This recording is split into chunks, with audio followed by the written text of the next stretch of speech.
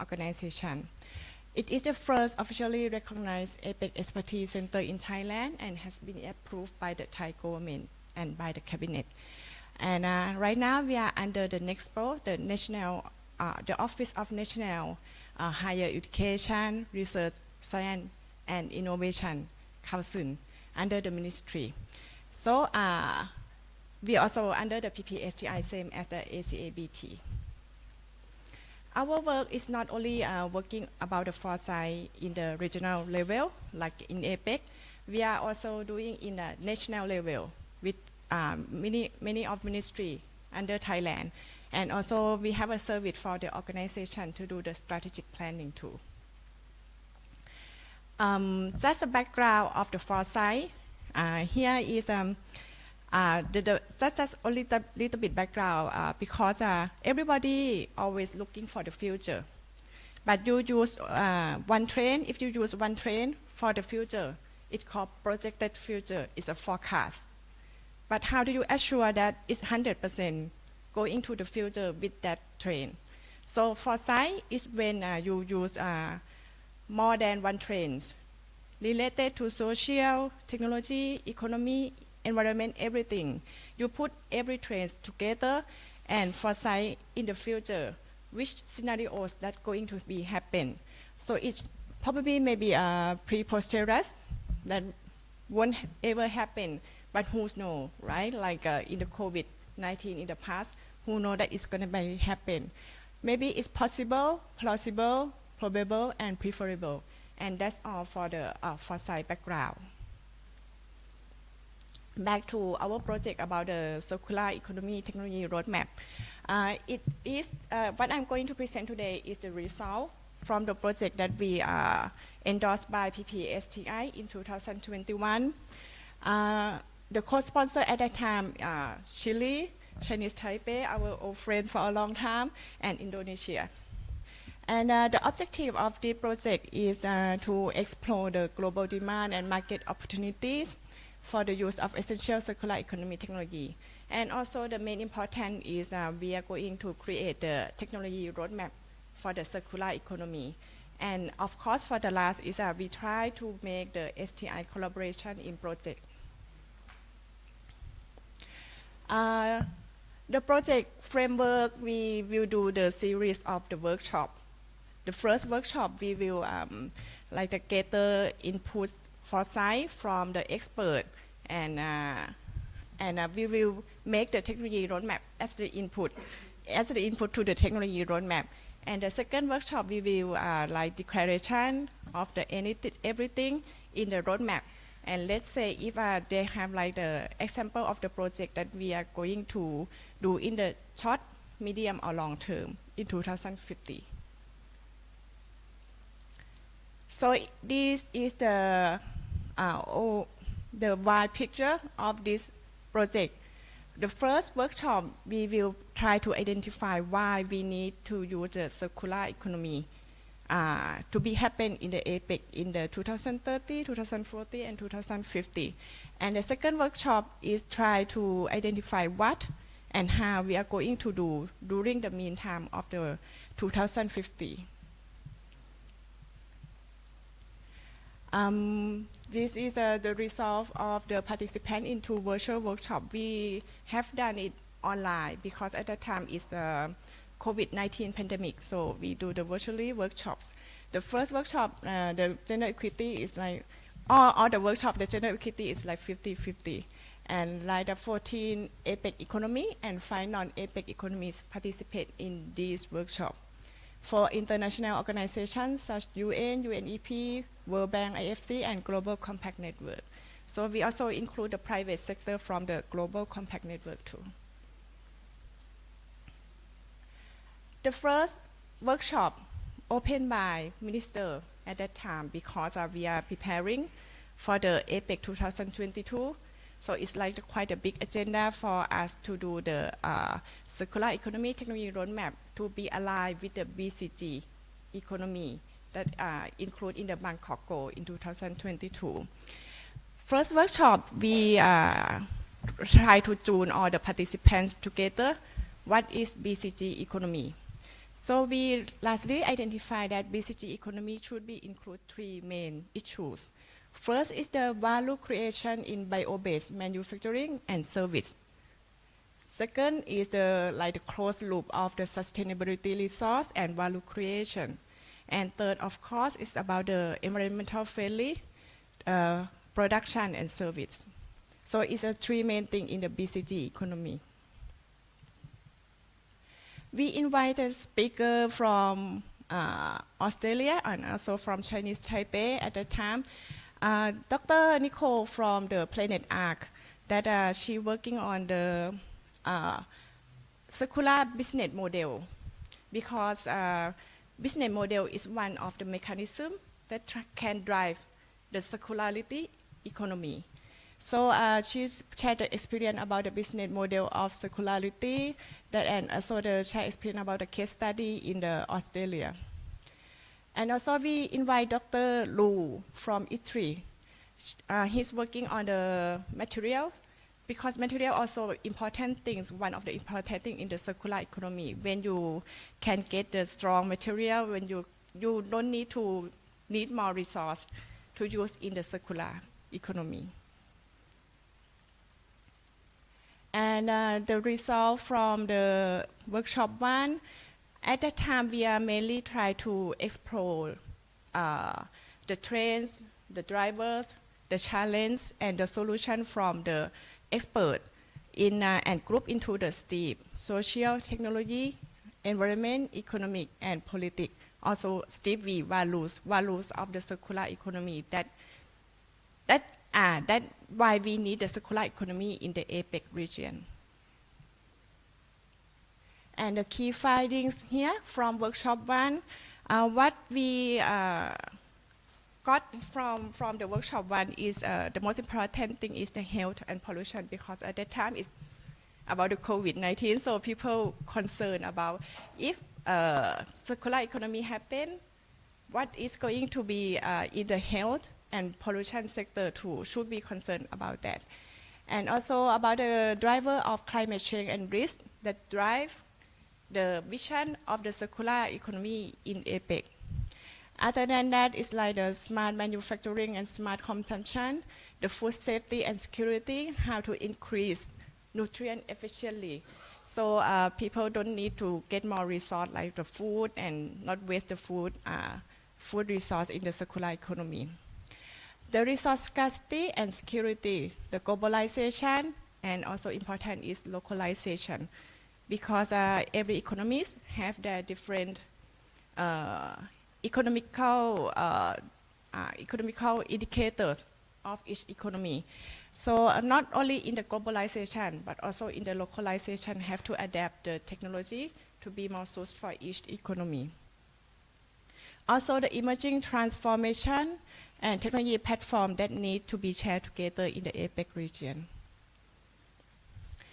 After we gather all the inputs from the expert and also from the survey, we also have done the survey and do the workshop.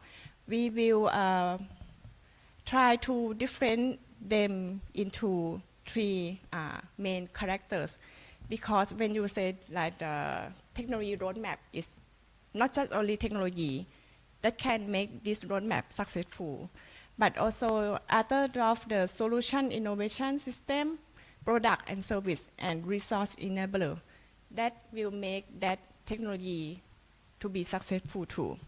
So we put the transformative tools to try to analyze what they need, and how to help them by the enablers to meet their needs. The enablers is also include the STI, like capacity building, the knowledge sharing, and things. I will give more detail. Okay. Here, when you categorize in the trends and driver,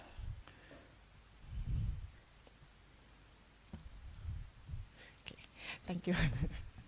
When you categorize the roadmap in the trends and driver in short, medium, and long term, economy with significant waste issues like developing economy like in Thailand, they will prioritize reversing pollution effect first in the short term. But the economy with advanced waste management already, they will focus on the value add on that waste. And standardization is the best practice and integrating system help achieve long-term goal. So that means like because we come from different economies, so we have a like different perspective in the short, medium, and long term. However, we try to put them together, and let's see if we can help each other between the economies.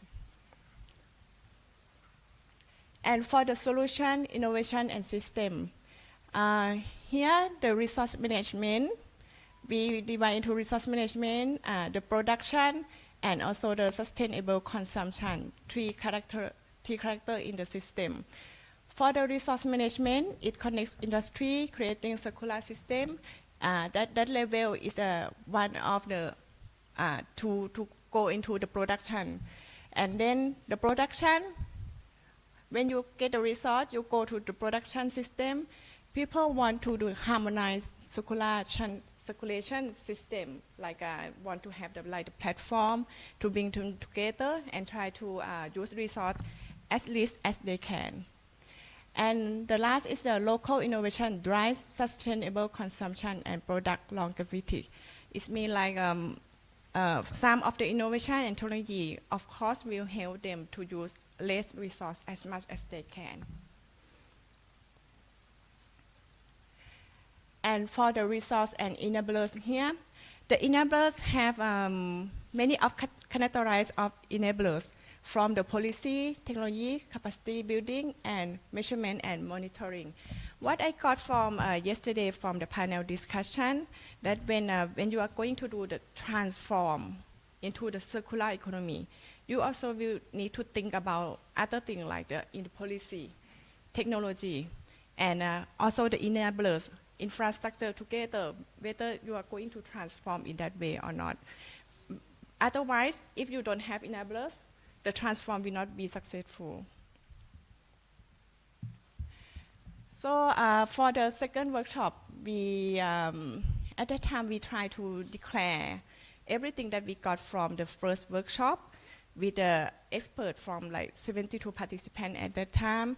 If these need to be add more or need to be adjusted in any category or not. Still, they insist that the health, the pollution, environment, technology, science, innovation are important factors to drive into that the roadmap to be successful. So it's like the accelerate social movement, sustainable growth, and collective will. This one is also raised in the second workshop, that the social movement is also one of the important things to try to drive the circular economy to be successful implementation.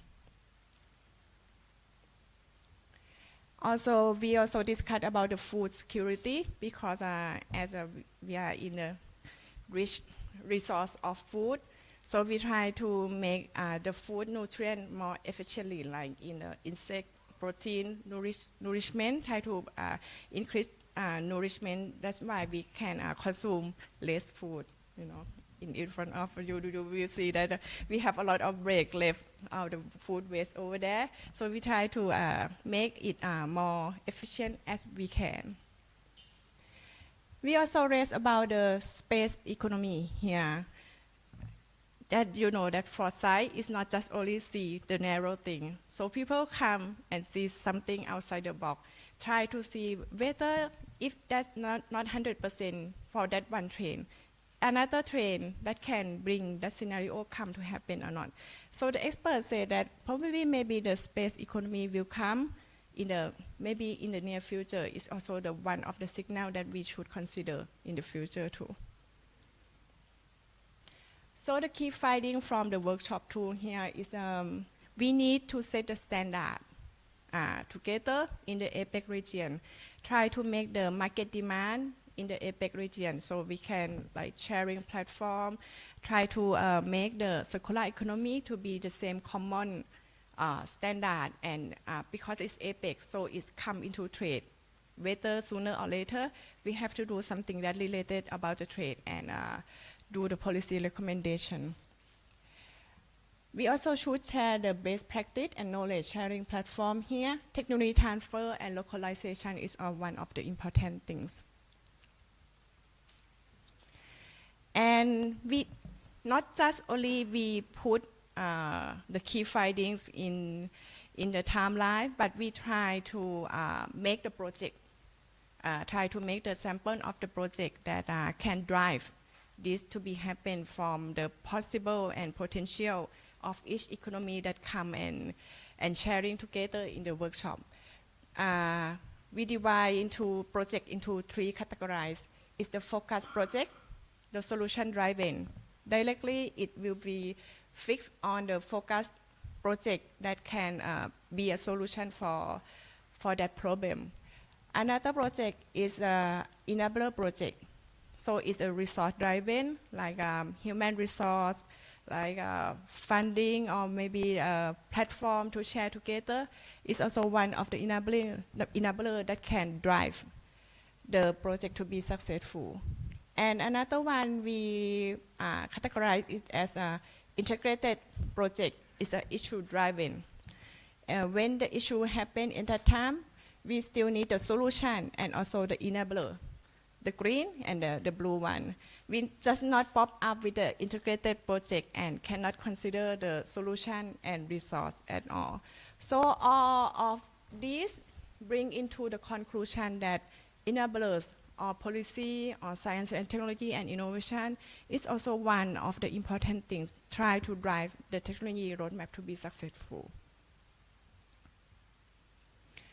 When we consider the enabling framework, here is the categories of the enabling framework like capacity building, research and development program, execution programs, regulation, collaboration platform, investment, export and trade.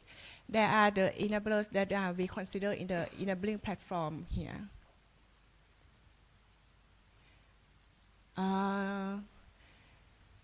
These are the project idea that we conclude from the expert during the workshop too. We also have the question what they want to do, what they want to do to be the pilot project if they have fun together.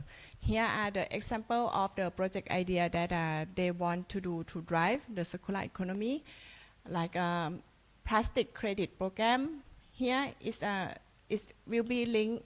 Not just only thing we try to link with the enabler that we already have currently stated we have, like here the execution program, and so they want to do circular business model for SME here. What they link here is also the capacity building of the SME in the APEC economy that want to train the knowledge about the circular business model. Agricultural waste to functional fibers is one of the pilot project that we consider strongly because also in Thailand we have fruits like pineapple. In Philippines we have fiber left from the agricultural waste. And another is we try to fix about the policy and regulation, like the APEC framework for funding, technology transfer, and also right to repair policy alignment program. So these are the example of the project that we should consider and has been prioritized from the expert that it is need to do.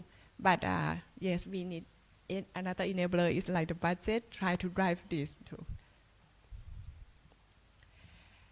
Going into the detail of the agricultural waste to functional fibers, here are the example. We have about 10 projects drafting in the final report already, but here is the example of the focus project here. This one is try to fix the pain point of the fiber left from the agricultural waste. Try to make the value add of the converting various agricultural waste into the functional fiber for textile and also reinforcement materials for other material to be the value add. Here is one of the project that we also are participants from other economy, whether they want to join if this project will start or not. We have the vote from the Vietnam, Thailand and Philippines here. And for another enabler project is educating business owner in applying circular business model (CBM) to prevent waste generation. This one is also the capacity building, try to train the owner to acknowledge and know the awareness how the waste can be improved into the value add, into the try to make the resource as less as they can. And for the last of integrated project that they think that very important one is like the plastic credit program here. Try to sharing the platform of the register of the plastic they're having, and like they trade the plastic left together during the even though in the business in the companies, and also try to potentially to try to up into the region or not. This one is also important because every economy, of course, they have like the plastic left in their industry, or probably have the waste left in their industry. If that's possible to do the common standard, try to trade the waste together, so the resource will be used as less as they can.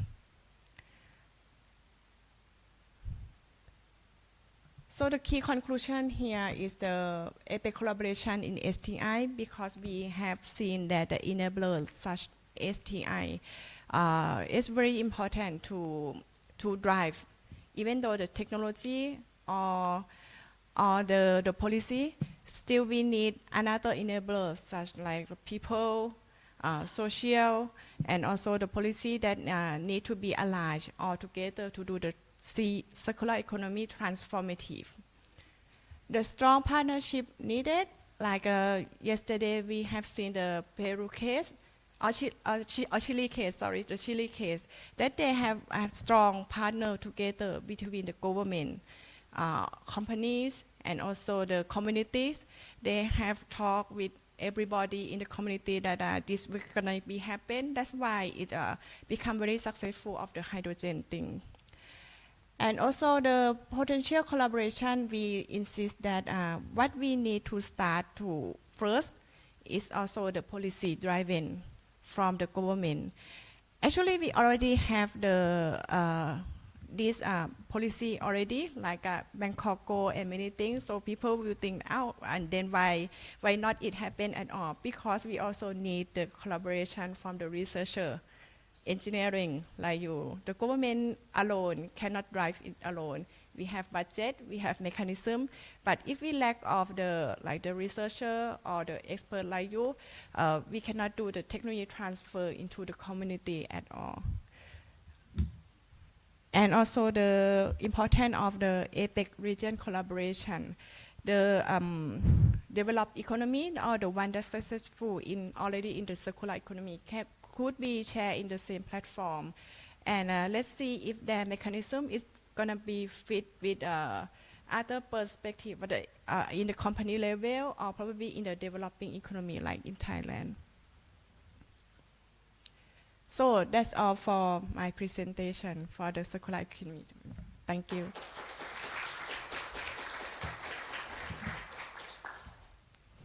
Thank you very much, Ms. Srichata, for your insightful presentation. So, because we still have 5 minutes, is there any question for Ms. Srichata regarding the presentation? Please.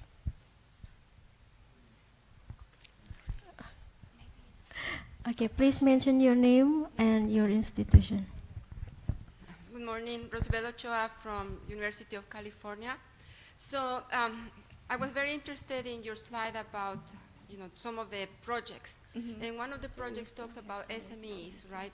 And when I look at the outline, which is very interesting, my first question was, who is going to be doing that? Who is going to be working with those SMEs to really not only develop the business models mm-hmm. that integrate circularity, but at the same time that will ensure that these small businesses are financially viable? So that was my question. Thank you. Thank you for your question. It's also mentioned yesterday about the policy incentive from the government. I think it's important for the government to support the SME in the beginning because they also lack of the money. I would say they need financial to drive in the first place. And then when the technology or the maturity of the business model is become stronger and can stand alone by not using incentive anymore, the government should let them run by themselves to be more sustainable for them to like no incentive anymore. So they need to just stand alone and run this as a business as usual for them because they already got something from incentive already. So when the return is come to into the point of the return, they should run this by themselves. For me, yes. Also in Thailand, we have like the mechanism to support the SME like this. We call them ITAP to find the expert in that technology, go into fix the SME the problem. And then when they can fix the problem already, they can do the reimbursement like the bills of the expert to the government, but have to see if they can stand alone to run this in a sustainable way or not. Okay, another question from...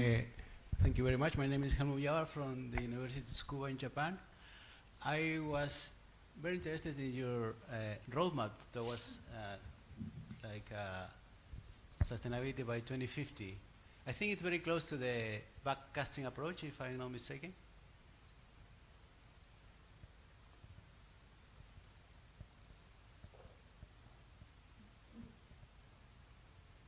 My question is basically, what kind of steps are you planning to take if the current situation is not as you expect, for example, in the next 5, 10 years, in order to achieve the goals of sustainability by 2050? And whether artificial intelligence plays a significant role, considering that now it's already having an impact in, say, for example, I was checking energy efficiency, resource use, for example, in smart farming, with the use of water, fertilizers, etc.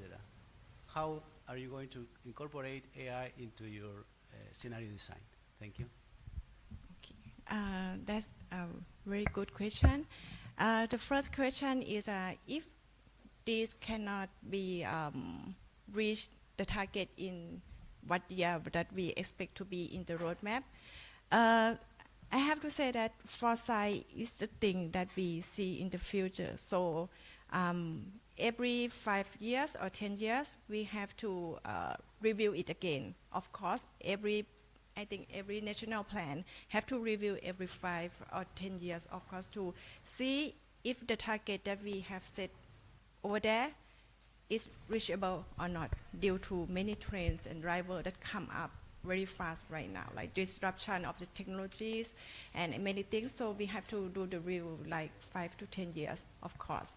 So this roadmap have done like 2 years ago. Probably everything is now changed, like we already open after the COVID-19 already. So some of the issue probably maybe not prioritized right now anymore, like health. People will not think about health right now. People think about the business, the money business, try to make money as much as they can right now. So this one is just a draft to guide them to see if they want to reach in the resource, like here, like in the policy. Here is also the suggestion that what we need to do in the 5 or 10 years. But if you want to do it implementally in each economy, you have to, I think, to review to be more suited to each economy. And for the second question about the AI, that's also one of the issues raised in the workshops. But at that time, like 2 years ago, right, it's not just is as popular as now. So the AI is also one of issue, the signal issue that we raised here, but at the time not as much as the health problem. AI is one of the things that we need to do in the platform, to like in the smart manufacturing. Right now is also some of the company apply the AI, and also most of the company in Thailand apply the AI in their smart manufacturing to detect the energy consumption, to detect resource consumption in the manufacturing. Yes, so that's a good idea about the AI to be more potentially in this roadmap. Thank you. Okay, thank you, Ms. Richatra, and also for the participant who asked the question. Please give applause to the Ms. Richatra. Our next speaker is Mr. Pir Mohammed from University Kebangsaan Malaysia. Pir will discuss bio-circular economy in palm oil biomass management. Please.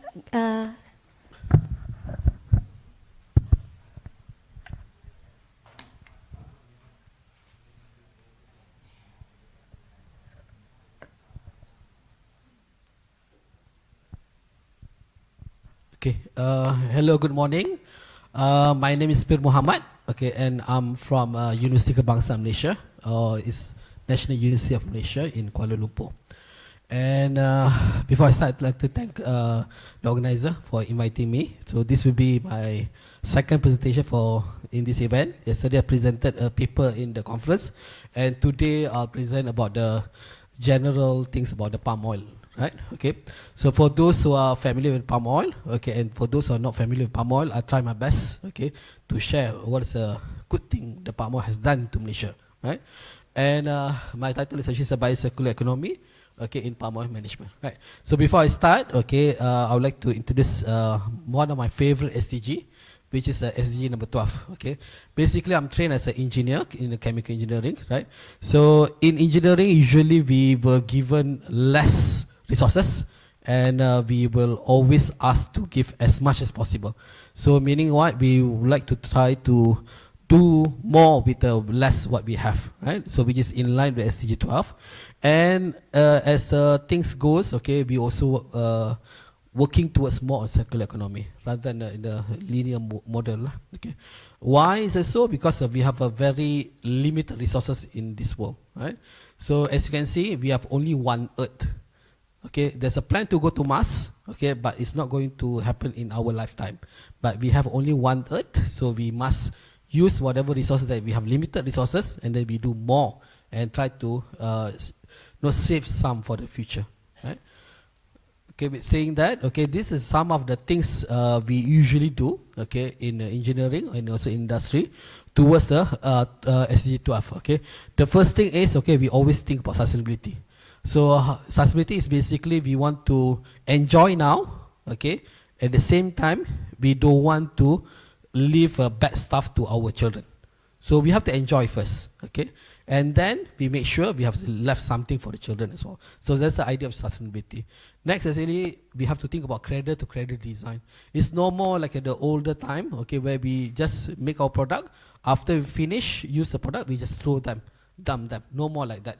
Okay, we have to make sure after we finish use the product, is either we can upcycle it back or we can recycle back the resources back to our bank. Okay, so that we can make a new products. Okay.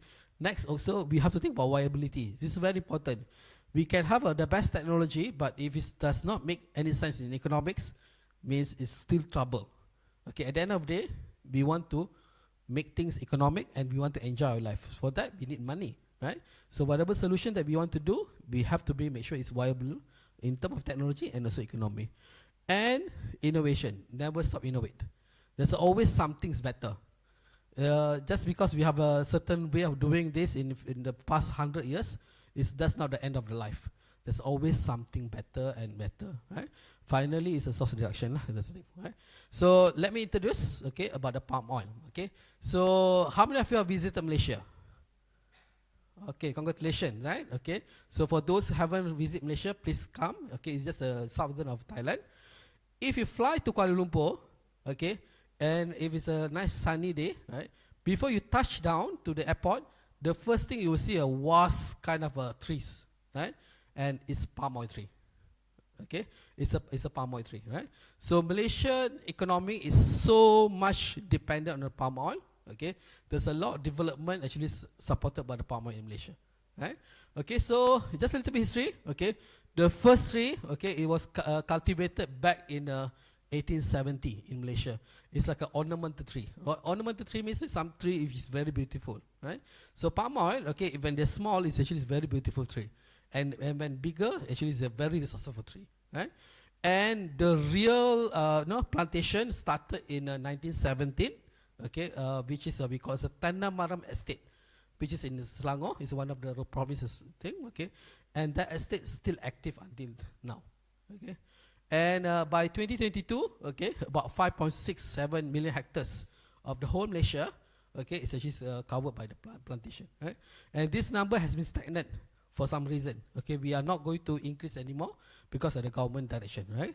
And then it's a very productive crop. Okay, there's no other crops can compete with palm oil.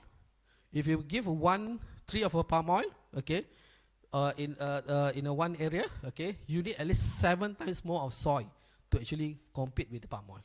Okay, so and the good thing is, okay, this is not a annual crops that you have to plant, replant.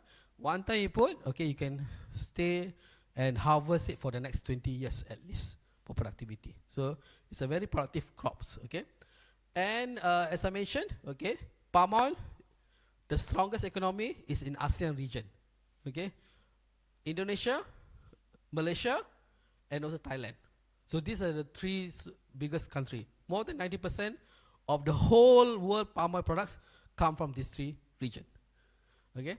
And with Indonesia, actually, they contribute more than 50% for the whole population of the world. It's a very, very significant crops. Okay, and as a thing, right? So we have other plants as well. Okay, and when you compare other vegetable oil, palm oil is the biggest. Okay, and you say the first one actually is the Indonesian palm oil. The second one actually is Malaysian palm oil. The third one is Ukraine sunflower oil. Okay, in the like a vegetable oil production in the whole world. And palm oil is not only for food. It's everywhere. If you think the petroleum is everywhere, palm oil is everywhere. Okay? If you take a shower today, basically use shampoo. There's a tiny bit of palm oil product there. Okay? If ladies like to use cosmetic, there's a lot of part of palm oil is actually in the cosmetic. Right? And they are actually used for a lot of products. Okay? In some products which is you can't imagine, right? Because of the quality and also the uniqueness of the various chemical compounds within the palm oil, and it's all natural. It's all natural products, right? And before I go further, this is some perspectives. Okay, how many of you have a phone? Okay, just Google image about palm oil. Just search, okay, about palm oil. Okay, Google image, okay, about the palm oil.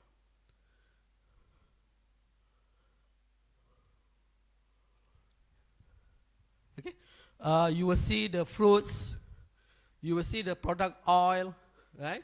You will see so many things, right? Scroll, right? You will see this picture also, something like this, similar to this. That's for sure. Anyone seen it?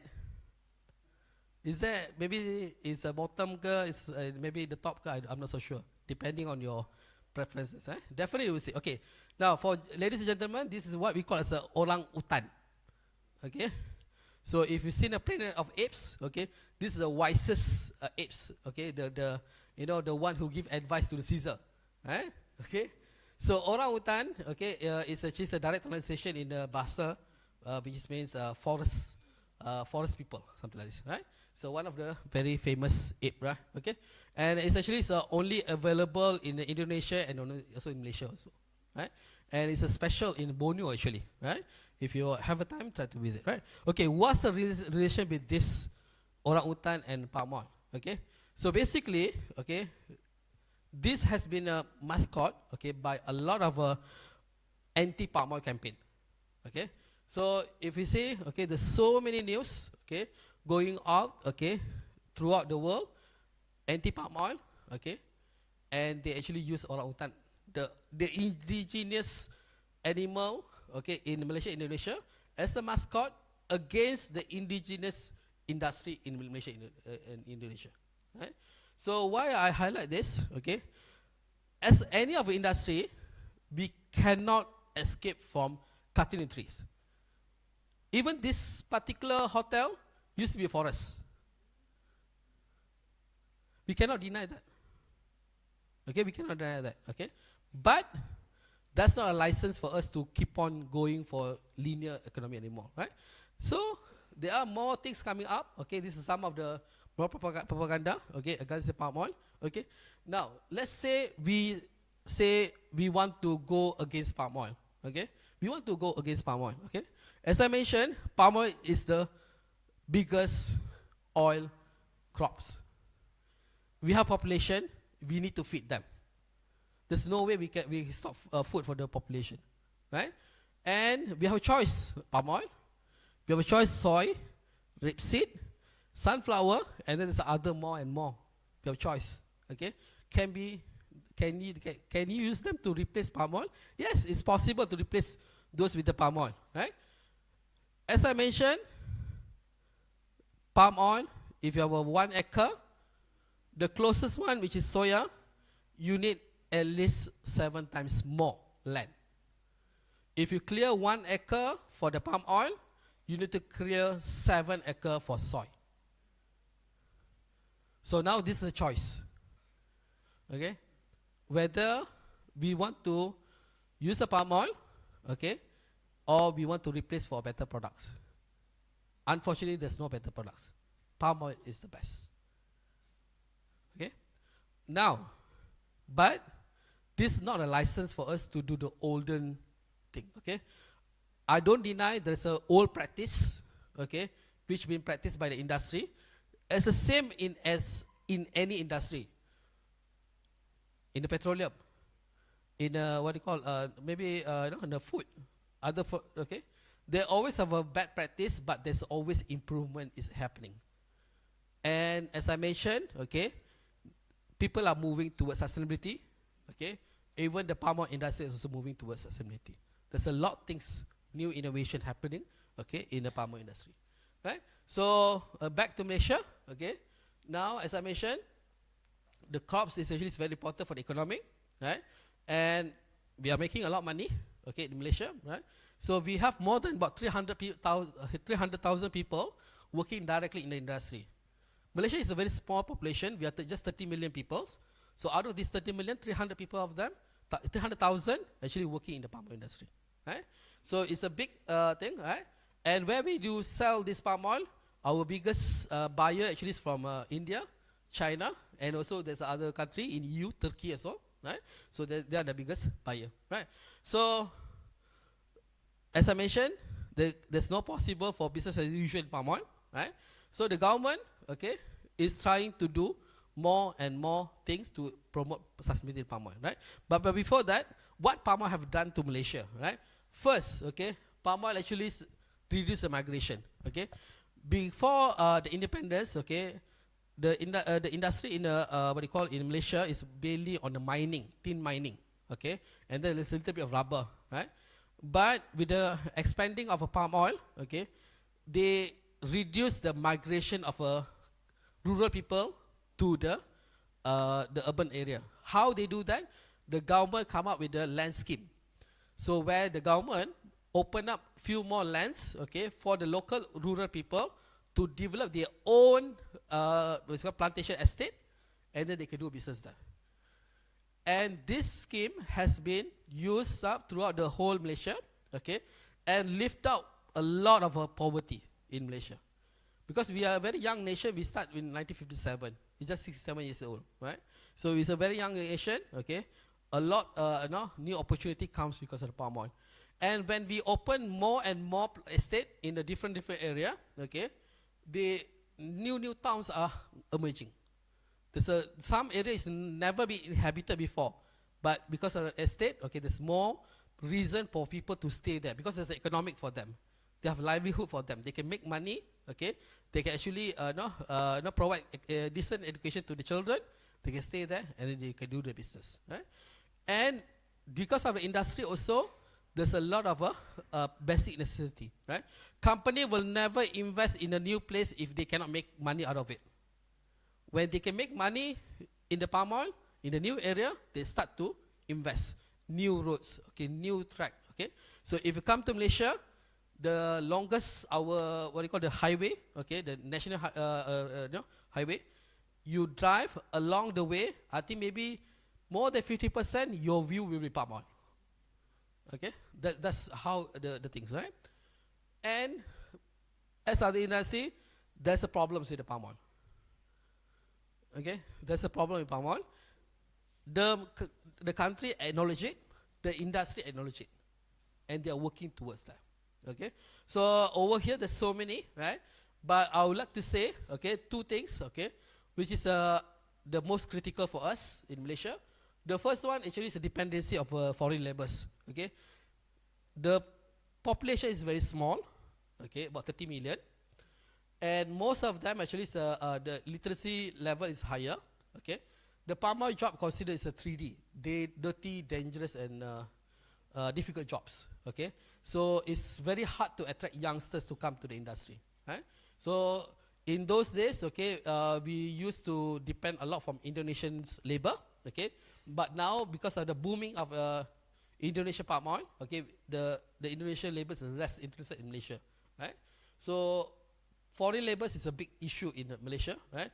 We have the tree, we have the fruits, but nobody to cut it.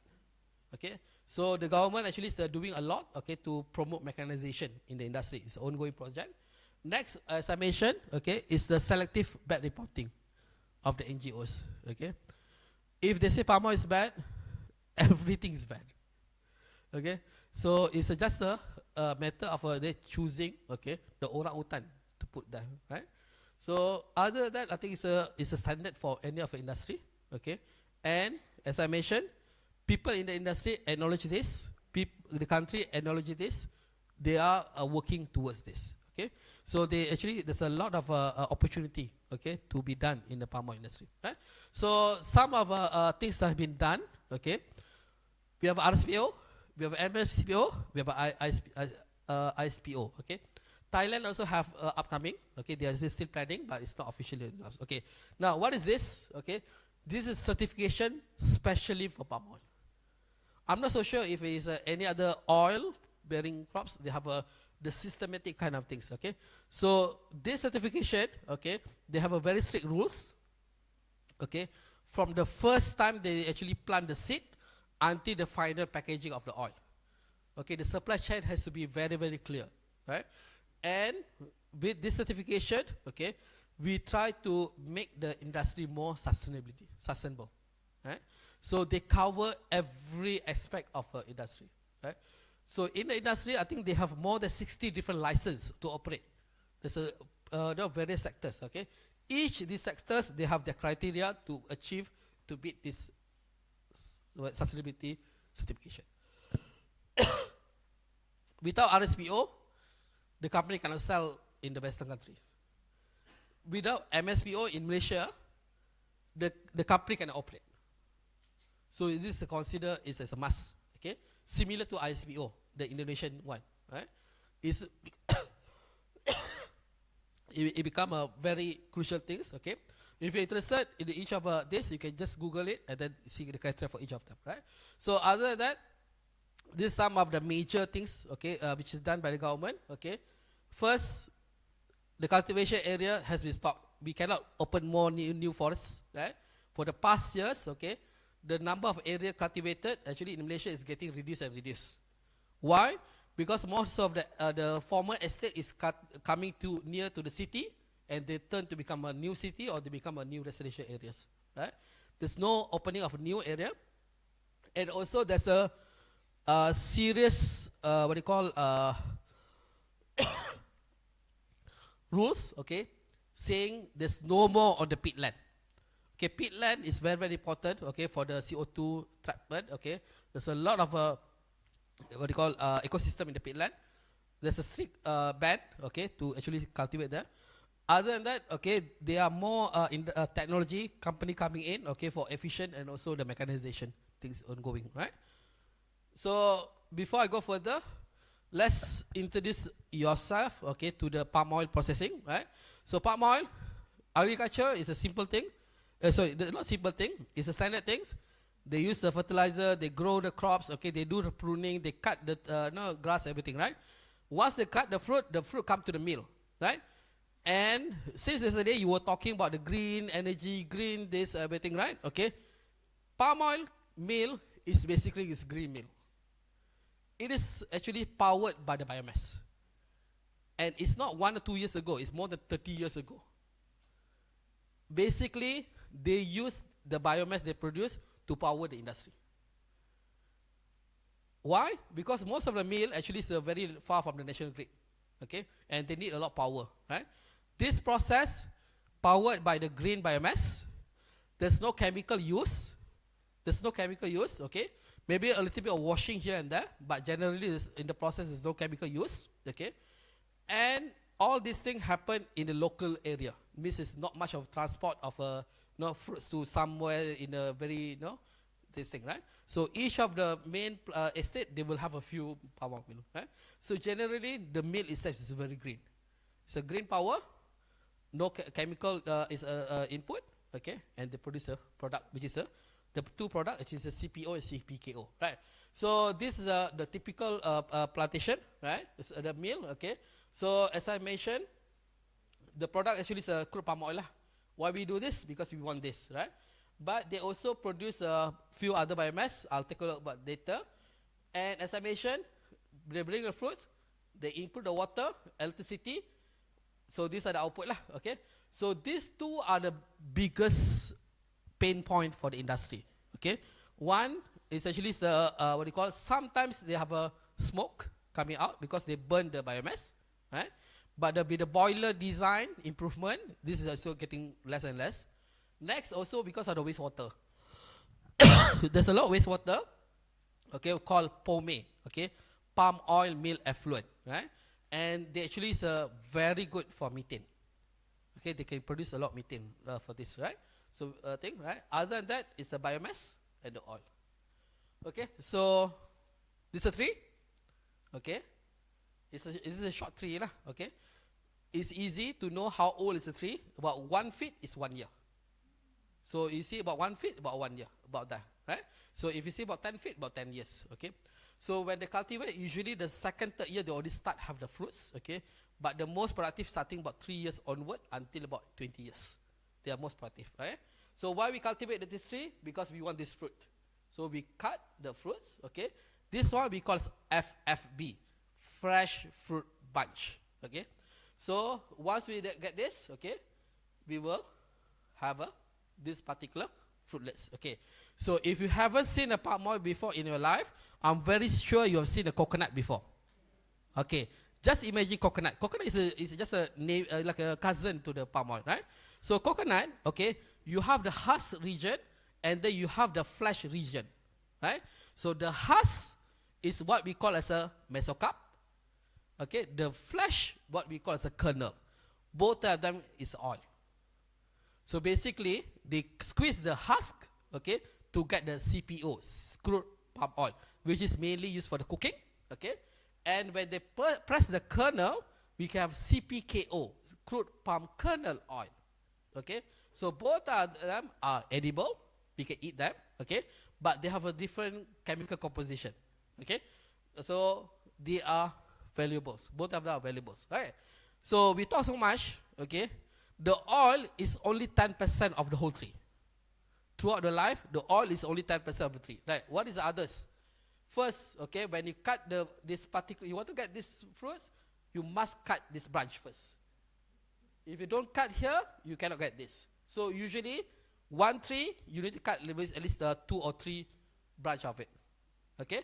So usually, this one is actually left in the left in the field, so that they can actually become mulch, okay, back to the nutrient back to the soil. And if once they reach the maturity of the tree, right? So we can also cut the trunk of it, the whole trunk of it, right? So this one is roughly about 20 years after the productivity time, right? We cut the whole tree, right? So what we do with this, okay? At the moment, there is a furniture industry is coming out, okay? With the no, with respect to this, okay? Now, then rest, okay? We have all this thing in the mill after processing this. These are the valuable stuff, okay? The first one is empty fruit bunch, okay? The outer of it, okay? And then we have mesocarp fiber after they extract the oil. We have a palm kernel cake after they extract the kernel oil, and we have palm kernel shell, right? So each of these have their application at the moment, but still a low level of application, okay? Now, empty fruit bunch we use to make a fertilizer or to get a long fiber, okay? And then some they even use it to pelletize it and then export to China, Korea for the biomass feed. Mesocarp fiber is a very good with the calorific value. This actually is what powering the mill. Okay, usually they will just burn it off back to the mill, right? Palm kernel cake is extremely valuable in the dairy industry. So the Malaysian company is actually exporting to New Zealand, exporting to the Netherlands, okay, as a feed for the animal husbandry, okay, because it's a high level of protein over here, right? And it's quite expensive, okay. And palm kernel shell is like a shell of the coconut, very hard shell, right? Okay, and they have a high calorific value. Okay, they use it as a boiler feed as well. Okay, there's a lot of companies that's buying this. Okay, and there are work going on to convert this to activated carbon, all these things. Yeah, right. So as I mentioned, oil is 10%. The remaining is biomass, about 90%. Right. So now we want to promote circular economy in the industry. Right. But before we go further, we don't forget there's another resources which is the pome. Okay, pome is also a wastewater. Okay. As any of the industrial wastewater, we have to treat them. And the good thing is, this is 100% organic. Why I say 100% organic? Because the original process, there's no chemical in it. Right? So this one is been commercialized for the production of methane in Malaysia.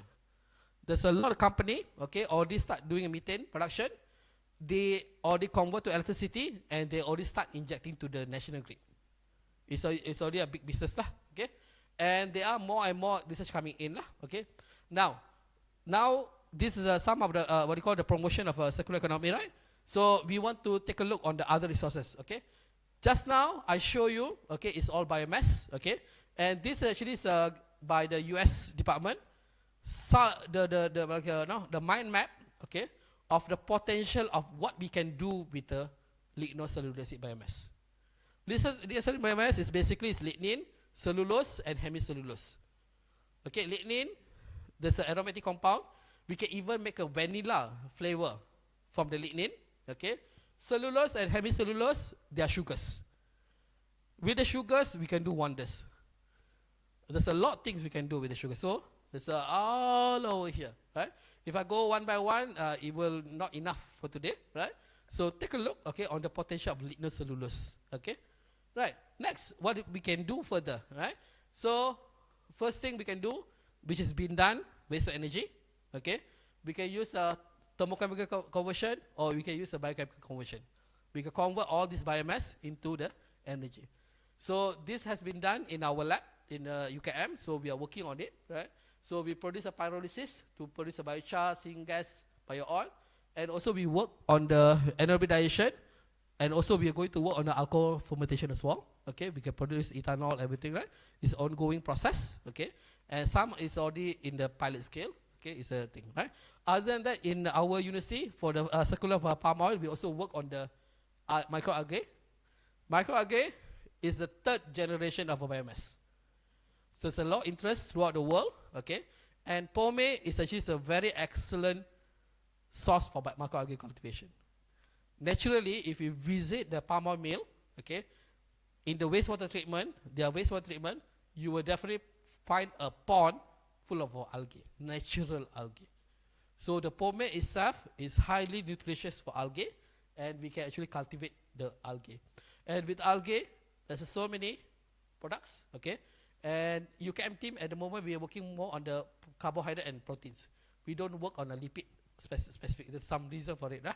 Okay. So we cultivate the what do you call the algae in the pobe, and then we take the pobe as a animal feed, fish feed, chicken feed. So it's an ongoing process. We're going. Other than that, okay, these some pictures, okay, of algae in the UKM, okay, and also, okay, there's so many other products, okay, we can do. Bioplastic, things that we are doing, okay. We actually convert the biomass, okay, to become a succinate acid. It's a chemical for the one of the plastic, okay, and then we use it for 3D filaments. We can print out, okay. It's an ongoing project, and then there's a fertilizer, organic fertilizer. There's a few companies working in Malaysia to convert the biomass into organic fertilizer. Papers, they are it's like an artisanal kind of papers, not the mass-produced papers. Okay, they are working on it as well. And the biofuel, I think in Thailand is much more advanced for the biofuel compared to what we have Malaysia. Okay, Thailand they do a lot of biodiesel. Okay, they also use palm oil as one of the feedstock as well. Right. So other than that, so these are some projects which we done in UKM. Okay, it's a pilot studies. Okay, where we convert the palm oil meal. Okay, to become a hydrogen producer, methane producer. We have the fuel cell to convert to electricity, and we can also convert all the water back to the mill while also cultivating the algae. So this project actually is funded by the SAMDABI, okay, and it's ongoing things that we do at UKM. So these are the products I mentioned just now, okay, the clean biology, hydrogen, carbon dioxide, okay, and also other products for the power. Right? So all these things done, okay, by my team, okay, but there are more teams in Indonesia, also in Malaysia. They're looking into various aspects.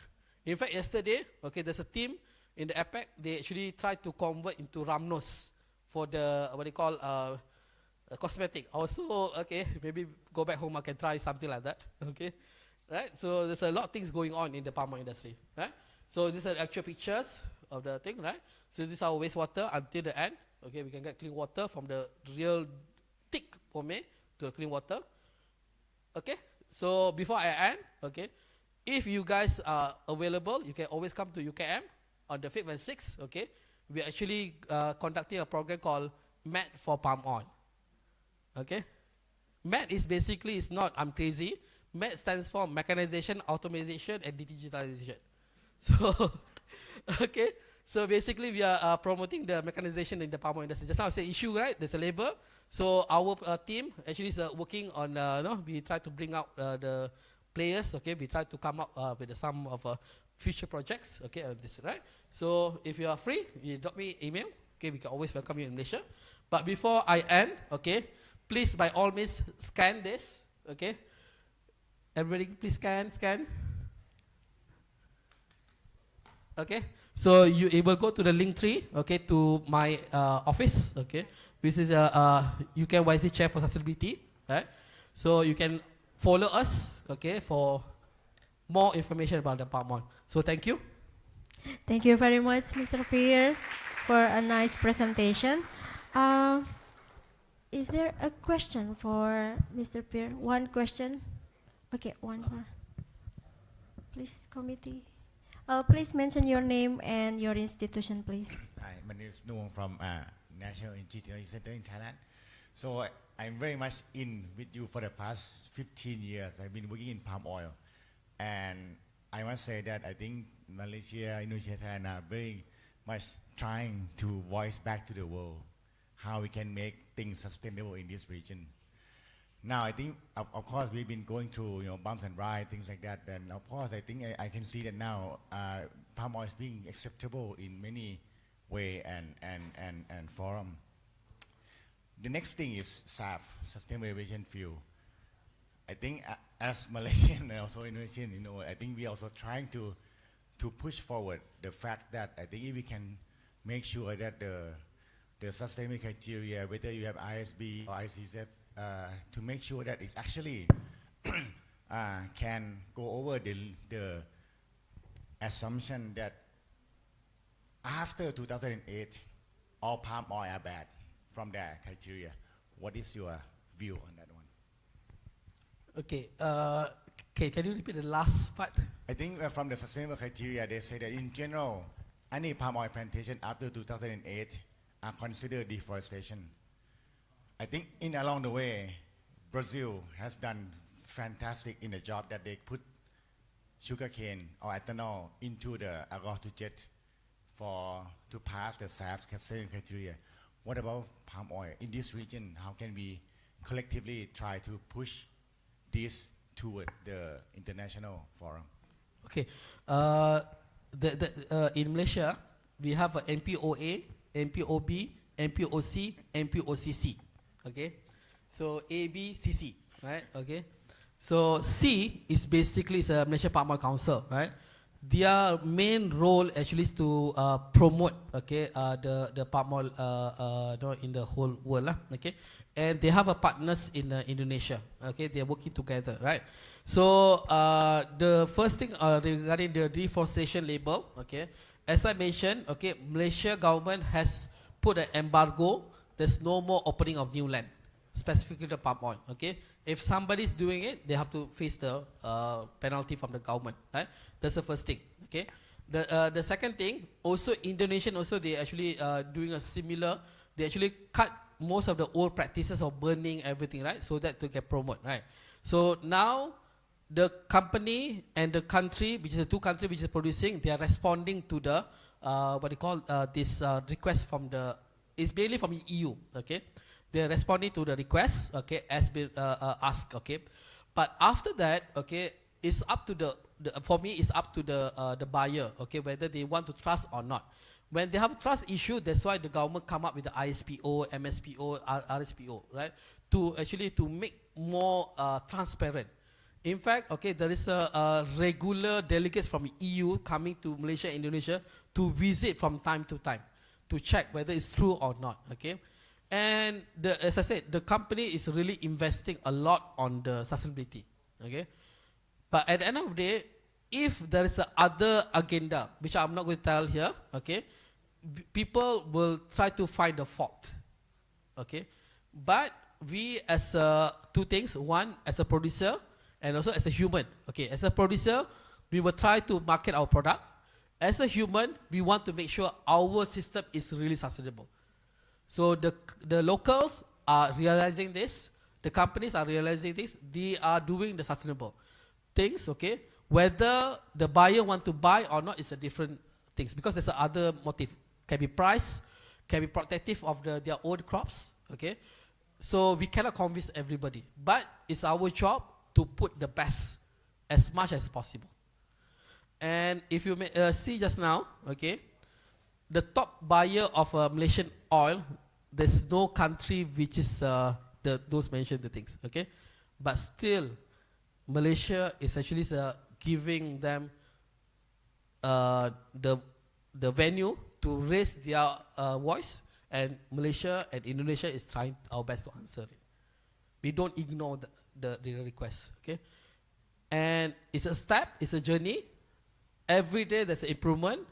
Every day there's an innovation. So we hope we can get better from what we are yesterday. Thank you.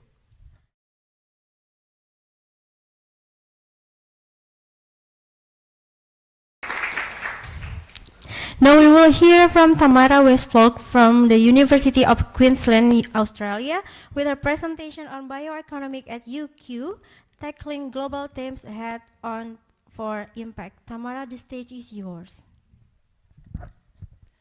Good morning, everyone. Welcome back to day 2. I'm Tamara Weissflog, the University of Queensland in Australia. I'd first like to thank the organisers. It's a privilege to be here, so thank you very much. And it's great to represent Australia here. So first,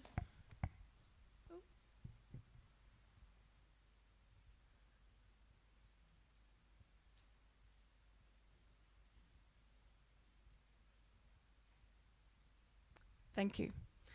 First, a brief introduction about the University of Queensland, and then I'll progress to talk more about the GBA and introduce that area and our membership.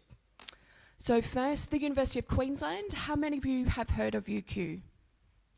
I assume some, almost. So we are a global top 50 university in Australia, top 40 on the QS rankings 2025. We are a very traditional sandstone university.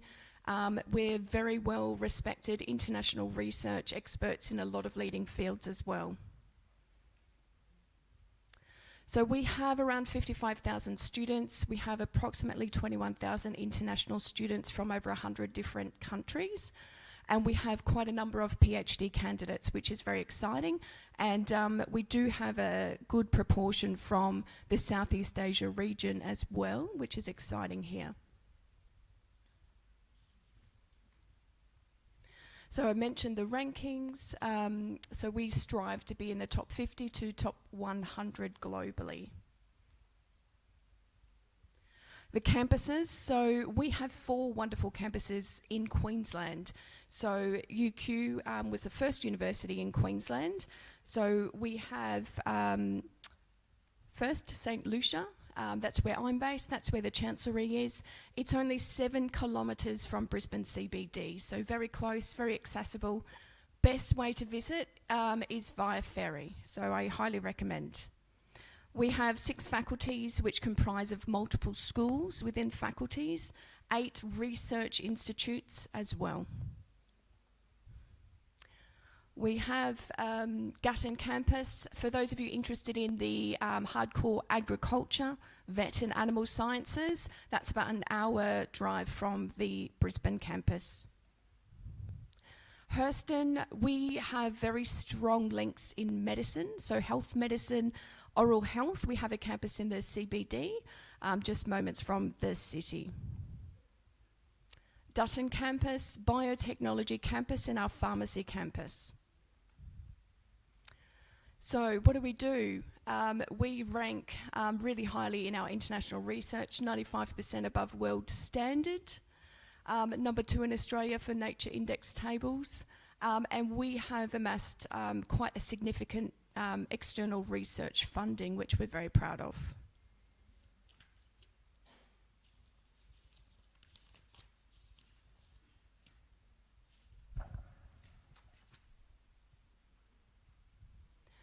So our university, we are highly research intensive across a number of different discipline areas.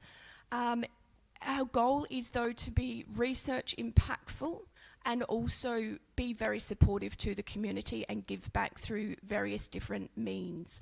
And that might be through various sponsorships locally, internationally, as well as other support to foundations. So research impact, as I mentioned, so what we're here to discuss today is the bioeconomy. So building better bioeconomies, resilient and environments, better for the communities and our children. Technology today, we are very focused on translational research. That's a big focus at the University of Queensland, as well as leading healthy lives. So again, broader focus for better communities, better health and living. For those of you who may know, we have a commercialisation unit at the University of Queensland that can help translate our research to a commercial product or company organisation. So we're one of the first in Australia to have that, and we've done really well with it. Creating connections. So again, yesterday at the keynote, someone did speak about networking, and that's what we'd love to do more of. So please don't be shy. I'm very approachable and friendly. Please feel free to come up and say hi if you've got any questions. So we do, I mentioned, so we're very well connected with industry. So your big MNCs, Rio Tinto, LanzaJet, Siemens, etc. So we're very well connected with industry, so we have industry partnerships, foundation, private and government organisation partnerships that also extends to research investment. So the bioeconomy, so with this, yesterday there was a great talk from Andrea on hydrogen and green hydrogen. So that's been a big focus at UQ, and that's something we're looking to further develop, and that's one of our key expert areas in research. So we're working with one of our strategic partners in Germany the Technical University of Munich on one of the leading labs in green hydrogen, so-called Future Lab. So it's a very exciting prospect, so something hopefully we can progress with great results in the future. So with all of our research, particularly with one of our strategic and flagship partners in Germany, TUM, we contribute to the UN Sustainable Goals with all of our research with focus on impact. So the GBA, and I really like this picture because it's a bit different, and also it reminds us about the importance of, I think, the agriculture, livestock, and actually the feedstocks that we convert. So the GBA, so bioeconomy, you could describe it as a global topic by combining agriculture, economic, technical and social aspects of the bio-based industry and society across the planet. So the GBA, it was set up as a not-for-profit association just this year. So we're still very young. We've got a long way to go, but we're very excited to grow and expand, and that includes bringing on new strategic partners to the Alliance and Association that could positively contribute and make impacts to global challenges and solutions. All right, a bit of a snapshot. So the Global Bioeconomy Alliance, it started with a conversation at a symposium in 2017, so back nearly 7 years ago. So this was ID formulated, MOU in 2018, and it was originally an association between 3 universities. So UNESP in Brazil, Technical University of Munich in Germany, and UQ, and it progressed from there. So we, as part of the GBA, have annual symposiums. Our next one is actually held in Sao Paulo at the end of September, and you're all very welcome to join. So 2024, we had the completion of registration processes not-for-profit, and again, we've set this up to give back to community to find global solutions for the better livelihood of the people. So there's benefits for the GBA to join, whether you're a student or a university institution. So networking, access to external funding, research experts, leveraging external project money, visibility, as well as obviously solutions for the broader community, social and economic impact as well. So for organisations, so that is, for example, associations, it could be government agencies, it could be foundations, private companies. There's lots of benefits. Pretty much you would consult the GBA for a problem to solve, and that's exactly what they do. The members come together, and there's specific research expertise at the individual institutions which are complementary. And we have very strong linkages to governments around the world, which is very, very helpful. Foundations. So the University of Queensland, we're in discussions with a couple of foundations internationally, and that is to do with sponsorship, so annual sponsorship for students, for individual research projects as well. And there's just a few example projects, what we have going on at the moment. CRCs and the Australian Research Centres are, very well internationally ranked.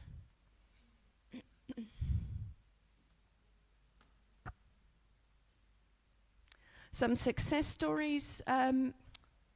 Most of you would know of the EU funding that you could entail. So the EU Horizon. We have national regional funding, several multi-million dollars. There's student exchange opportunities at the postgraduate level.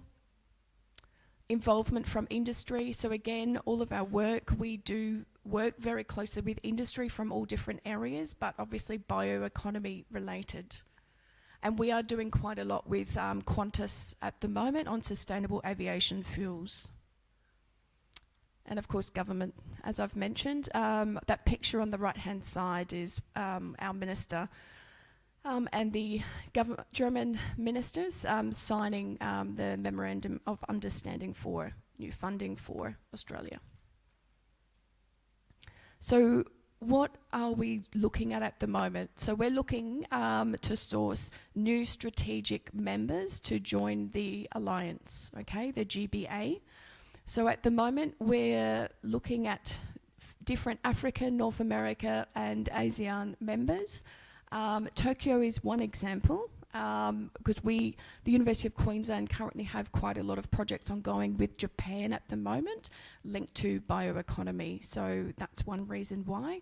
But that's not to say there are other opportunities for ASEAN institutions, organisations to become involved, and we do accept EOIs from, and the board will assess these.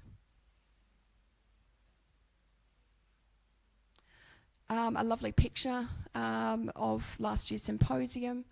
So we had 200 people at the University of Queensland last year, industry, government and international partners attended. It was wonderful, over 3 days.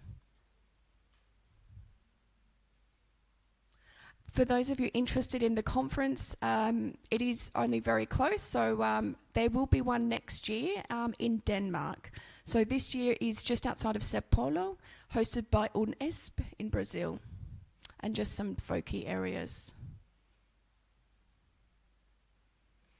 And finally, the GBA, we like to say it's a window. So the university, foundation, the industry, philanthropists, government agencies, and Queensland is a really great destination for renewable energy, for hydrogen. It's a big resource. There's just huge resources. We've got lots of land, lots of space in Queensland to undertake lots of activity and research.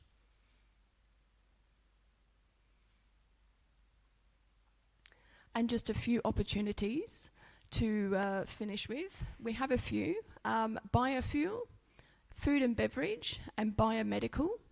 The picture on the right, Sanofi, those of you might know the big pharma company, Sanofi, they make a lot of the antibiotics that you may have seen around. So UQ is very, very proud to partner with Sanofi and Griffith University and the Queensland Government. And it was a multi-million-dollar investment over the next few years. So biosustainability, there's lots of opportunities for food and fuel security to solve. We have a lot of different campuses. We have a lot of research sites. So as you can see, the bottom right-hand corner, we have research sites at Stradbroke Island in Queensland, also Heron Island. If you're a fan of snorkeling, I invite you to come and visit. It's at the Great Barrier Reef. But there's lots of renewable energy sources, carbon-intensive investment opportunities in Queensland, and that UQ can certainly help you with and make the connections. And that concludes my presentation. Thank you very much. Thank you very much. Presentation. Please, is there any question for Tamara? We still have time. Yes, Miss Alpon.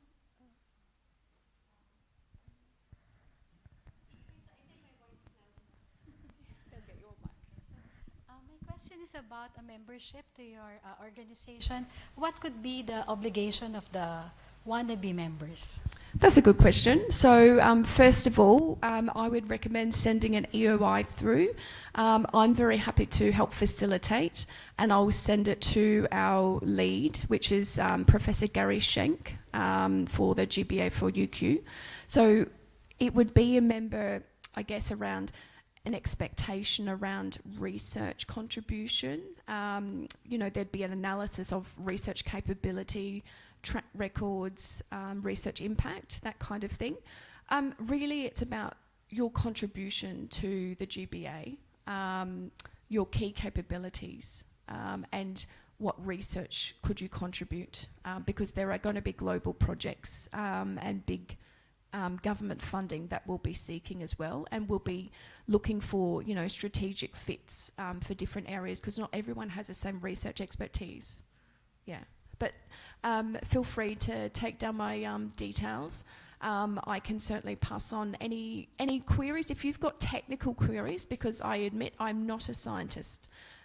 Feel free to send them through, and Professor Gary Shank can assist and get back to you with more scientific detail. Thank you for your question. Okay, thank you very much. Is there any question from the audience? Okay, if not, thank you, Tamara, for the presentation. Give applause for Tamara, please. So we will now take a short tea break. Please feel free to stretch, refresh yourself, and network with your fellow attendees. We will back at the 10:15 in this room. Please be here at 10:15. Thank you. Enjoy the tea break.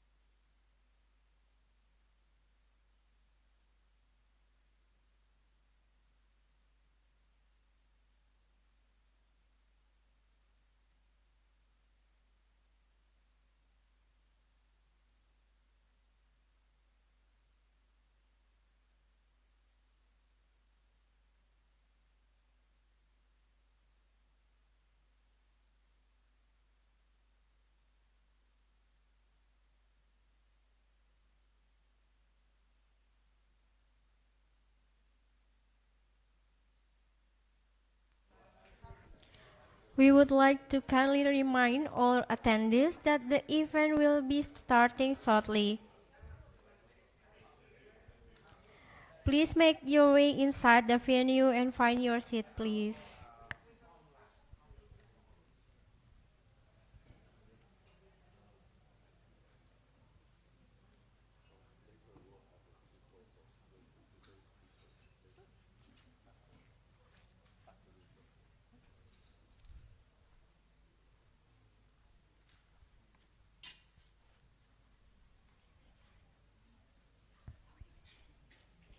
We still have time, actually.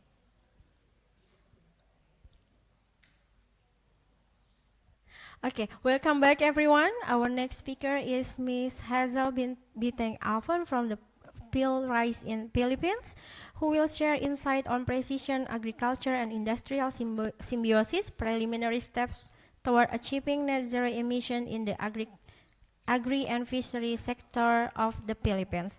Please welcome Dr. Alfon to the stage.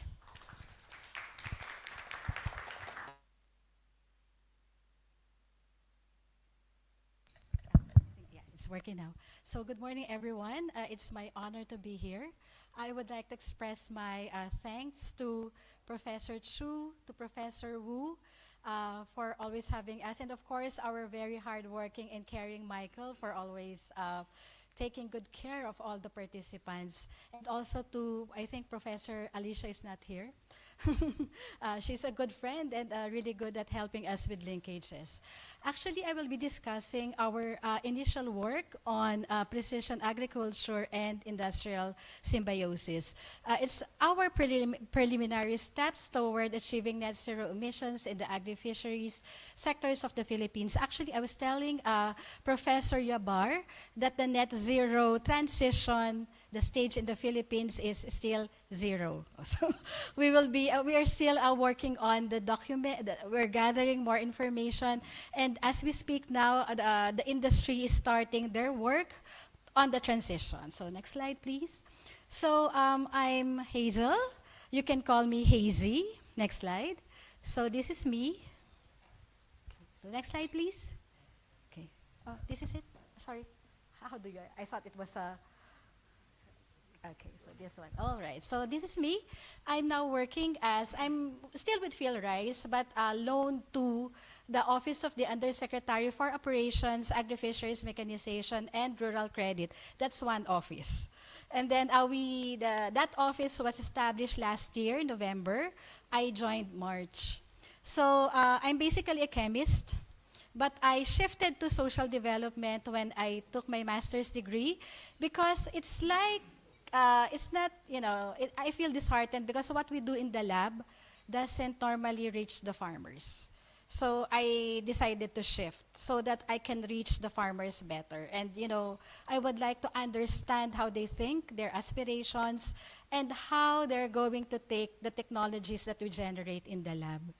And then I did my doctorate degree in business administration at the Polytechnic University of the Philippines because I love field work. So that school is more on field research rather than, we also have classroom research for 2 days in a weekend, but for the 5 days, we are on the field to study our stakeholders more. Okay. All right, so this is my presentation. I would like to give you an overview of what net zero looks like. So it's the relevant policies that we have, and then our current undertakings in agriculture and fisheries sector. I cannot discuss the other sectors because it's being taken care of by other ministries or other departments. So I can only speak for the Department of Agriculture. I will show you the little things that we did since 2020. On industrial symbiosis and, of course, precision agriculture, and why we are designing it towards the net zero transition. And then the use cases, I will give some as well. And then the observation we distilled from those use cases. And then the next steps that we're trying to do with the department, that is why I was sent with the head of our policy, who is the Chief of Staff of the Undersecretary. All right, so this is how it looks like.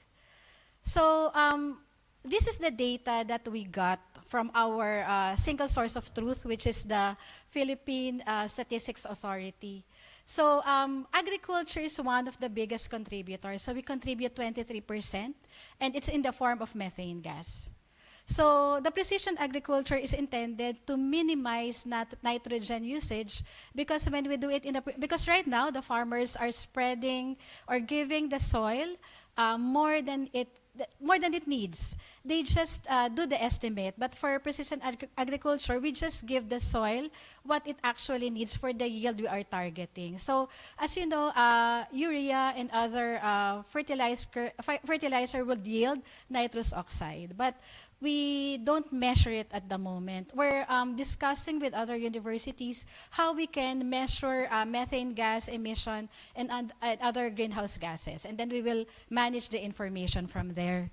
The energy sector is really a big contributor as well. And then based on what we learned from the discussions from the past few days, the energy and the food sector can collaborate so that we can give the feedstock to generate the electricity or other energy forms that we need. I will discuss with you the previous project that we did on the rice sector for energy generation, and it's in partnership with a Thai company that invested in the Philippines, the Siam Cement Group. So I'll give you the information later. So this is the 6 aspects that we shared in last Tuesday. And then as you can see from there, agriculture is more giving methane than carbon dioxide. The carbon dioxide would come from the machines, and then the methane would come from in our country, it's producing rice. Because when we produce rice, it's normally immersed in water. And when it's immersed in water, it would give a lot of methane. All right, so these are the major policies that we have for the environment. Here, it's the Republic Act 9003, or the Ecological Solid Waste Management. But those who have been in the Philippines will be looking at how this law is being implemented, I guess. So those who have reached the Philippines, right? Anyway, the Philippine Clean Water Act, we have the Clean Air Act, so we have all the acts. And then the Toxic and Hazardous Substances Act, which includes nuclear wastes. Now we don't have nuclear waste yet because we don't have a nuclear power plant. We have the Environment Impact Statement of 1978. For the Philippine Development Plan, as you can see how we do our planning, it's really short term.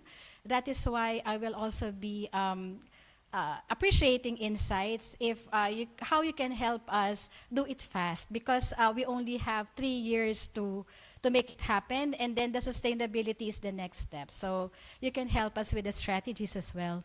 So here, for the Philippine Development Plan, in the Chapter 15, it identifies the goal of communities, institutions, and the natural and built environment to be more resilient to the impacts of natural hazards and climate change by 2028. So actually, the planning is before the election. You know, we should be doing it before the election happens. Okay, so the Department of Agriculture circulars, we have 2.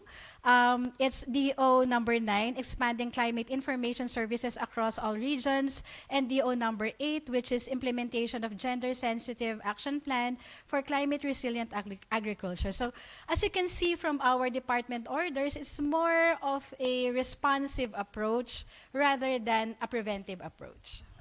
Okay, so anyway.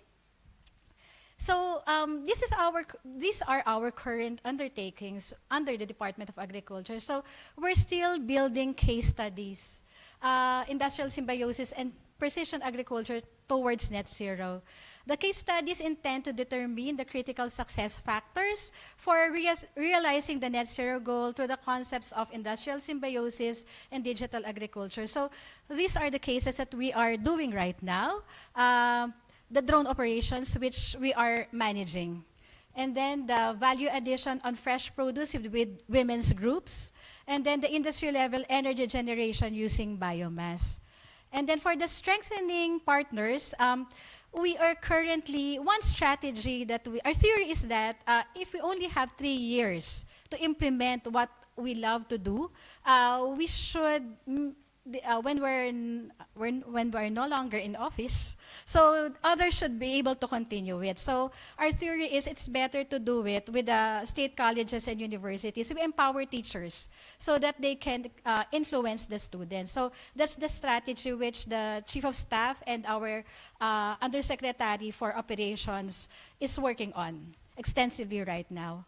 And then the whole of government approach, actually the departments work in different kingdoms and silos in the Philippines. So that's why we're trying our best to reach out. We sit down together, we talk, and then we plan all together.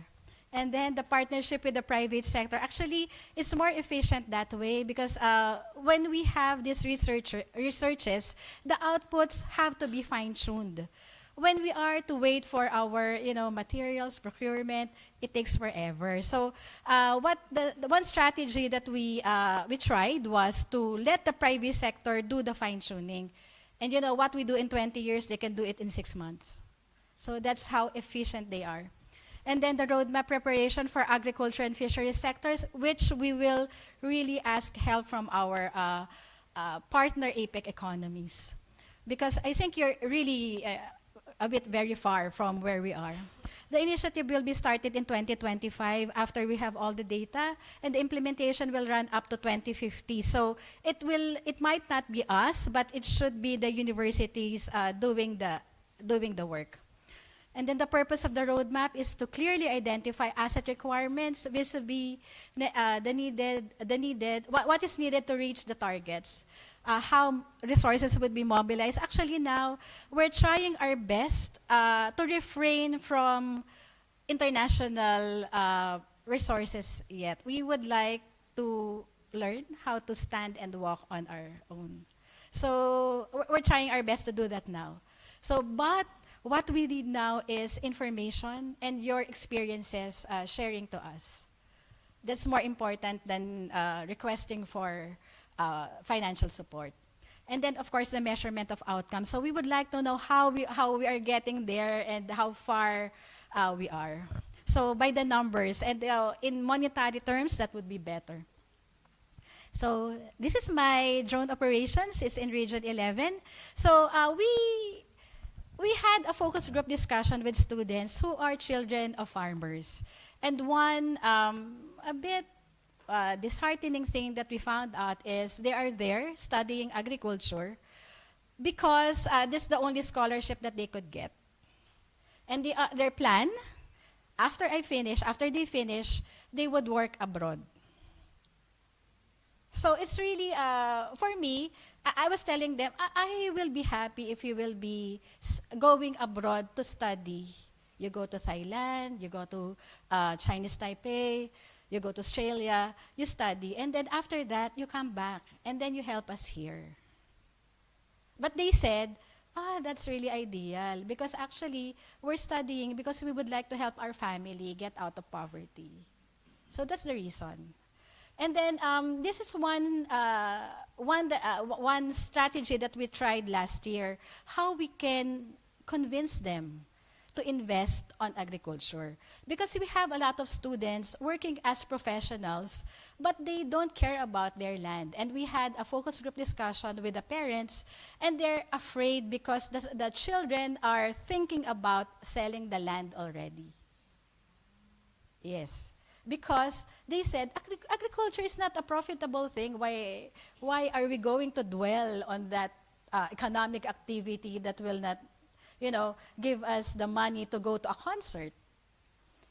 So actually, this is the first. This is the first trial. So we have we segmented the students that we have. We have the out-of-school youth.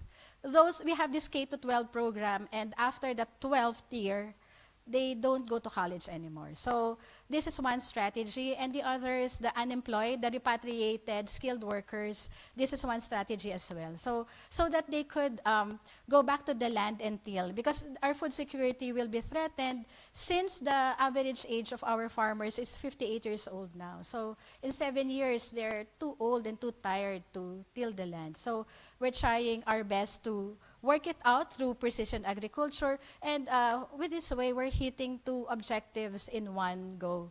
So we minimize the carbon emissions, we encourage the professionals to reinvest, to think about investing on their land, and then we're working now on digital transformation so that while they are working on their professions, they can oversee the farm.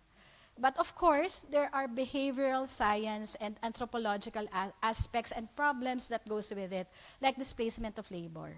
So we're really, managing the data on how we can not solve, but mitigate social issues altogether when we optimize precision agriculture. Actually, this is one finding that we have.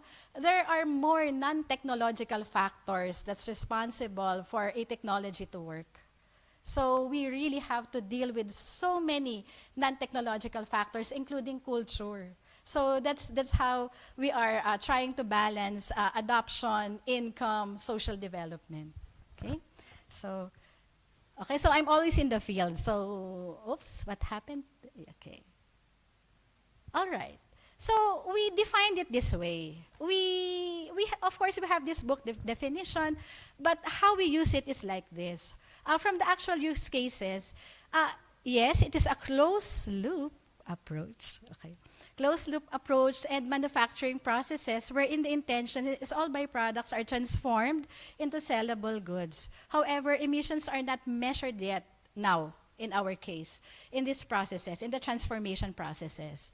For the precision agriculture, we're looking at it at a highly mechanized and properly scheduled production because not all our areas have efficient water supply. So we have to make it sure that before we bring the drone operators, the land is already properly prepared. Because when you do precision, it's really numbered. It's like when the water is coming, how the land should be prepared, how the land should be leveled, when should be the monitoring, how can I make sure, because it's 2 million hectares that we're dealing with, so how can I make sure that the drone operators did their job because the government is paying them. So we're mobilizing the private sector to make sure that the data is with us on time, whether I would be, because we're trying the voucher system, like when they fly the drone, they would get paid right away. So I want to make sure that before the money is transmitted, the job is done properly. And then right now, I'm working on a blockchain system, but I'm not an IT, so I'm letting IBM do it. So we're outsourcing it. So for provenance data, so we would know where we go wrong. So the blockchain system is now undergoing patent application. That is why we cannot publish it yet.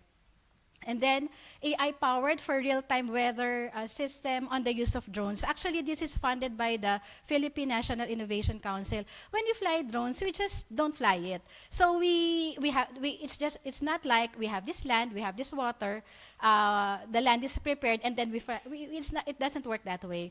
We have to make sure that there will be no rain 3 days before the drone is flown, and then 5 days after the flying. So that's how we do it. And then we use AI for predicting rainfall. So the AI that we have, it uses satellite and radars so that they triangulate the data using satellite and radar data so that the accuracy is by the hour.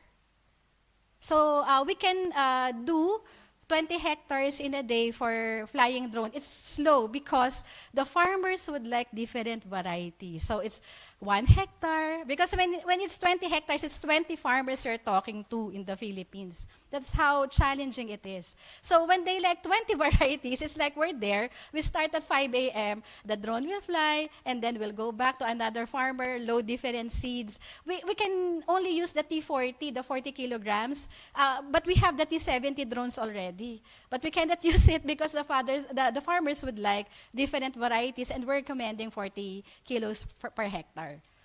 Okay, so that's how we work with farmers. We listen to them. So when they say, I don't like your recommendation 40 because I'm afraid the rats will eat the seeds. We have to follow. Okay, how much are you using? We're using 120. Oh, that's too much.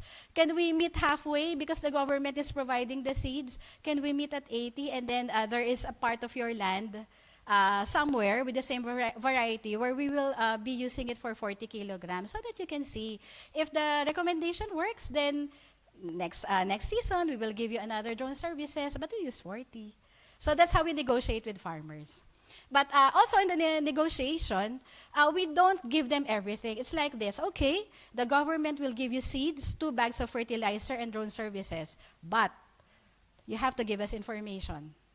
You have to give us, when I ask you if it was raining yesterday, you have to tell me. You have to be there 24 hours whenever I need your information from you. And also, you have to take care of your field. Because we have a satellite-based monitoring system that would tell us what you did with your field. Something like that. Sometimes you also have to threaten them. Because we have to instill discipline now. It's not like they're baby forever. It doesn't work that way. And for the net zero, currently we're still in the baseline, especially on agriculture. Manufacturing is starting, but still on zero level, because they still have to learn a lot about what this concept is all about.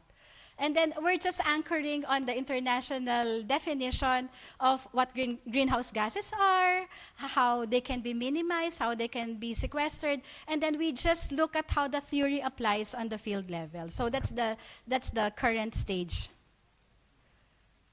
All right, so these are the small steps that we are doing, and this research on Bilimbi, how we can do biocircular manufacturing is doing well now. But before, it's really, really small during the pandemic. The history is that of course, you know that we send a lot of Filipino domestic workers abroad. So most of them are women. So when they got repatriated, they went to Phil Rice, and they said they really need help in terms of finding livelihood, because in the Philippines there's no much, we don't have much tourism, we don't have much manufacturing. So they went to Phil Rice to ask how we can help them. So I asked them back, so what did you learn when you were abroad? Of course, there are household service workers. It's about cooking, preparing nice dishes, something like that. Okay, so your group is, what are you passionate about? They said, what are your aspirations? They said, we would like to work in a factory, but factory here in the Philippines, no longer factory abroad, so that we are with our family. So that's what they said. Oh, all right. So we have this small, what do you have in your area? So those are the questions. What do you have that you don't use? And they said it's bilimbi. It's kamyas, we call it in Filipino. So it's bilimbi, it's a small fruit that's really sour, and then it's just there, and it's getting wasted. So, okay, so we said, we will send somebody to teach you how to process it. And then we will appreciate your innovation. Actually, after we taught the women on this, there are a number of products that could be patented now. So it's really their innovation. So you really have to empower and discipline them. So you have to tell that the government is up to this portion already. So we will incentivize if you will do well, but we will not give you everything. So when you need something else, the Department of Trade will be there. We will not help you market, because we are an RDI, a Research and Development Institution. We're not good at marketing. We might teach you the wrong things on marketing. So, but technology, we can help you do it right. So they already, the packaging and the label is already assisted by the Department of Science and the Department of Trade and Industry.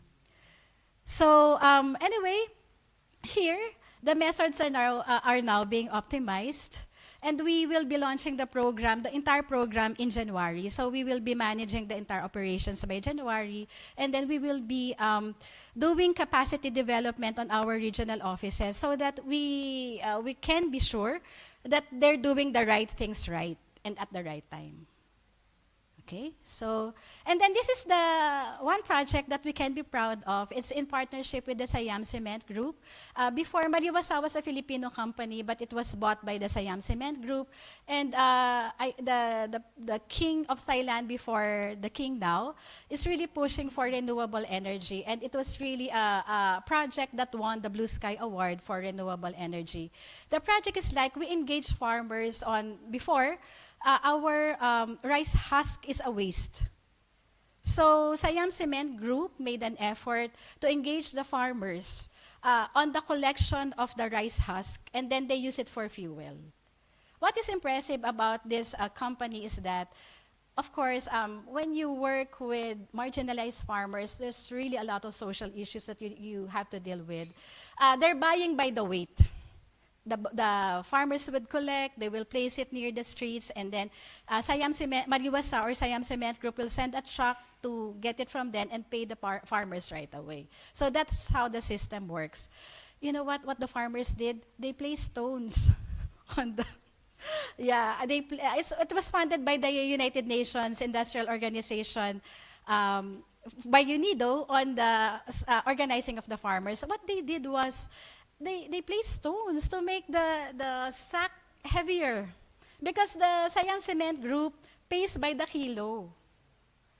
Yeah, so of course I was close to saying to the UNIDO representative, sir, I have to return your money because I think the project will not work. It's hard to, you know, to discipline the farmers. You know what the representative said? No, don't be afraid to commit mistakes. It's happened that way. So that's how you learn.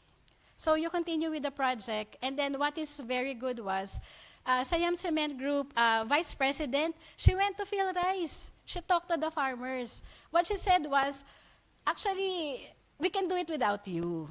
In a nice way. But maybe if I was the one saying it, I will say, we can do it without you, you know. We'll just go to the millers and get the stock that we like. But she didn't say it that way. She said that, you know what, private companies like us can make it easier. However, we engage you and we're paying you more because we know what your conditions are. And we want to help you with your condition. So it was a good discussion, and then quality management really came from the farmers right after that. And this project was in 2007, 2008. When I came back to them for interview in 2015, we started with 5 megawatts of heat. Now they're 55 megawatts, and we're very proud of this project. So it's one big thing that we did with a private company. Okay. So these are the observations that we distill. This is more of a social development rather than a technological discussion. The whole of government approach to reach the 2050 targets. Right now, we are trying to segment the problem. For example, labor displacement could be with the Department of Social Welfare. And then, of course, the non-technological factors that I mentioned, that the culture policy plays a vital role. The private sector plays a pivotal role, and policy reforms are needed. So we have to look at investment requirements and the social, and it has to give us back the social and environmental returns. And then area development planning is vital. So, okay, so it's about, okay, so now how we are, as you can see, this is the Secretary's program. It will run up to 2028 only, because we do not know what will happen after the election. So this is how it is for scaling. Our theory is if we work with the state colleges and universities, it could be more sustainable. And then we're strengthening our regional offices, and we're operationalizing everything, and then policy reform will happen soon. And then for the measurement of progress, right now we have to do it digitally, and we have to teach the children how to do it. So we might have researchers which we can collaborate with other universities or institutions on the development of sensors for methane. That's one thing that we would like to consider. And then economic returns in the level of the farmers and, of course, the government. We measure it in terms of GDP contribution of agriculture. And then policy reforms will be measured in terms of outcomes after enforcement. Okay? So these are the team. He's the undersecretary. He's my boss in PhilRise and my boss in the undersecretary for operations. Okay, so anyway, this our partners, the National Innovation Council, Comunidad is helping us with the AI-based weather early warning systems. AgriDome is helping us with the drone operations, and IBM on the technical side of it. Because we don't have tech, it will be slower if we do it on a home-based way. So we just ask the experts to do it for us under their corporate social responsibility. All right, so that's Central Mindanao University. I'm with Director Onyate. He's always with me because he's good at talking to the farmers. And then right there is the president of the Central Mindanao University. And then these are the women that we serve. They are with the Department of Trade already. They're repatriated overseas Filipino workers. So they're doing well in their food manufacturing project. Okay, for collaboration, this is how you can reach us. Thank you very much. Thank you very much, Dr. Hazel, for your nice presentation. So, because we have like a little bit time, there's one question for Dr. Hazel, please. Is there any question? Or everything is really clear? Or you have insights to share to me? Yes. Yeah. No one? Okay then. Oh, thank you for the strategist will give me advice. No. Thank you very much for the very good presentation here. But I want you to share more about the Siam cement that go to invest on the plants. Right now, is this operation is conducted by whom? That in that operation that they invest the power plants. You mean is Siam Cement Group Yes. still active in doing it now? Yes. Yes, very active. Because what happens was after we reached the 55 megawatt power generation in terms of heat, a lot of power plants, electrical power plants, mushroomed all over the region. So Siam Cement Group had difficulty getting the biomass. So what the government did was find biomass sources nearby, and we worked together on coconut husk. Maybe later on we can work on other biomass. But when I left them in 2016, the engagement was we linked them with farmers in a nearby province that is producing a coconut husk, and they funded a research for the equipment to be able to accommodate the coconut husk apart from rice. Thank you. I ask because from experience in Thailand, when it comes into biomass power plants, it's very difficult to manage the resource into the plants continuously. So that's why I ask, because I'm not sure if that plants still continue running. Yes. Okay. Still. And then every time they're having problems with the biomass, they go to us so that we can pinpoint the areas where they need it. And thank you very much. It give us an idea that we also manage the information about the volume of biomass so that we can readily help industries like SEG. Thank you so much. Thank you. Okay. Thank you so much for the nice discussion. Please give applause to Dr. Hazel. Now it's time for our panel discussion featuring Nguyen Hong Quan from ICEAD Vietnam, Ms. Warajit Setapun from CMRU Thailand, and Ms. Haitip Sintuya also from CMRU Thailand. Please come to the stage.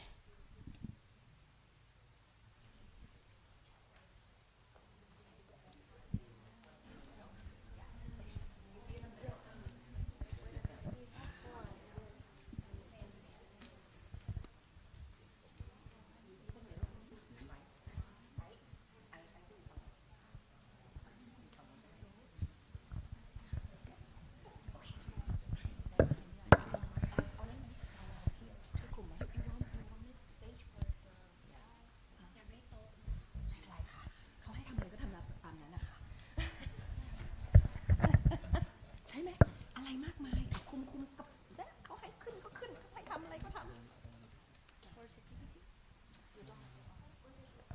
ค่ะเดี๋ยวขอหน้าม้าด้วยนะท่านใครคนไทยหน้าม้าเดี๋ยวถ้าให้คำถามแล้วโอเค Yes, thank you. I asked them if please help us. Okay, good morning again, everyone. So it's our great pleasure to start our panels today. I think we have been enjoy really comprehensive and diverse topics this morning for speak, and I think it's also quite covering really well to our topic today, bioeconomies. It starts from, I think, the foresight, ABBS foresight circular economies, and the bioeconomy in the palm oil industries, and from bioeconomy global alliance, and also last we have the rice and I think the precision agricultures, but also and zero emission for agriculture and fishery in Philippines. I think it's really comprehensive, and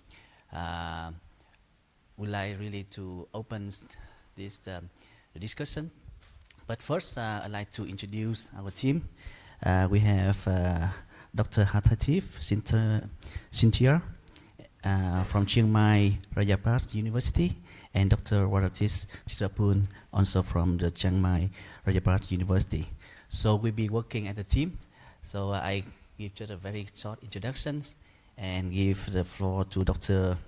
Hatatif to give a summarize of some key policies from our speakers today. Later I will also try to open some questions to speakers and to all of you. And then we also have a synthesis, and our colleagues will close the sections. So Dr. Sataship, so the floor is yours, please.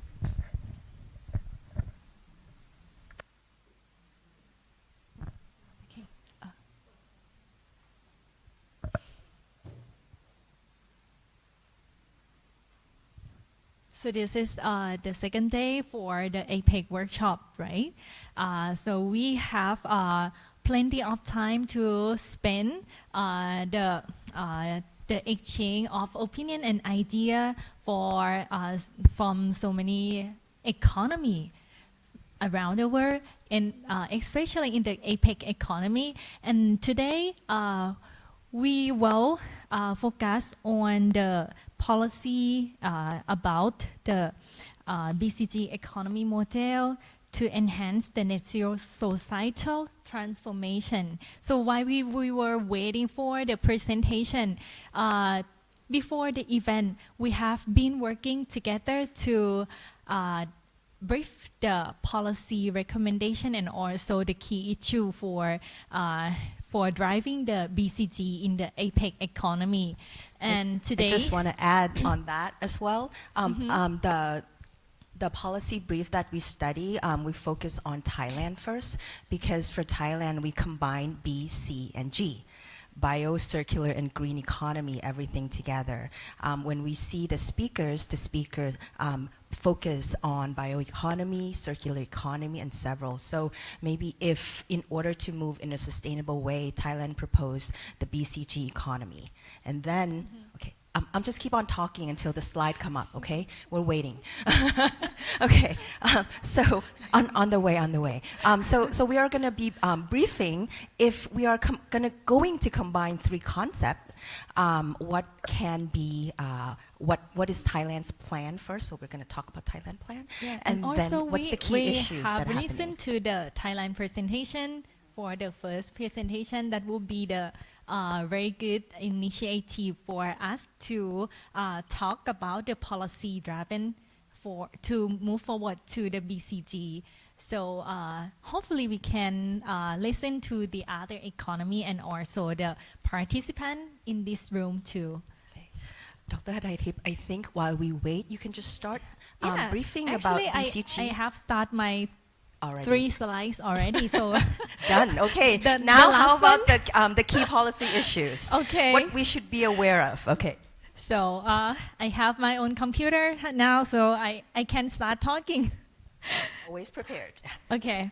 So for the key issue that we have summarized to discuss today, the first one gonna be the policy regulation.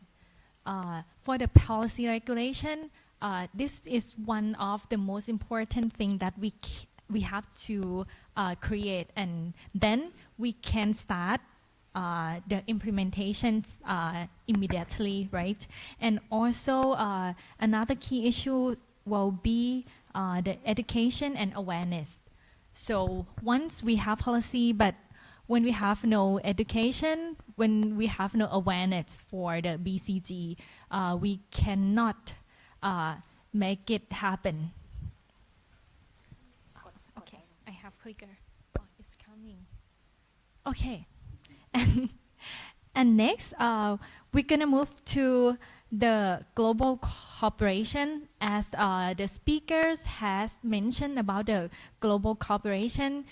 It will be involved to the big picture of the cooperation, and also the small picture of the collaboration also have to be concerned, because when we are together, we can create the big impact for the world.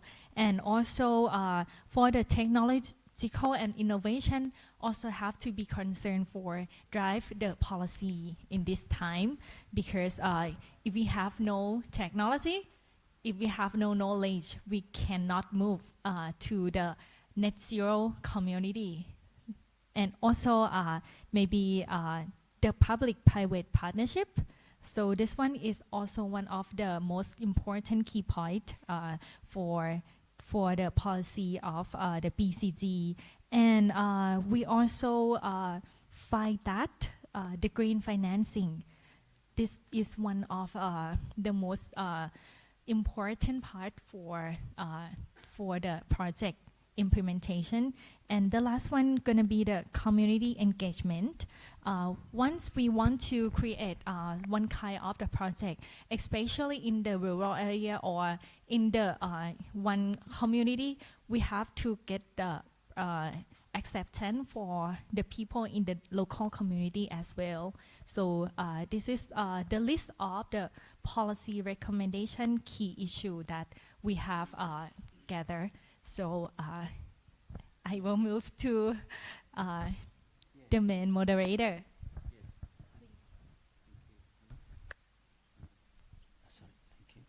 Yeah, thank you so much, Dr. Hanatif. I think she have summarized or seven really important policy recommendations, and based on that, let's say insight, I would like also to go specifically to our speakers. Maybe first with Dr. Chichatara from when you have representations on the circular economy foresight for ABBS reasons. So just pick up maybe one topic in this is let's say the educations and awareness. So when you are talking, because I think your topic is quite comprehensive and cross different things, but I think one topic, the education and awareness, I don't know really how it's been, let's say, foresighted in your works and also with your college. Yeah, please.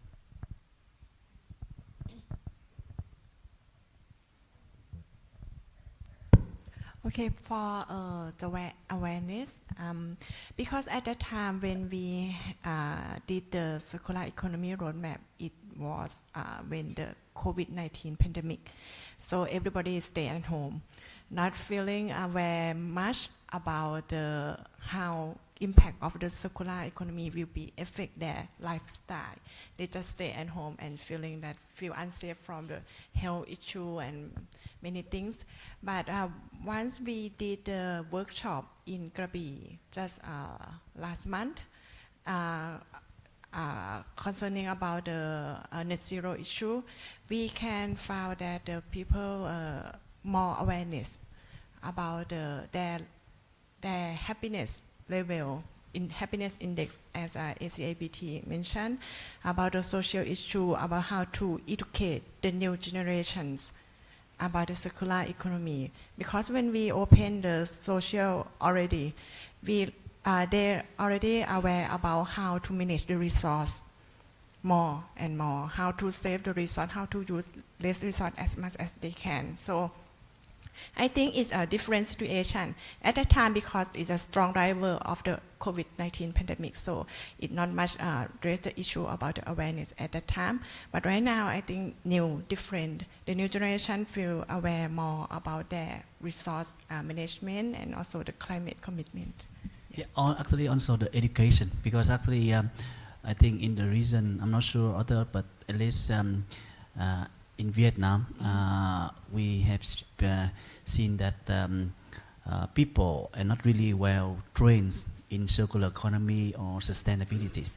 The cross-sector or interdisciplinary is not really well developed in the current curriculums in university, either undergrad or even postgraduate. Yeah, so the laborers, I mean, who have been equipped with sustainability knowledge, I think it's quite also a big issue. So what do you think about that? I have to say that the higher education in Thailand right now also go aligned with the strong driver about the sustainability. So a lot of the university in Thailand right now having a course about the sustainability, not just only for the students, but also for the other generation learners that want to study more about the new business model on sustainability, new business model about the carbon credit calculation. Also, the strong driver come from the offset policy from like Europe or CBAM, something like that. Even though the company owner, SME, want to know more about the sustainability things. So what I want to mention here is not just only a new generation that right now are feeling more awareness about this, but also everybody that right now impact from this strong driver of offset policy too. Yeah, thanks so much. We come back to you. Okay. Yeah, now I pick up another topic, the technology and innovation, and it will go to Dr. P. Mohammed. Where is he? Dr. P. Mohammed, is he still here? I think No? he's not here. Oh, he's left? Oh, okay, okay. Because I think his topic on bonus is very interesting. Okay, so our next will be to Dr. Tamara Weiss' vlog. Yeah, I think Dr. Hatta just give a very important policy insight, especially from a global collaboration perspective. So I think the global bioeconomy alliance just set up 1 year, but I think it's already saw a lot of success in the first year. In the first year you have been, and so what is, maybe you could share what could be the most challenges that you face in this kind of new initiative, and then we can talk that later. Thank you. Thank you. I would suggest at the moment it's, I guess, the process, because we've set up a board, so it's very new. So it's those, I guess, initial teething challenges about the processes. From a policy perspective, because we're global, we want to be more global because we're expanding our membership. We're trying to make sure we align the research with government policies and looking at their innovation policies in that respect. And can you repeat the other part of the question, please? What are more challenges? More challenges. I guess, there's various regulations in different parts of the world, even in, let's just say, the ASEAN region. What works in one country doesn't apply in the next. So it's being mindful of those. There's also, there might be also some social challenges, depending on the type of research projects. Some people, hydrogen, for example, some hydrogen research. You know, there is social research that is conducted, including at our university, that, you know, some communities just may not understand or have strong beliefs about the practices. Look, there's a range of challenges, but I just can't think of all of them off the top of my head. Sure. Yeah, maybe I guess the initiative is very well supported by the Queensland's governments. So how is also the Australians involved and also support this initiative? Because it's not only for Queensland, yeah, but I think Australia also have a lot of potential in bioeconomy across different states. Yes, thank you. So what we're inviting so Australian members, so institutions, we've got industry involvement, local governments, so our state Queensland government is very strongly supportive of bioeconomy, and I guess that's also supported by their funding for, specifically at the moment, Queensland and Germany, there's a bioeconomy funding scheme, so that's something we're strongly looking at, and UQ have just been awarded 2 out of the 3 awards just for this round 1, so we're very excited. But yeah, we're very open to extending to foundations, so not-for-profit organisations as well, because we're very focused on what we can do to give back and consider the social aspects and make a social impact, not just a, you know, research impact. Yeah. Thank you so much. We come back to you. You're welcome. Yeah. Okay, and I think we try go to Dr. Hesse, Peter. Yeah. I think we will pick up the PPP. Private partnership. So, yeah. So what you have? What is let's say policy from Filipino governments to support the public-privacy partnership, especially looking at your talk in net zero in agriculture and fisheries.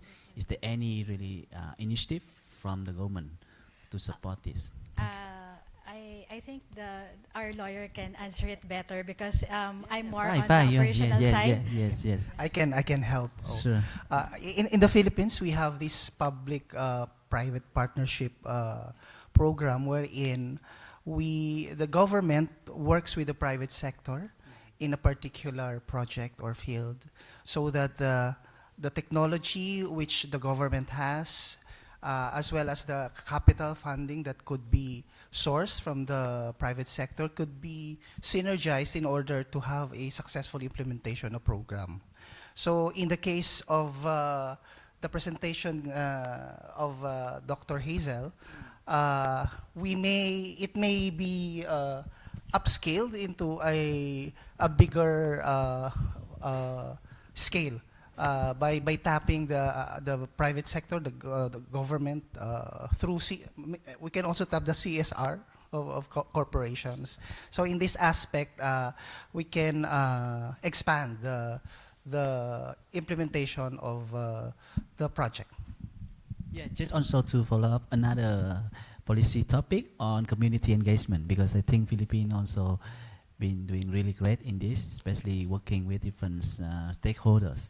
So also on this, apart from the public-private partnership, and how you work with also others, actors. For the work with the communities, really with the Department of Agriculture, we're very few in the office. So what we do is we mobilize our ground level partners like the local government units, the state colleges and universities, the barangays. We have this small, for example, a small group, local government management. So we engage other government agencies as well. So because when in the Philippines, it's not like corporate farming here and there. It's not like that. So when you have 100 hectares to work with, you will talk to 100 owners. And of course, they think differently. Some would agree with you, some will not, some have other intentions. So it's the ground level people who knows them better that is why what we do is we tell them that this is the government program, this is the scope of the program. How do you think we can make it happen in your context? Based on our experience, it's cheaper that way because, as you know, the Philippines has 7,100 islands during low tide. Anyway, so we have this.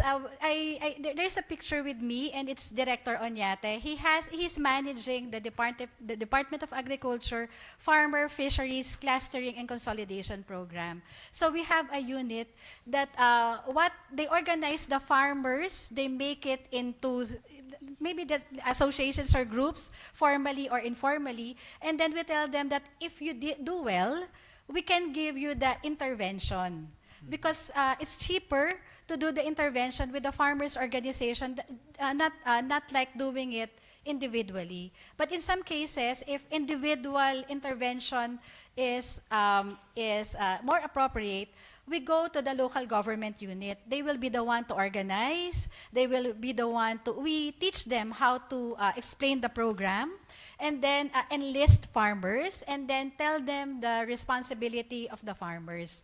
In return, we ask them what they need. They normally say, surprisingly, capacity development. So they wouldn't ask, based on our experience, they wouldn't ask, oh, you support us going to the field. They don't ask like that. What they said was, maybe you can teach us, you can give us programs on how to learn AI, how to learn digitalization, how to learn community development, and some of them would like to be learning how to fly drones. So that's how we intervene. Because if they will ask, we need money to do this is not the right group, because we don't teach it that way. So anyway, it's two things. One is communicating what your program is, and then making the responsibilities very clear. Second is, before we design the program, we ask for the aspirations of the partners. We consult them. And then if the aspiration that does not coincide with the goals that we need, we have to go to another group. They have to see first how it is, because actually we are of different cultures. Some of them will not believe you if they don't see the results. Some of them will take the risk. So we really have to, apart from the technology, we really have to understand how our stakeholders think and how they will be comfortable working with us. Okay. Great. I think this really, let's say, bottom-up approach, yeah? And so it is also any policy developments based on what you've been working with the group? Yeah. So in terms of policy developments, how do you so maybe it's F2C. So I think it's like this. The Farmers and Fisher Folks Cluster and Consolidation Program has just started as the Office of the Undersecretary for Operations started. So we're all new. The policy would come after after we gathered more information. Maybe there is infographic that our boss did. Maybe we can share that to you, to the group later on. So how we are going to craft the policy, I think, sorry, it's right here. So the processes that we saw, maybe sir, you can explain this better. Yeah.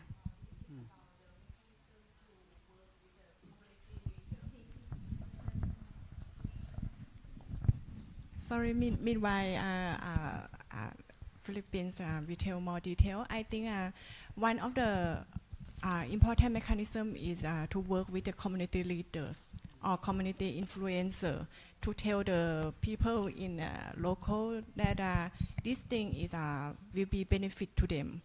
Not just only waste their time to get more money, but this about the circular economy things will be benefit to them.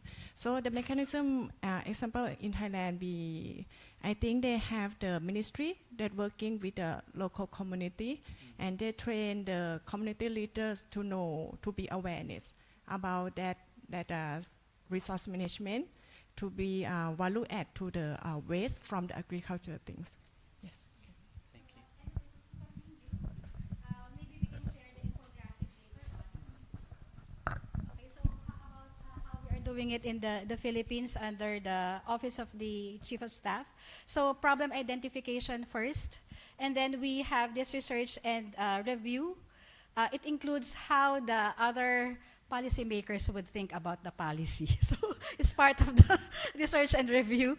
And then stakeholder analysis, if the policy would be attractive to the policy, to the higher ups, to the congressmen, to the senators, then we do the stakeholder analysis. We present it first to the farmers. And then before we even craft after we assess the overall readiness for policy development. Right now, we do it differently. Unlike before that, when some senator will wake up in the morning and think about a policy, they will write the policy. When we made the review, it's not working. So it's difficult to, maybe that's the problem with, that's the root cause of non-compliance. And then the policy formulation will happen, then policy implementation and promotion, and then evaluation and continual improvement. So that's how we are trying to do it now. Great, thank you so much. Okay, I think we just have first round from our speakers. I would like to ask if there are any question from our participants today to speakers, either question or also share your ideas or comments to several topics. I think it's quite broad. I think just pick up different topics like Dr. Hatta just already both. Yeah, Professor.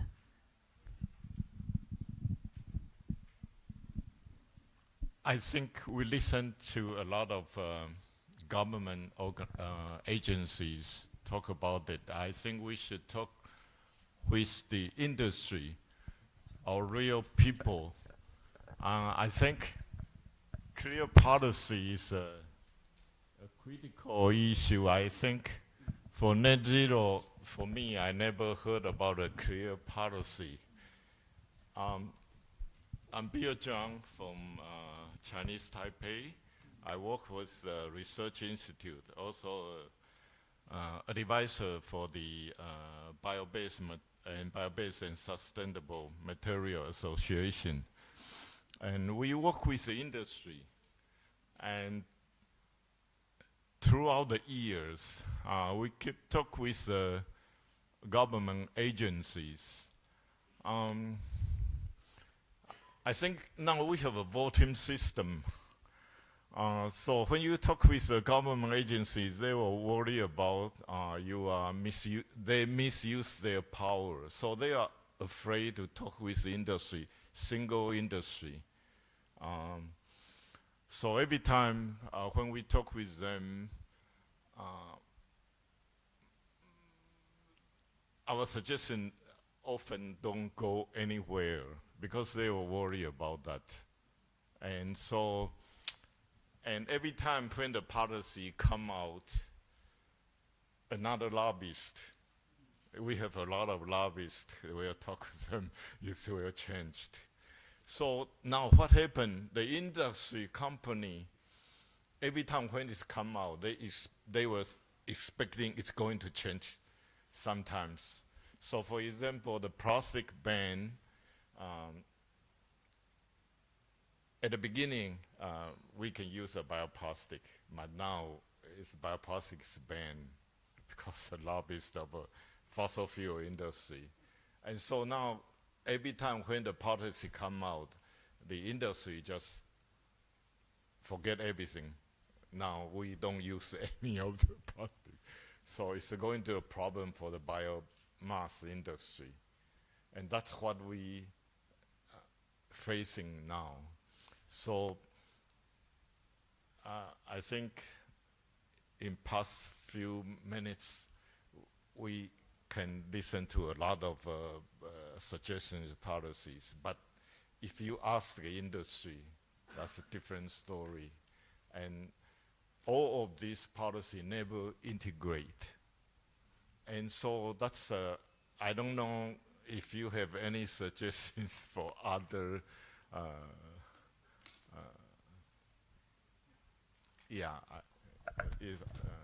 economic zones.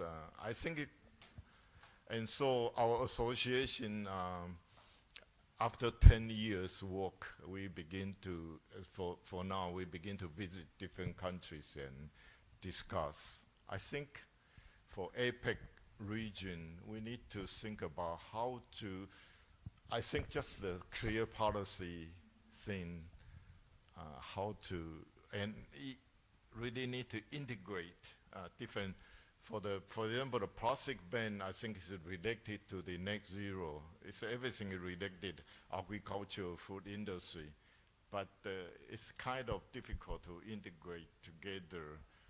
We have a carbon credit and we have a plastic ban. I think for us, it's all linked together. Sure.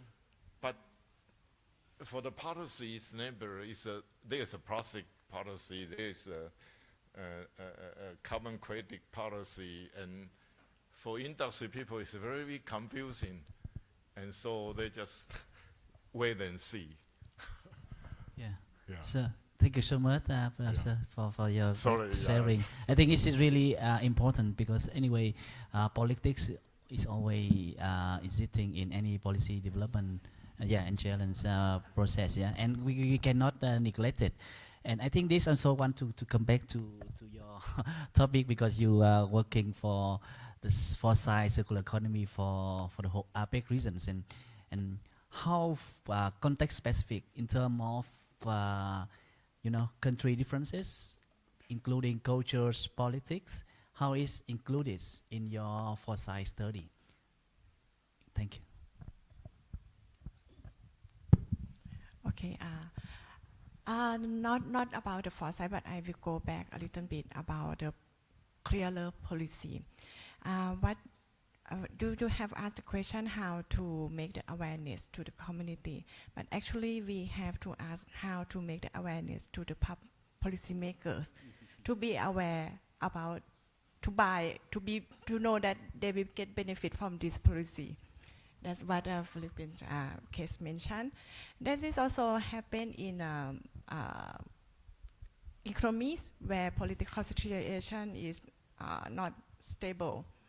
So what we need right now is to see this as a driver or trends to the future is one of the uncertainty. That's why we need the foresight to imagine about different scenarios that going to happen. If this government is still continuing, okay, that's good because they buy about the benefit of this circular economy. But if this government is not continue, what is the mechanism or things that going to be aligned with these alternative scenarios? Or another thing that probably maybe industry will think that okay, if this government will not be continued, what they are going to do next without the government support? And also it will be aligned with also the policy transformation. That's why yesterday they mentioned that should not be incentive to the company anymore, not much. Not let the company rely on the incentive from the government, because if the government change, then they cannot stand alone by themselves. I don't know if that's answer your question, but that is why the foresight is very important to see alternative things that are going to happen in the future. No, I think it's really good. Thank you. Yeah. Also to Dr. Tamara, just because I think Australia or Queensland have a lot of close relations between government and industries, and also from the comment from Professor, so how you reflect it, how policy influence, how industry influence policy development in Australia, especially looking at green economy. That's actually a really good question, actually. So I guess we analyse it by government and then by industry. So, if we're talking about Queensland-centric, for example, there's various policies that are in place to support the development of renewables, green hydrogen, all sorts of energy development. But then, of course, there's different areas that have different policies, and industries have their own direction or strategic direction and values that need to be considered as well. Thank you so much. Andrea, you work also a lot with industry. You have some comments on that? I think the good idea to unificate these visions are to sit in the same table to the public entities to make policies and regulation, and the industry and companies and the academia, and to social civil society to speak and to put on the table all the concerns for the stakeholders and to take the better decisions. So I think this is a good form to advance to the good policy and regulations to avoid the stop the technology's implementation, because if you have one policy for one thing and other policy, maybe this policy don't talk, so you can stop some implementation projects. So I think this is a good form to advance. Thank you, Andrea. Yeah. Any others? Yeah. Okay. We have one, and then you later. Yeah. I just would like to make some proposal or recommendation. We're speaking on policy recommendation. Our group here, APEC, we have this power to suggest and to to influence our policymakers. So maybe we could consider issuing a statement out of our group, statements on regarding our issues on green synergy. And all of this, the basic concepts, statements on basic concepts that we all agree. And after our conference here, we bring that statement and we give it to our respective economies, our government, or even the private sector. But again, this has to be an advocacy of this group as strong statements on these policies. Not necessarily crafting policies, but providing them the basic concepts for them to consider it in their policy making. That's I would want to propose.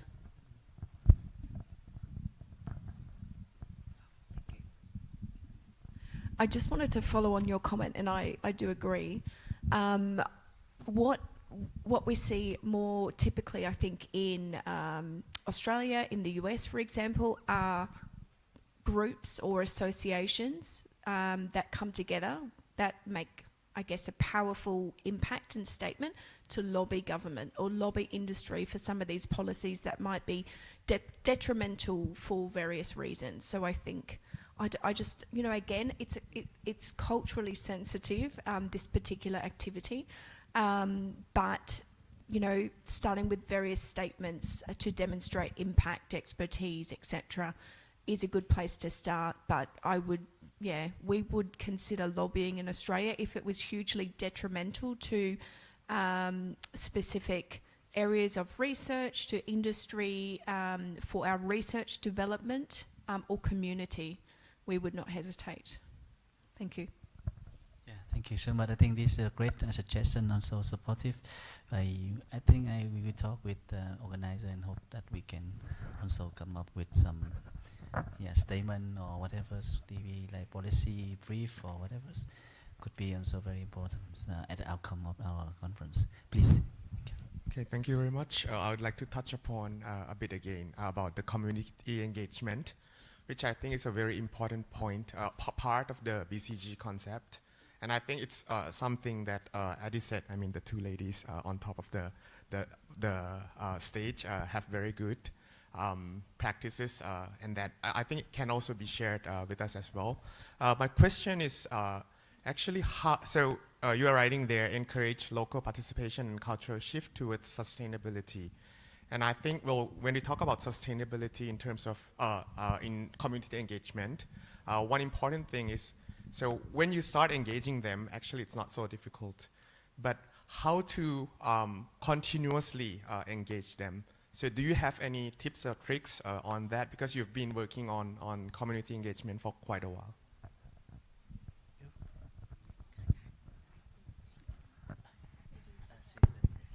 Thank you very much. Yeah, I asked him to ask me some questions.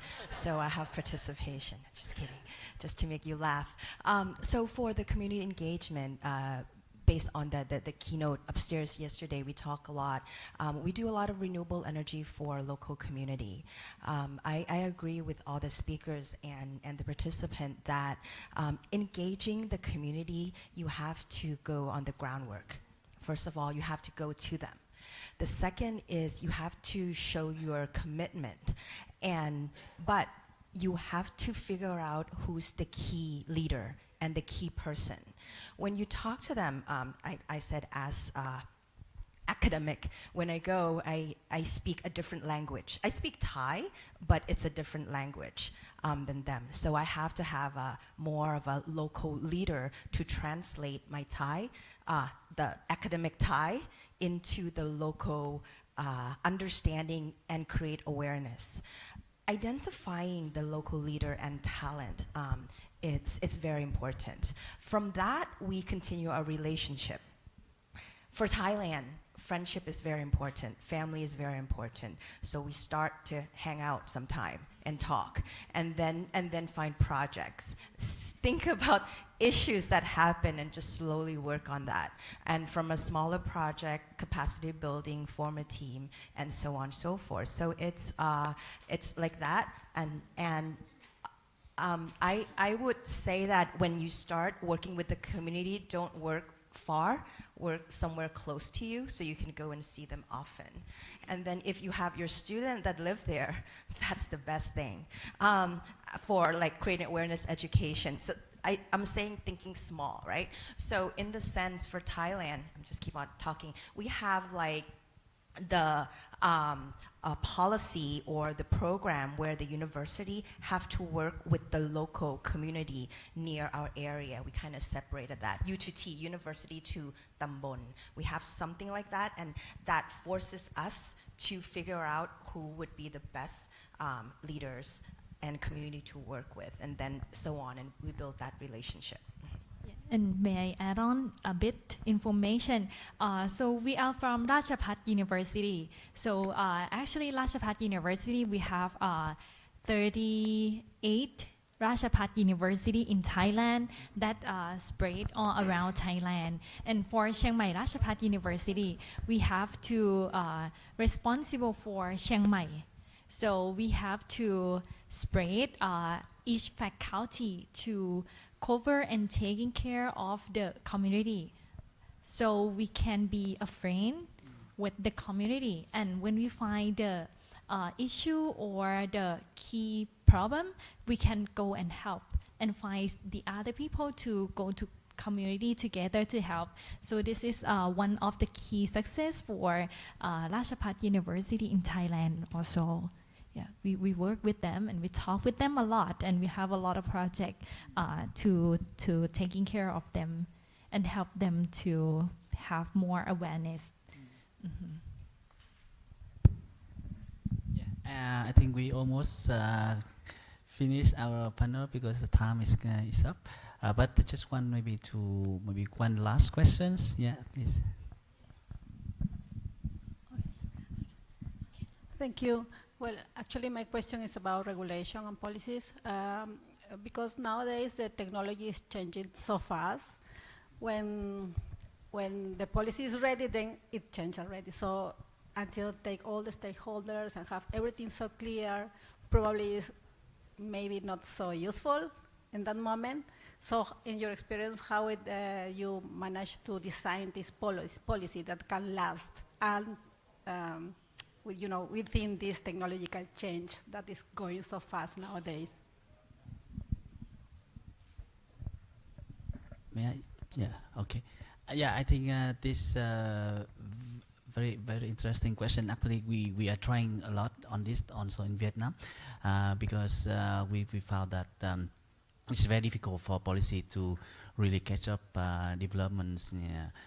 Also, if we are talking now on circular economy, sustainability is really a cross-sectoral issues, and the regulation is not really adaptive to this. And this is one of the most challenge that we face now in circular economy implementation in Vietnam. And what we are trying to do now is we proposing, or the government is proposing so-called regulatory sandbox. Yeah, so that is just like, we call it like an umbrella to protect who are engaging in this kind of activities. So this can be the tool that you can try to show something that is not regulated, especially if we talk, for example, public-private partnership, essential like land use planning, because, for example, in the past, it's already regulated. This is rice productions. You cannot use the land for others. But now, for example, in the recent land law, we have like you can cultivate other things under the forest. In the past, it's forbidden. But now you have to keep the forest, but you can do some additional like some under forest cultivations, also some tourism activities. So they just open it. But there are some other under law is not regulated. We have the law, but under law they are not regulated. So the local government cannot do that. They still are waiting, and then they give the regulatory sandbox. So you can try to test this. Let's say first 5 years. And it's good, they can extend in another 5 years, and then in during that time it's good, and then they may try to formulate it more formal policy regulations on that. It's just example. I think that we also learn a lot from China, because China also do a lot on regulatory sandbox, the national program, but they just select several province or cities to pilot. It's also suitable, applicable like industrial park, industrial symbiosis topic, but there are many others. Just example from Vietnam. Okay, I think we have a lot of ideas, and I think the topic also quite broad, because I think you see, this is really all very big topic, and we also learn a lot from our speakers early today, and we'll try to reflect a bit, and also some question, comments on this topic. And now I give the floor to my colleagues to close the sections. Thank you. Thank you very much. Okay, I've been taking notes. And from our discussion for the key issues, the policy issues, we want to see what are the policy recommendations, or how we can provide solution to transform society toward net zero. So when we talk a lot about policy and regulation. So when we think about that, policy and regulations are used to help push and drive initiative and to solve the problem. So in order for that, we need to have a clear policy, long-term commitment. Even though we change our government, we should have that long-term commitment for policy regulation, but we have to alignment and integration. Alignment and integration both within the economy, I mean, different ministry, we should align, and also alignment within the region, like you said, ASEAN. Yes, I do understand ASEAN have different regulation and policies, and then also APEC as well. So if we can find that topic or sweet spot where we can align throughout both economy, regionally, and also the APEC, ASEAN APEC, that would be great. However, for the non-sweet spot that it's hard to align, each economy have to drive their own and see what is the best practice or which direction they can be the champion on toward net zero for society. And some due to the limited resources in the government, they can't provide funding for everything. The public-private partnership is very important to drive that. The stress in order to drive the partnership is with the communication to provide the understanding through the stakeholders, public, private, and government.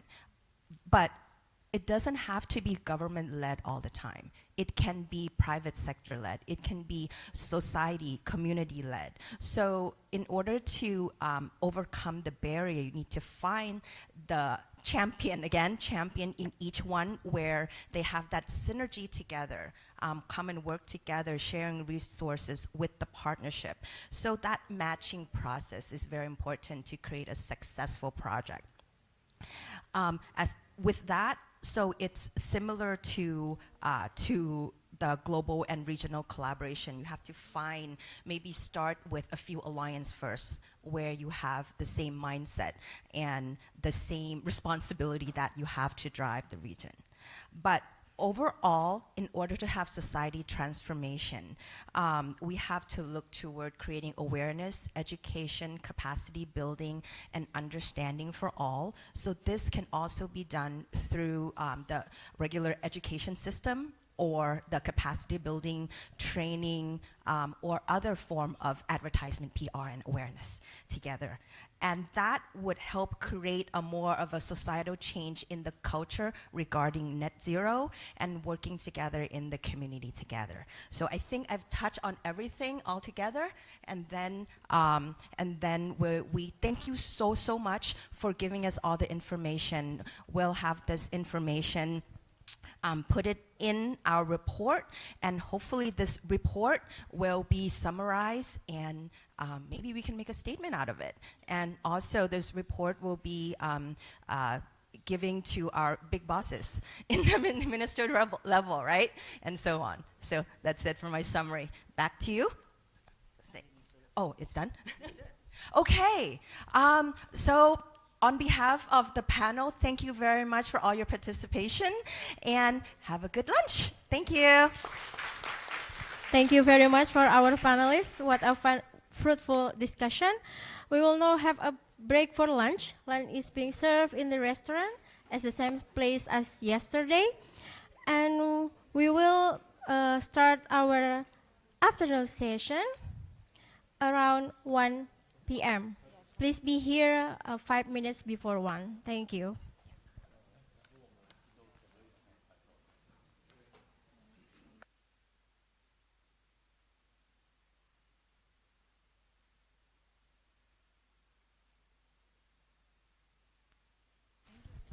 For the 6th team, Yes Challenge final team, if you have your presentation file, please give to the committee in front of the stage, please.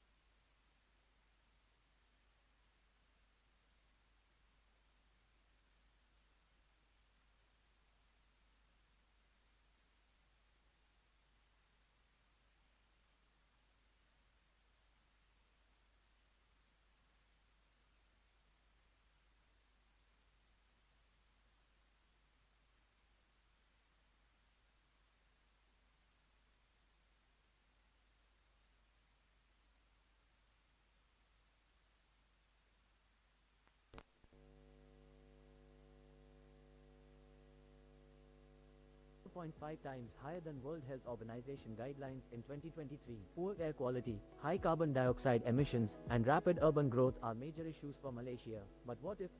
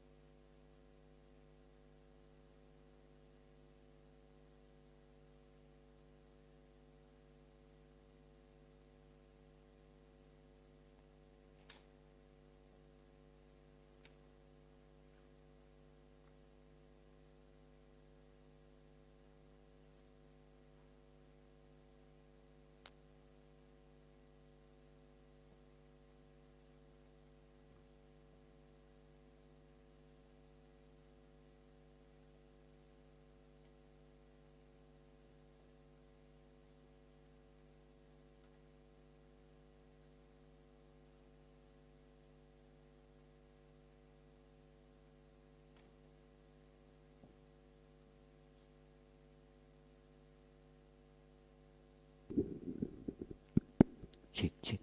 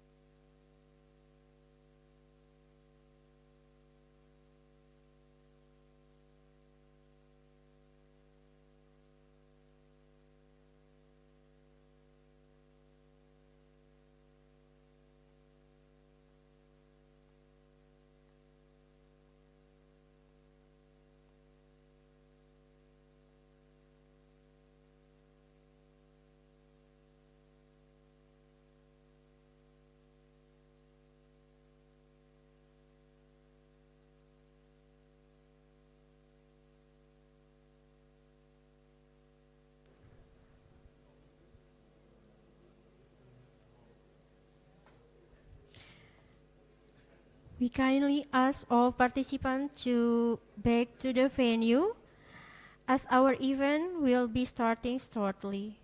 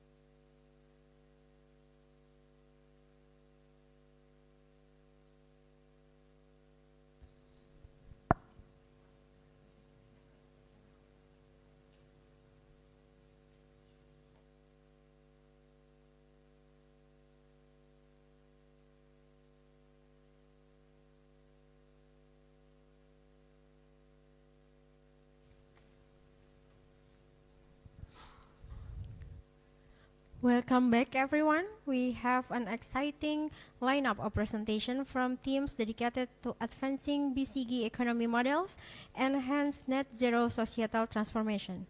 But before we go to the final pitch presentation, we will have one presentation from Dr. Yao Liu from APEC SCMC in Chinese Taipei on the topic of Chinese Taipei's SMA Just Green Transition Policy and Cases. Dr. Liu, the place is yours.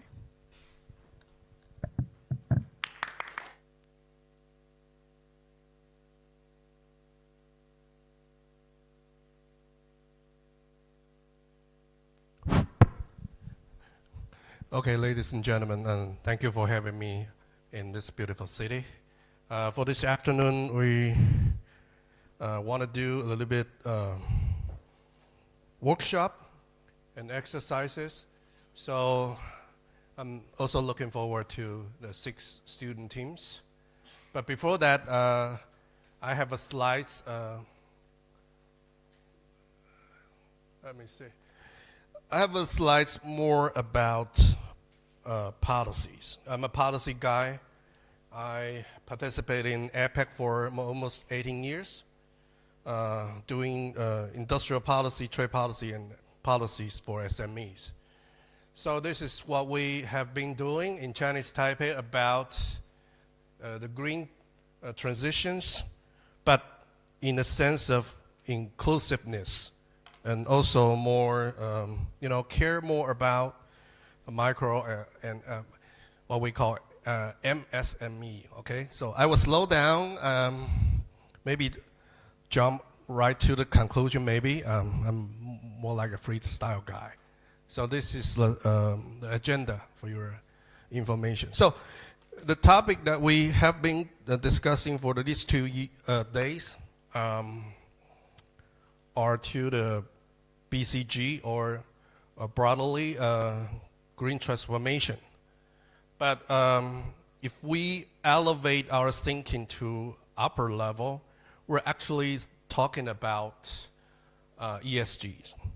So in this slide, you see 3 elements. So now I'm inviting you to think, if you were the policy maker, what priority would you make if you face a bunch of micro and SMEs? Would you care more about environment or people, or simply, the policies that you make for them? Okay. Different countries, different economies, different thinking. In advanced countries, you might worry more about environment. Whereas in developing countries, you maybe care more about people, society, people around you, the stakeholders around you. But there's no standard answer. I'm just inviting you to think about, try to make everything in line. Although there's no, perfect policies, but try to make a judgment.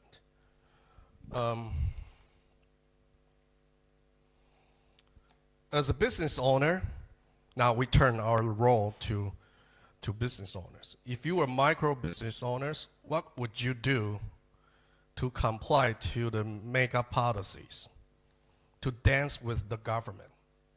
What you could do in your small firm and encourage people around you to fit the green transformation. So this is the steps you can adapt. Of course, this is time-consuming, resource-consuming, but again, this is my second question. If you were the business owners, what kind of help would you need? Okay, and made recommendations to the government. But in this slide, I also want to raise the importance of making money. If compliance with ESG goals doesn't make any money, it won't last.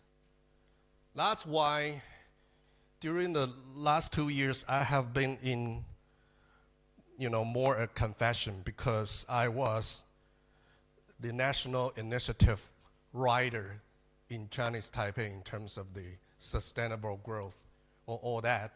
We do a lot of digital transformation. Believe me, we spend a lot of money. But none of the SMEs think that this digital transformation will bring new dollars to them. So even though you spend money, you do subsidies, but beware of, rethink what kind of new business model, what kind of new products could you bring, as a policymaker, would you bring to the small business owners? So that's why you see data collection and all that, only works if that generate new cash flow or new business models. That's why I have here. I'm very excited to see the settings before me, because in my mindset, in my opinion, having a touchable physical items is a good start. If you continue to say, oh, let's do a lot of programming, a lot of training, it won't last as well. I'm talking to our fellow students, young fellow. You have to start with a physical stuff. You have to have a project. You have to have a machine. And you have a machine, then you got the software. When you get the software, you have training courses. You have experiment site. You have money to spend on. Okay, so don't talk too much on business models, even though it's also very important. But first step to have a new stuff is also very important. So 80% of the SMEs in Chinese Taipei, their problem is that all business model, all items. So even though you introduce some software techniques, some AIs, but it doesn't change the market structure. It doesn't change the distance between you and your competitors. So that's why I'm insist on saying that we have to have a new product, okay? Because through my 20 years of experience, I think it is much more straightforward, and much more simpler to our small business owners.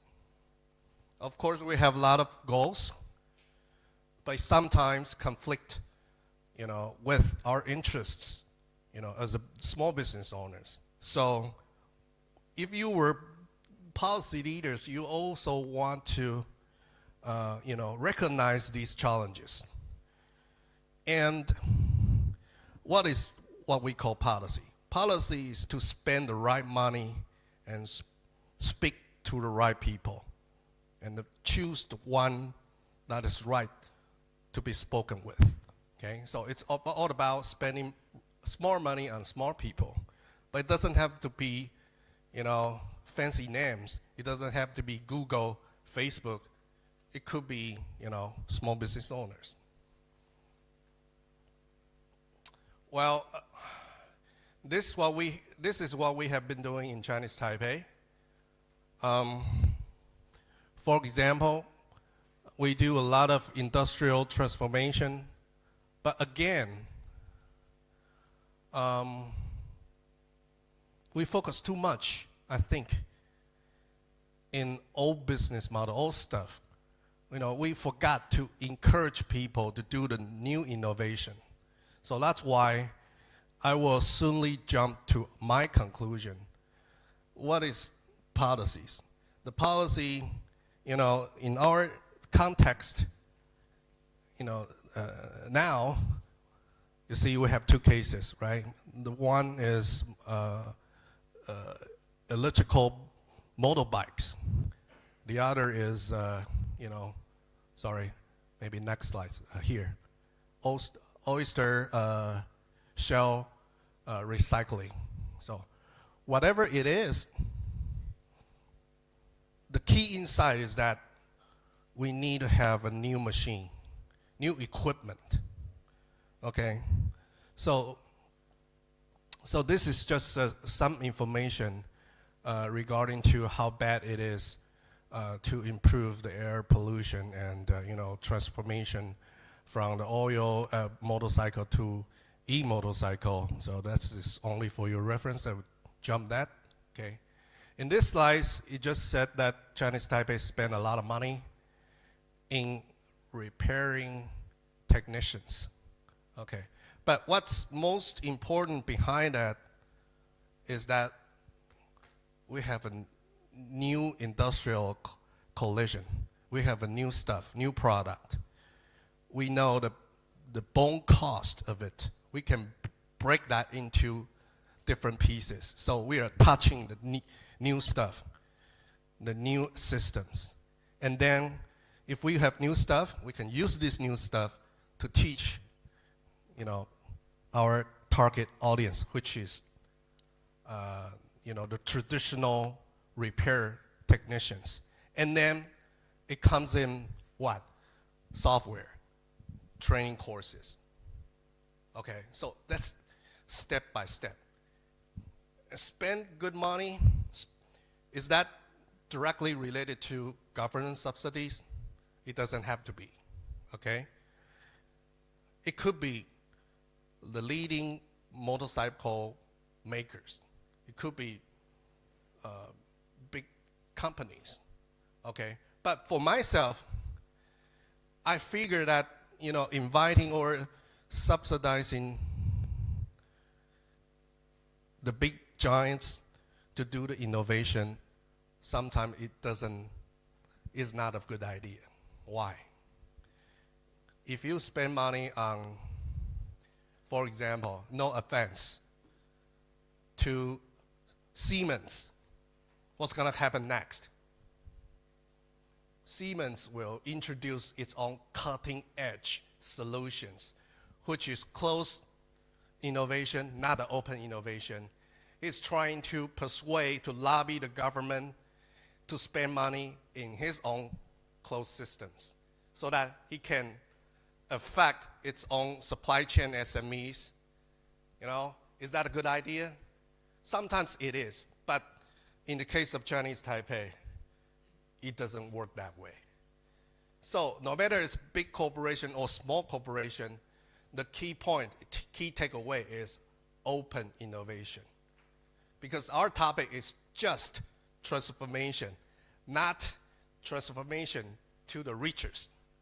It's transformation for all walks of lives. So you have to have open innovation systems. But big giants still can, play the role. What kind of role can it play? In my idea, they can just play the sugar daddy. Like, right? If I were the CEO of Siemens, I'm sitting here, I would say, okay, let the students play, and I will decide which, team I will give them my money to. Okay? So big giants, just be humble, sit back, and watch for the new guys to generate new ideas. Okay? Not rush to give their ideas to do the green transformation. So, no matter it's in the Philippines, it's in Vietnam, it's in Malaysia, it's in Chinese Taipei or Japan, beware if you were a policymaker. Don't let the big giants talk too much to you and sell the fancy proposal to you. Sometimes you'll get things wrong and screw up. Okay? What else is that we encourage universities, E3 people in Chinese Taipei to come up with new machines, and that machine in turn can do something. They can ground the oil shell into powder, put it in the textile, right? Just like, in the morning we talked about that kind of case in textile industries. Okay. In the BCG, what's the core essence in BCG? It's all biochemicals. Whenever we get into the field of biochemicals, we are talking about what? Recipes, right? Different people come up with different recipes, my recipes may be slightly better than you in some sense, but not necessarily the winner, right? So we got a lot of varieties. But the core essence is that we have to have a machine to transform agricultural waste to something, to break it down to something material that could be used in other applications, right? So at the end, as a governor, I used to be the EDB commissioner of second largest city in Chinese Taipei. What we do is that we pick the smart machinery guys to come up with different kinds of machine. And what's second step is that we move the machine around. Either people approach to machine or machine approach to people, right? So what we're talking about is to pick the right demo site. Okay, if for this kind of stuff, you think, is that more reasonable for the machine to close to material or to move the material close to machine? Or either way is fine. I would say bring the machine close to the material because put it on in a truck and move it around could be much more pollute. Okay, so this is what kind of policy details you have to think. Okay, and next, my next question is that what is the smarter way for government to give money? Is traditional way subsidy, give it to some particular startups or even bigger firms that come up with this machine? Or let them spend their own money on the machine and run the business model and help a lot of small and medium-sized enterprises at first, and then generate good results and present that results to a bunch of people that are combined with government officials and local stakeholders, even MSMEs. Which way is fine? I have no standard answers. But let me introduce the new physical scheme. It's called PFI. What PFI is that we just have a budget. We have a review committee that combine with the people I just said. We have small business owners making this machine, big giants, big names, and also general people, maybe citizens. And they review the performance of that different initiatives. And the government just use that money to buy this public service, okay, or this new idea. So instead of giving money directly to the inventor, okay, we can pay the money in the later stage. Okay, so in Chinese Taipei, we have been discussing that kind of subsidizing scheme for years, and this is what I wanted to introduce to you. Okay, so in this case, well, I think government in Chinese Taipei still subsidize the textile company to buy,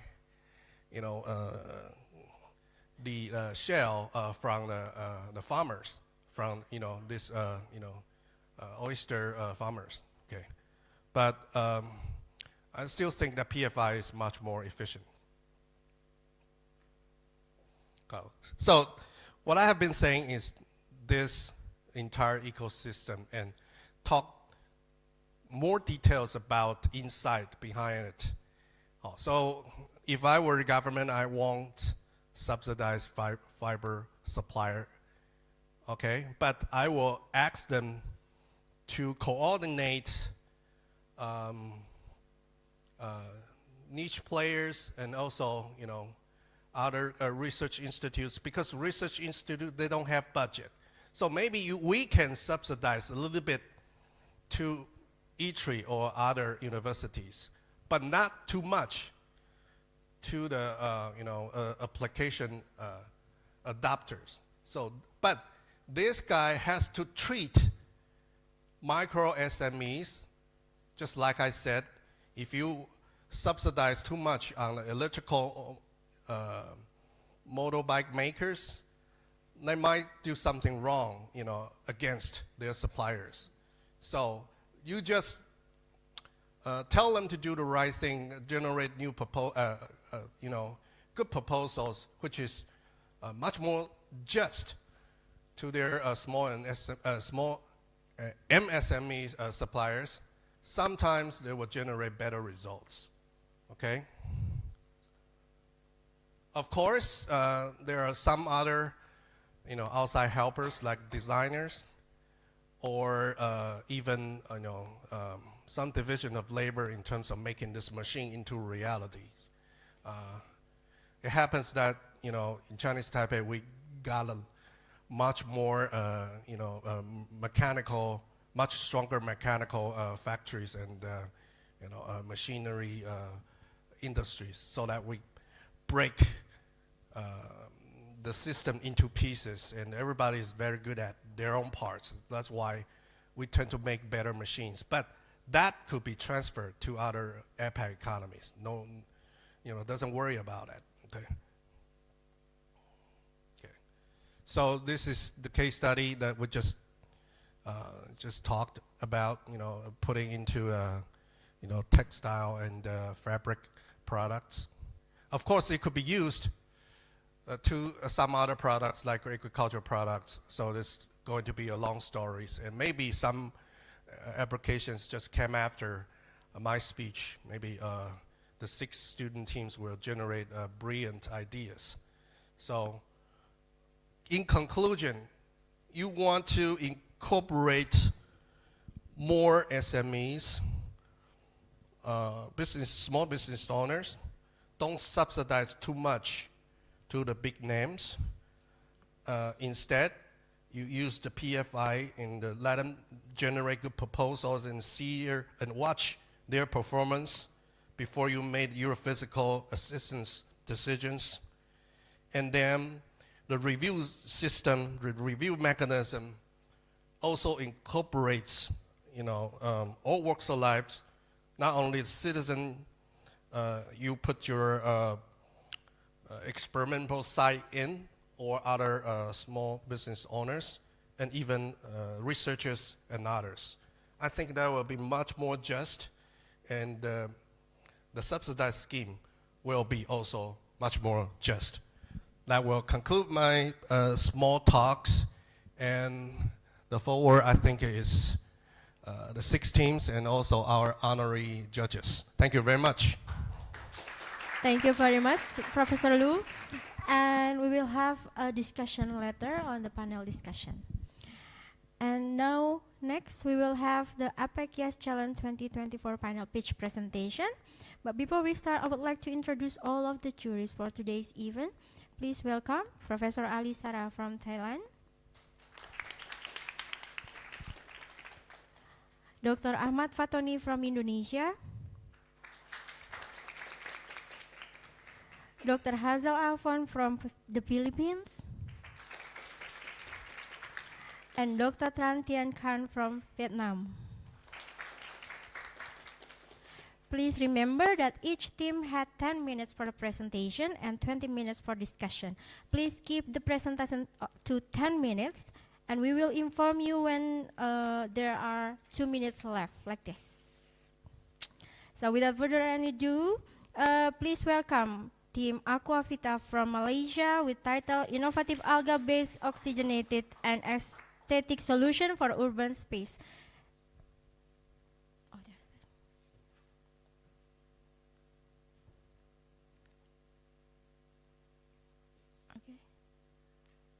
Okay, team, the stage is yours.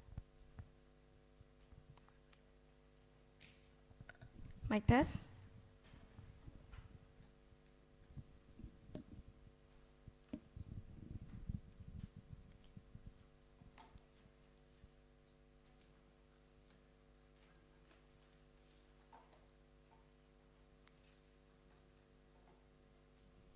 All right, very good afternoon to the panel of judges and all participants. We are Team Akawite, representing the National University of Malaysia, UKM. My name is Kavina Kandasamy, and these are my team members, Meshwini and Vignesh. So, today we are bringing you Akawite, and you may wonder, what is Akawite? So let's dive in deeper to a short video for a quick intro. Kuala Lumpur and Cheras are facing severe air pollution, with levels 4.5 times higher than World Health Organization guidelines in 2023. Poor air quality, high carbon dioxide emissions, and rapid urban growth are major issues for Malaysia. But what if algae could solve these problems? Meet Aqua Vitae, an innovative solution using algae to make cities cleaner and greener. Algae absorbs carbon dioxide and releases oxygen 43 times more efficiently than trees, producing 70% of the oxygen we breathe. Our system uses acrylic tubes to grow algae, efficiently turning carbon dioxide into oxygen. It includes an Arduino system with sensors to monitor soil moisture and water levels. When soil gets dry, it pumps water from the algae tank to the plants. If the tank's water level is low, a small pump fills it up, while a larger pump sends water to the plants. A valve controls the water flow, ensuring optimal conditions for both algae and plants. Key partners like ATOZ Carbon Cycle and Green Guardians collaborate with urban planners and environmental agencies. Our activities include design, prototyping, software integration, testing, documentation, and pilot implementation. We offer both sustainable aesthetics and improved air quality. Targeting urban centers, hotels, and public spaces, we use social media, direct sales, and partnerships for distribution. Showcased at ITEX 2024 and IBCEX 2024, Aqua Vitae has gained exposure and valuable connections. The estimated cost for a pilot project is 11,103 ringgit Malaysia. Aqua Vitae helps Malaysia reach its net zero emissions goal by 2050, cools down cities, and creates green jobs. It attracts investment in renewable technologies, boosting Malaysia's green economy. Join us in transforming city living with Aqua Vitae. Together, we can bring new life to our bustling cities. Alright, so to quickly summarize the video that we have just shown you, we are introducing Aqua Vitae, which is an innovative algae-based solution designed to combat severe air pollution that is occurring in urbanized cities like Cheras and Kuala Lumpur in Malaysia. We are utilizing algae, which is an incredible biological resource due to its ability to absorb carbon dioxide and at the same time efficiently produce oxygen 43 times more efficiently compared to your normal growing trees. Our Aqua Vitae is able to absorb 0.4 grams of carbon dioxide per liter per day. We feature an acrylic system together with a large green wall, and we also focus on sustainable aesthetics as well as helping Malaysia to achieve its net zero emissions goals by 2050. Now, we have three main project objectives, first being the system development to design and construct algae cultivation system using this Aqua Vitae system. Next is the application and integration, where we transfer our mature microalgae to our living green wall. And we have an innovative solution to help combat air pollution in urbanized areas, as well as serve as an aesthetic purpose. Next, to understand the Biocircular Green Economy BCG model. What is the BCG model? The BCG model was introduced in APEC 2022, hosted by Thailand. And it hosts the three main pillars of the bioeconomy, circular economy, and the green economy. We believe that Aqua Vitae aligns with the growing adoption of these BCG models to foster low-carbon, resource-efficient, and resilient economies in Malaysia as well as globally. This also aligns with our problem statement where we need an urgent solution to improve the air quality in urbanized areas due to high carbon dioxide emissions. As you can see, news such as like Cheras recording extremely high API readings, rapid urbanization in Malaysia almost tripling in the past 50 years, and we can see why urban cities are no longer safe for us to plant new trees due to trees falling down and causing damage to people. So through the biocircular green economy, we utilize algae as our biological resource, we maximize resource efficiency by recycling the nutrients, and we also reduce carbon dioxide emissions, hence helping Malaysia reach its net zero emissions goal. All right, thanks Kavina. So right now, I would like to present the economic and the business aspect of our project, which focuses on the business model Canva and also the sustainable growth. So we have received the financial grant from the ATOS Carbon Cycle and Green Guardians in Malaysia to collaborate with the urban planners, architects, environmental agencies, and research institutions. So the cost structure of our pilot project includes the research and development, production, installation, and maintenance costs totaling $943. So I would like to explain the market demand in Malaysia for the sustainable solutions. So focusing on the government commitment, Malaysia targeted to reduce the carbon intensity by 45% by 2030 and also achieve net zero emissions by 2050 with the investment surge in green technologies such as urban infrastructure, renewable energy, and energy efficient buildings. Focusing on the urban development in Malaysia, cities like Kuala Lumpur and Penang actively investing in green spaces and sustainable urban planning with demand for solutions that improve air quality, reduce carbon dioxide, and enhance aesthetics. Focusing on the market growth in Malaysia, Malaysia's green technology sector expected to grow at a compound annual growth rate of 8 to 10% in coming years, with high demand for air purification systems, renewable energy, and climate-friendly urban solutions.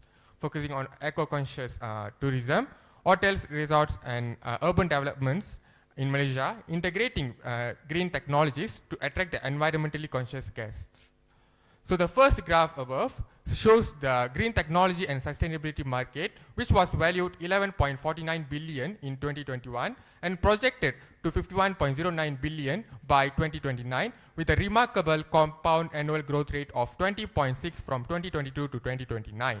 So this growth is driven by the urban greening technologies such as green walls, bioreactors, and air purification systems.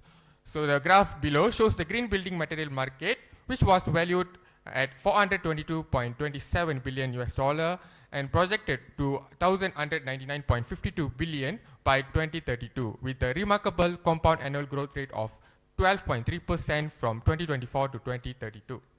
So our revenue streams includes the product sales, installation and maintenance, consulting services, algae biomass sales, and educational programs.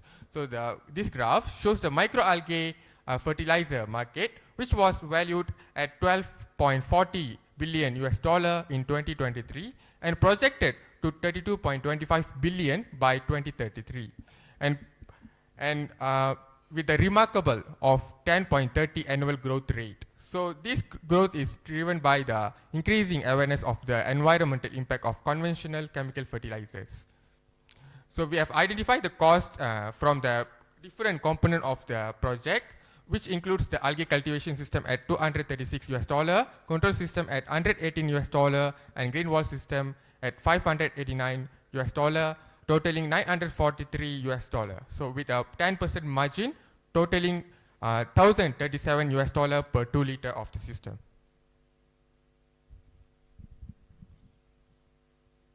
Okay. Now let's look at the environmental and social benefits.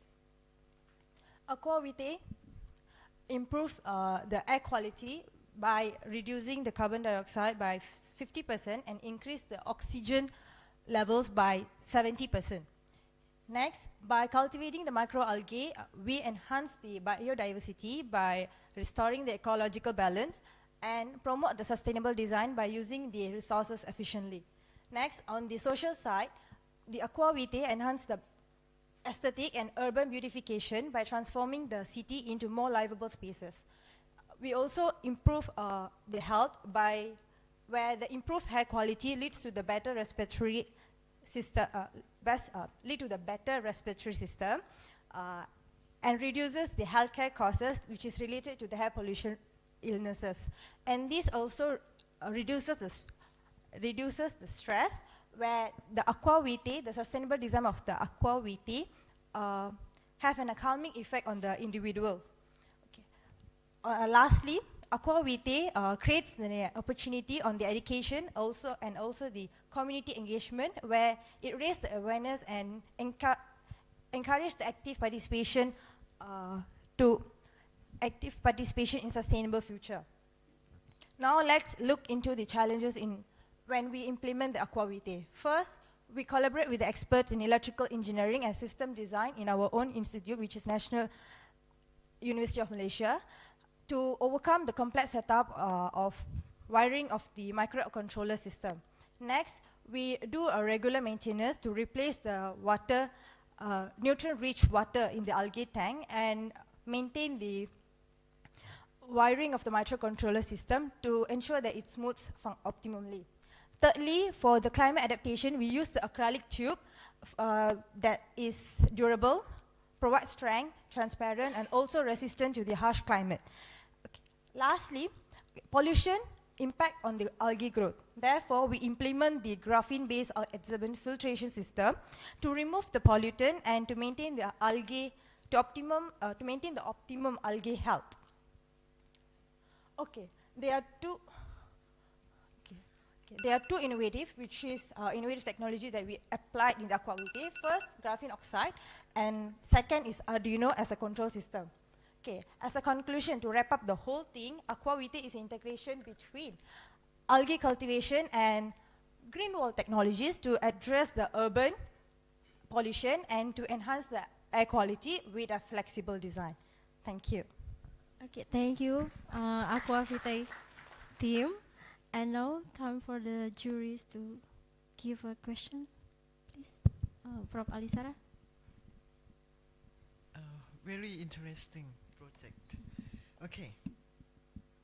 So your plan after you cultivate algae, what are your plans? What will you use the biomass of algae for? We use the algae biomass as a biofertilizer. So fertilizer. Yeah.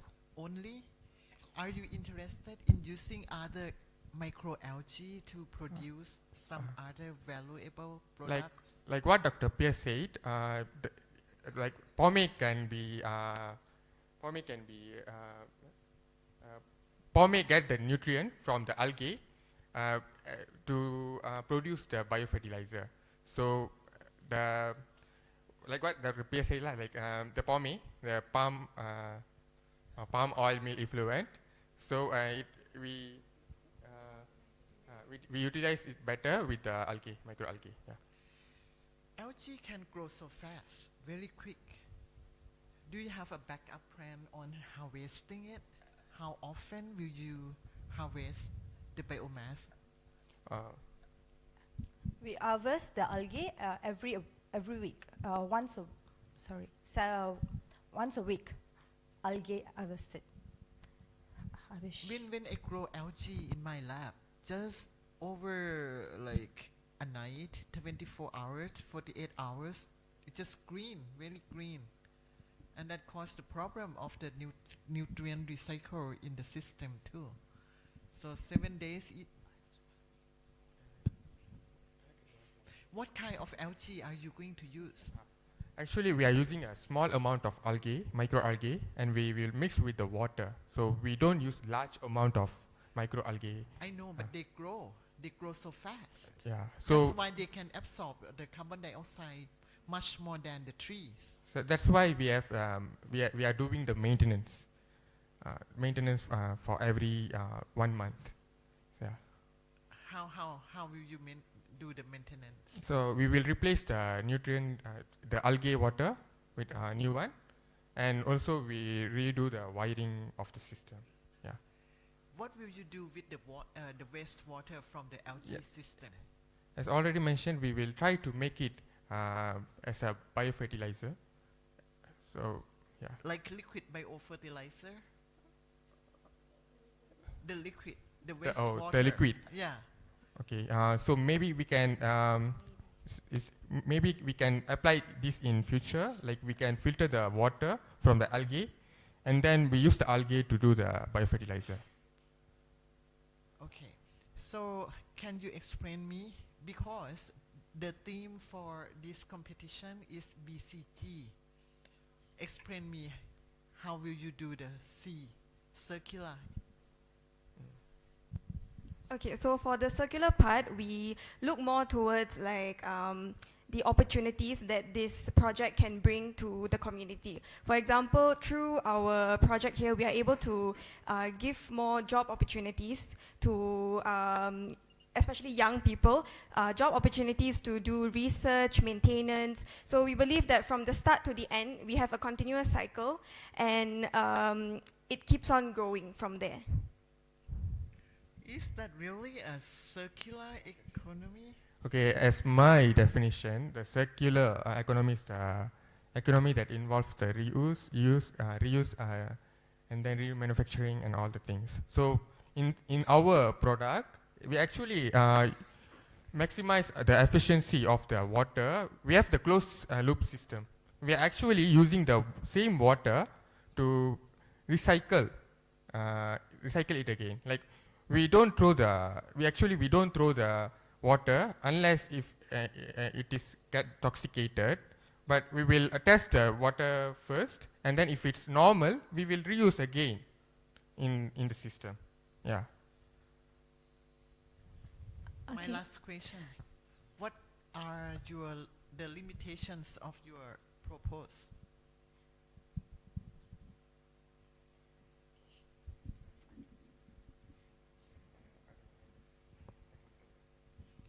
Our limitation for now, our limitations in the Arduino system, where we need to maintain it carefully because the wiring need the technical issues.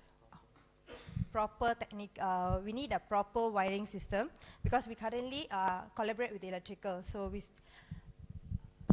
Since this is the pilot project of the Aqua Vitae, so we have some issues with the wiring, and the limitations of the project is upkeeping. We have to regularly upkeeping the wiring of the system. Like it need upgrade for the wiring. Yeah, actually. Okay, to the next jury, Dr. Hazel, please. Help me understand further the circular part. For example, today I will be harvesting the algae. So to make that a resource, what should you do with it? Okay, so we are harvesting the algae and we are using it in this system, right? Okay, yes. So after that, when we do have as we mentioned earlier, the biomass, the algae biomass that is from the system is used as a biofertilizer. Okay. So that is our circular part. That's the first. Yes. And then, for example, those leaves will fall off. What will you do with it? The leaves will fall off. For example, for example, that will be in a bigger system. Okay. You said that this system is applicable for green buildings, right? Yes. So how do you do what will you tell the buyer about how to maintain it properly and still following the biocircular economy? Okay. To maintain, our system is a self-maintenance system due to the Arduino microcontroller that we have. We have sensors so that when, let's say, we have a soil moisture here that is in the soil. So when it detects a low soil moisture, what will happen is water from our acrylic tube will go into here. Yes. It's like this. Okay. Okay. It's like this. I will be buying your system. Okay. What will you tell me to maintain the system properly? Like, for example, all those plants, those are living creatures, so it will be growing like this. It will be abundant. So I would like to maintain it without causing harm to the environment. Because as you know, when those leaves fall off, it will give up maybe carbon dioxide or other greenhouse gas. So how will you help me maintain this one in such a way that we follow the biocircular economy?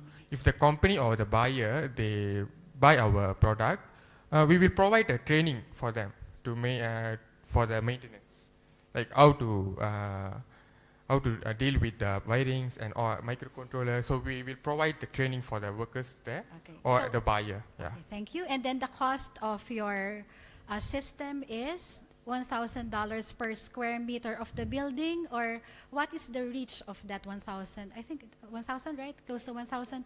So what's the reach of that? Can this fill the whole thing, or that's for that system? Okay, so the current pricing that we have given is for 1 liter of our product. Sorry, 2 liters of our product. So it's this one. So for a larger scale, which we do plan on improving in the future, it will definitely increase from there. So, okay, I hope you will take some of my suggestions first. Take the foot of the buyer. Okay, so I am the buyer. You're talking to me, you're selling to me the product, the technology. So I would love to hear about the technicalities of it, but what is important to me is one, what is the scope of the contract? For example, you said when I buy the product, you have a contract with me, and the product costs, say, $1,000. What's the scope of that? So that's the first question. You can answer now or answer later, but you should be clear about your contract. I should know what I am buying. Second, for your market segment, I think for the market segment, it's more of the technical side again of your project, but it's more like for the language of the business developers, it's about who are you selling to? Construction companies? Is it households? Is it individuals? Yeah, Okay, but maybe so- just flash your market segment. Wait, yeah. You have this slide about market segments.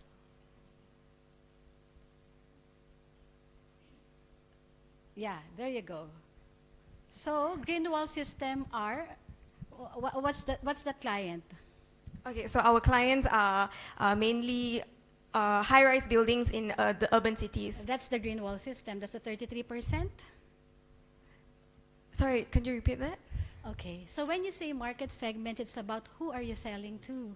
Okay, all right. So for this, this particular graphic is just showing the price segments of the total price of our. Okay. Yeah. So when you see that's the 33% are. We are saying that from the total cost, 33.3% is for the green wall system. Oh, okay. Yeah. So we have a different definition. Yes, yeah, yes, I because think when so. we say market segment, it's about who are you selling to. Okay. So it's a bit confusing, because I thought the 33% was how many buildings do you have in no, Malaysia, and no. then you will take part of that segment that will pay for your product. No, in this case, it is talking about the price. Oh, I Yes. think you should review your definition. Okay. It's all right. So your science-based, what's your course? Chemical engineering. Okay, understood. So maybe if you're MBA, I will be scolding you. Okay. Yeah, and then also for the units, be consistent. It's like first you said the investment is in RM, Malaysian ringgit. In the video, yes. Yeah, but I don't have a calculator with me, so I cannot convert into US dollars. So I wouldn't know how much I would invest. Yeah, you see how fun it is? Yeah. And also,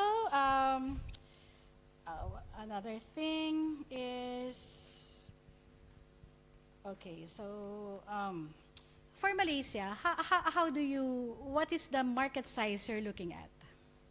How many buildings, how many households, how many individuals? Do you have Since that we data? are only startup, so yeah, we are actually a startup. So we are searching for the clients actually. Okay, Yeah. thank you very much. Okay, That's all thank for you. me. Okay, thank you very You're much, doing great. Dr. Hazel.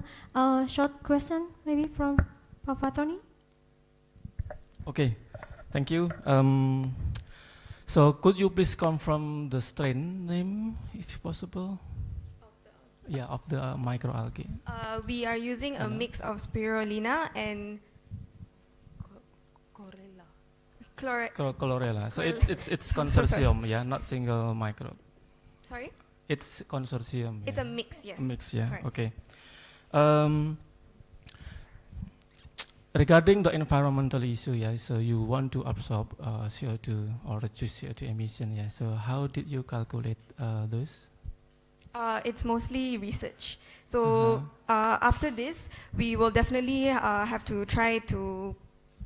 You mean by the carbon absorption, right? Yeah, because when you are selling this technology, yeah, so are you selling only this kind of hardware technology or also including microalgae that you use? So actually we are planning in future because we haven't tested for the carbon dioxide absorption.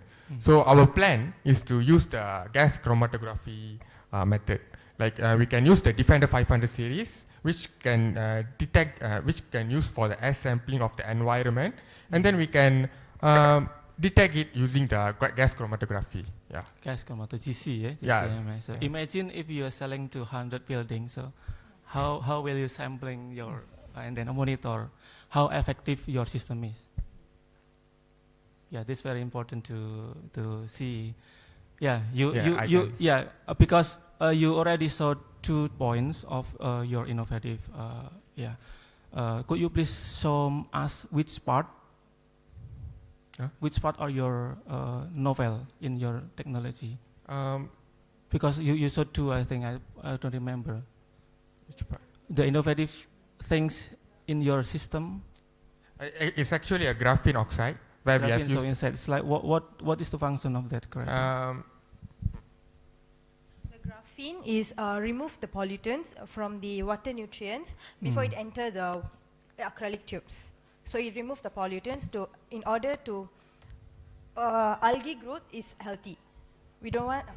We actually apply the air pump in the bottom of our project. So this air pump will suck the air from outside, and it will pass through the membrane filter, which we use as a graphene oxide, that will trap the greenhouse gas emissions. Yeah. Yeah. So CO2 from outside, yeah, from the air. So yeah. Yeah. Right, Actually, graphene oxides can trap gases like methane, carbon dioxide, hydrogen sulfide. Yeah. So how will you trap the CO2 outside? How will you trap or? Yeah, we have the air pump from the. system? We have the air pump in the okay, bottom. okay. It can suck the air from outside. And what's the second innovation in your system? Monitoring and yeah, Arduino system. Yeah. Okay. What kind of parameter that we can monitor Okay, remote? Can we monitor remotely using our phone or? IoT, yeah. IoT, something. It's actually Arduino is included in the IoT also, right? Yeah, because we can detect the soil moisture level. Okay. And then the water level, and it's included in the IoT, Internet of Things. So before this, some of the technologies they have used the Raspberry Pi, which we need to do complicated codings. But for the Arduino, we just use the Arduino IDE using the Python. We can use the Python language to do the coding. Yeah. Okay. Maybe one last question from me. So regarding for the economic impact we can see. Yeah. So how about the social impact? I mean, how many jobs or how your system can influence our behavior in life, yeah, or the society? Since it's related to the green technology and the urban sustainability, we can focus on the urban sectors, like the jobs like the bioengineering. Even it's applied to the chemical engineering, where we can do more research on the algae cultivation system, how to do better cultivation for the algae, and also it's also creates a job for the electrical engineers. They can work better on their wirings and to make it very looks very easy. So like right now it's like a little bit of complicated and like messy, but we can make it better by collaborating with the electrical engineers in future. Yeah. Okay. Because we're running out of time, and then one more question. Thank you. Hello. So according to my major, I think that it is very good to see engineering young people have really device and pilot system here. I have some small question for you. The first one is how do you collect all the algae you have? Or you just use it, buy it, or you collect it from the points? We just buy it from the supplier. Okay, so that 236 USD for the algae cultivation is already including the fee. Okay, so what is the longest time that you have to run this system? It depends on the environmental impact also. No, I mean, you run for a lot of experiment on this system, and how long is it? The longest time that you ever run this system? 7 days, 10 days, or Which is the longest time? Oh, longest time. So we have run it for 5 to 6 days actually. Okay. Yeah. You know why I asked you that question? Because you see that the gases begin to create in the column you have, and is coming into the algae solution. If the times come and the temperatures is changed, so it becomes the viscosity of the solution is increased, which means the flow come to your plant will change. And when the gas is there, the flow is become. They have the technical terms called is the cold flow. And when it's become to the cold flow, you have to take care of the gases continuously increasing in the columns. Okay. And that is first one. And the second one is it's not a question, it's just like a suggestion. You have to think about the substrate that you plant the plant, because maybe there will be another plant, and if we plant directly on the substrate, it's going to destroy the surface of the substrate we have.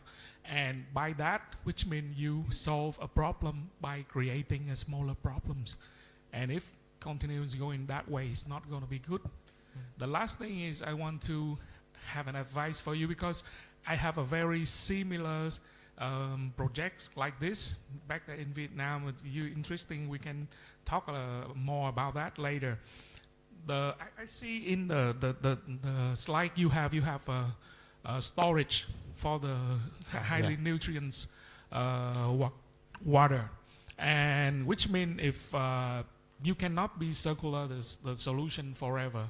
Like you say that 7 days you have to do the maintenance and change the water, and if not, it's going to be like 7 days is a too short day for the use. I mean, for example, I buy the system. I don't want to do the maintenance for every 7 days. And if going to the storage for longer times, it's going to be the problem, because again, in the solution, which means it's going to be increasing the COD of the solution. The COD increase come along with the smell, the terrible smell coming, and you don't want your house and your maybe hotel or have the smell. So you have to find a way to take care of that. Okay? Okay, Doctor. Sure, Okay. sure. I Thank can you, Dr. Tan. And please give applause for the LGBT team. Now, we move to the next team. Oh, wait. So you would like to take off everything, yeah, or just leave it there, because, yeah, it's okay, because we have limited time. Okay, then we move to the next team. Please welcome Gula Guli from Indonesia with the title as Ecotech, Empowering Wellness with Sustainability. Be ready and then.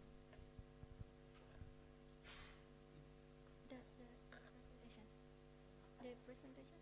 This one? Okay. The team, the stage is yours.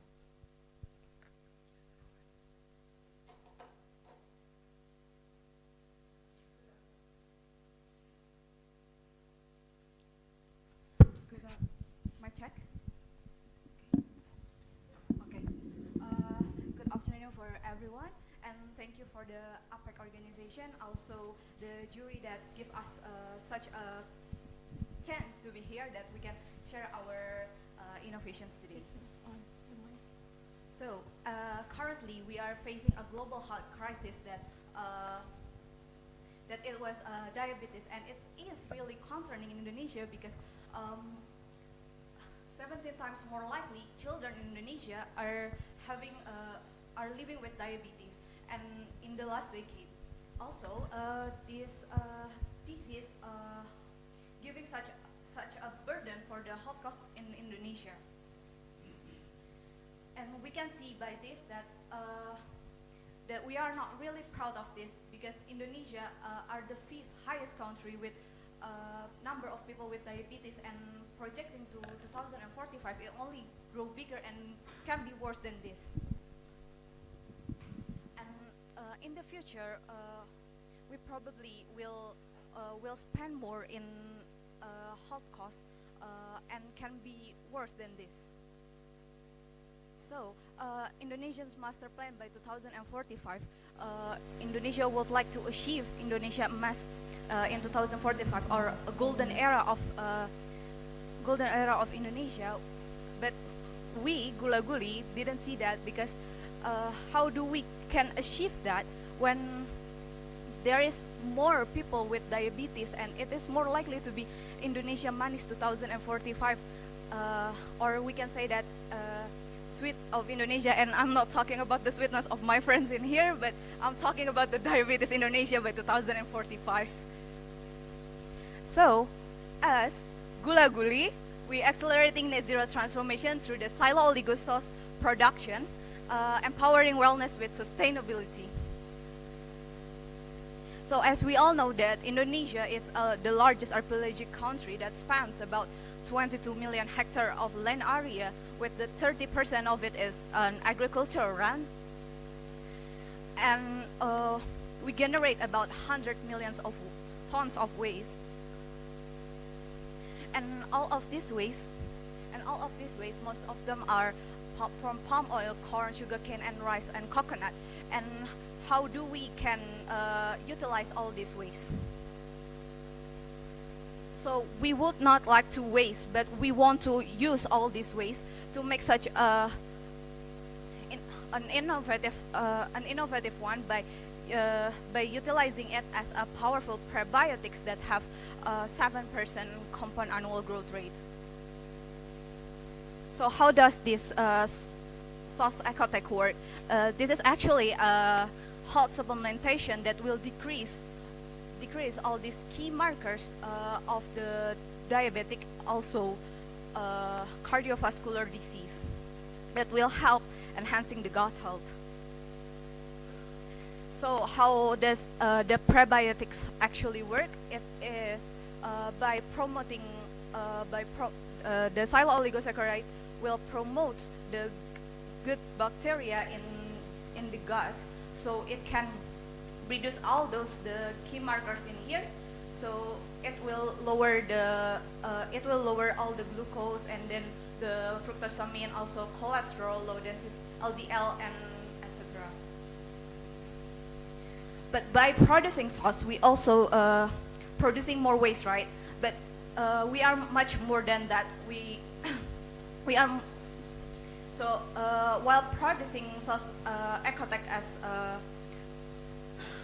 a supplementary health, by producing it, we have a cellulose waste, also the liquid waste that we can give it to the locals, also the industry. Locals in this term was MSMEs.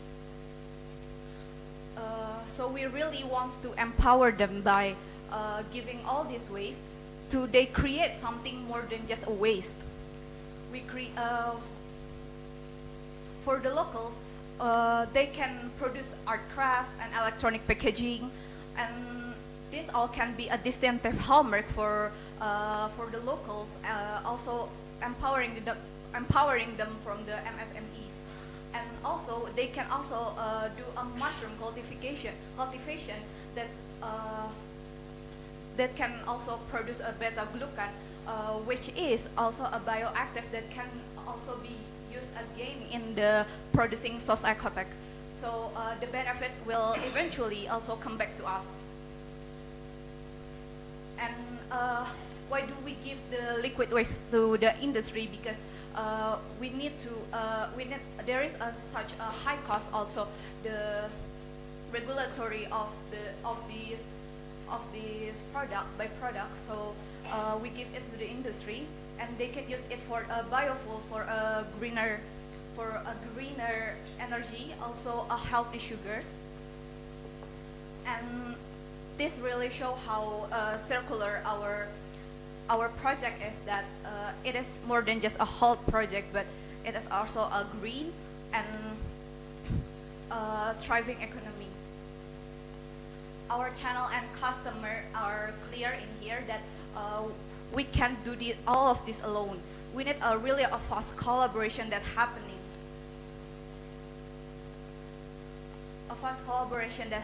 That we really need that it's not only about us, but also the government playing an important role for the regulatory and the policy and etc. But also the locals that we need to empower. Also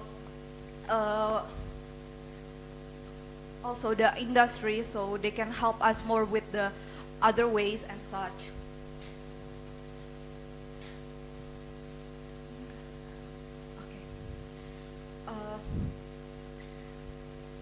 It will probably there's a master plan also for the Indonesia to for a downstreaming soon, and by leveraging source ecotech, we will really achieve that by 2045 and helping Indonesia to achieve that golden era of Indonesia by 2045. So our contribution is really focused on MSMEs and the locals to really to perform in a biocircular economy, and we give a positive contribution to the economy and the environment while promoting sustainability development and community well-being. And by Source Ecotech, we really strive to create a product that nourishes the body while preserving our planet for future generation, also the economy and the greener of Indonesia. And that's all on us. We are Source Ecotech, empowering wellness with sustainability. Thank you, Tim, for the presentation. So now the time for the discussion. Prof. Haza, okay, you can give I will ask first. What's your course? Biotechnology and chemistry. Chemistry and? All right. So anyway, I will be gentle because this is business questions. Okay. So what is your main product?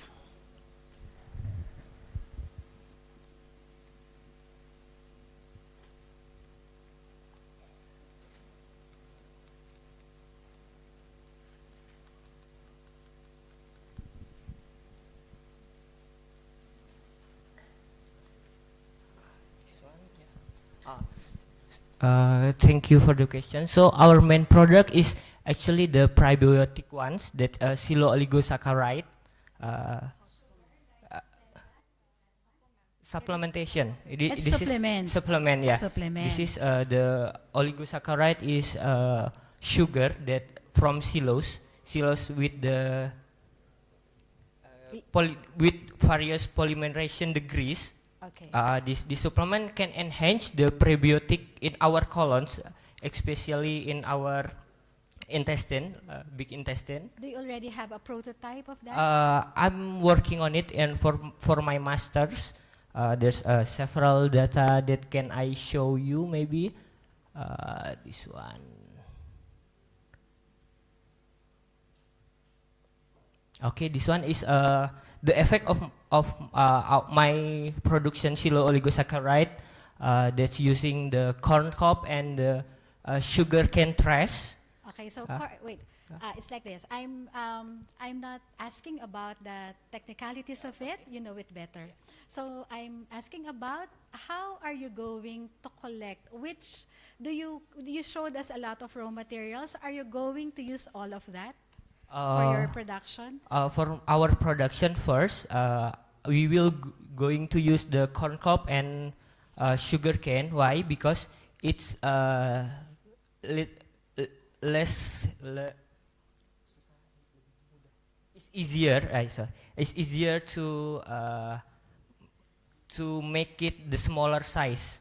Okay. Yeah, because we need the small particle that if the hydrothermal and the catalyst uses it can break the bone, so give the higher yield, something like that.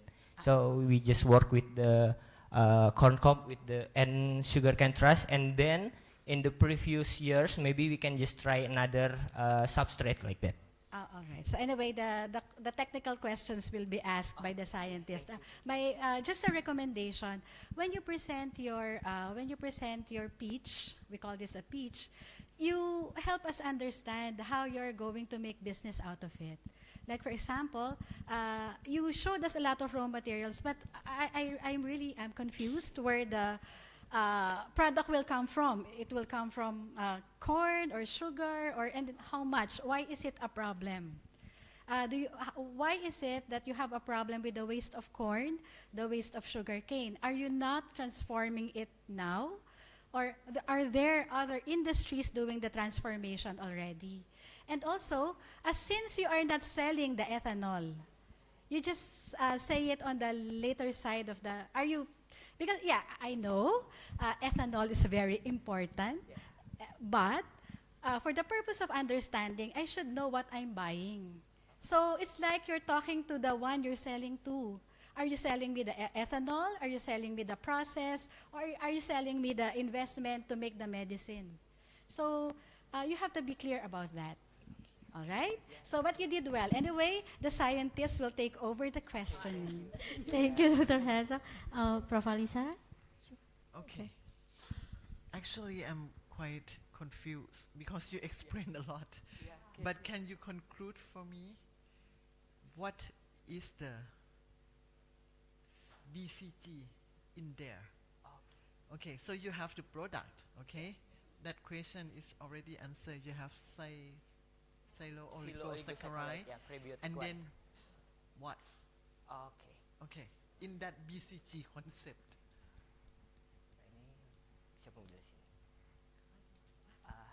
So the BCG concept is we will produce our main product first. This is silo oligosaccharide, but this process make us generating some of waste, such as cellulose waste. In this cellulose waste, we will go to the people, the local communities that can use this one for a substrate. Maybe if this is we are a company, we will give them to no, I mean not give them, but collaborate with them to produce something valuable. This is I think this is quite easier to the locals, like a craft. This is I get the inspiration from the this is boneka horta or horta doll. This produced from my university. That just doll can can grow a plant. This something like oleh-oleh or just give. This is I think it's quite interesting for the gift from the new area, something like that. This is more like CSR program if we are industry. Okay, so this is your C, circular, Yes, right? circular, You maximize the resources, so it's circular. How about your G?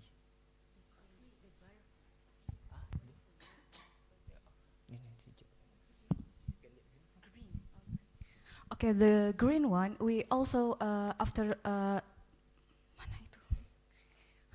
so the green one, we know that there is a cellulose waste, also the liquid waste, right? The liquid waste, we can turn it into a biofuel, which is it is more likely to be a greener solution for the energy, right? So despite that, we also from the utilizing all this waste, can be included to be a greener sector. And for the additional, our green is from my method. My method is for producing this one. We also use the base and high acid, low acid. Yeah, just something like not high hydrogen peroxide. This one just with the mild catalyst such as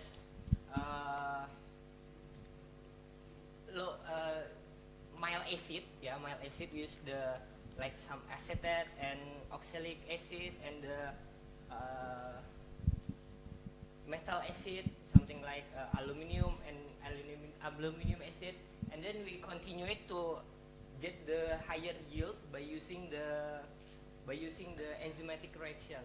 So at first we just make the biomass a little bit get some pores in the biomass, so that the enzyme can penetrate into the biomass. In this process, actually, the industrial one is we extracted the silan. Silan is part of the hemicellulose.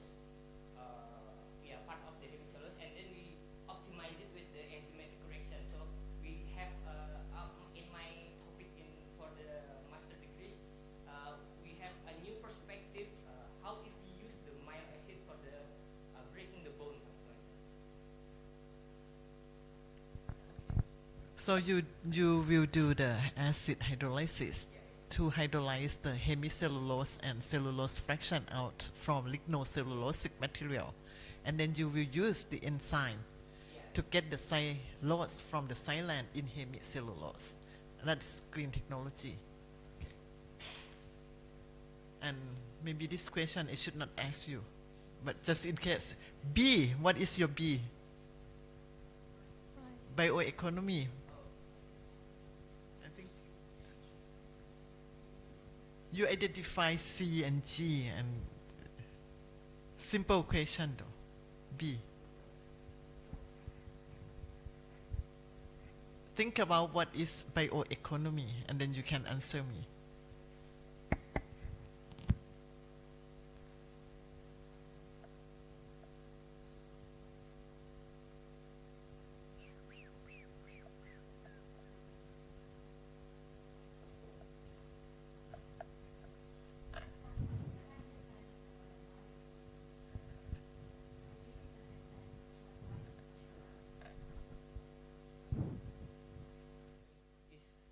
Using the biological for the substrate. Using waste for the substrate.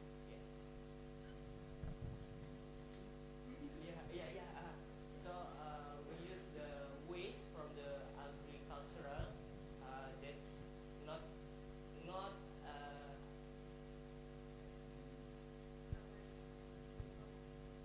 This is a byproduct from the biomass, the byproduct from the industries that just throw it away so that can make pollution, something like that. Utilize it to make it more valuable.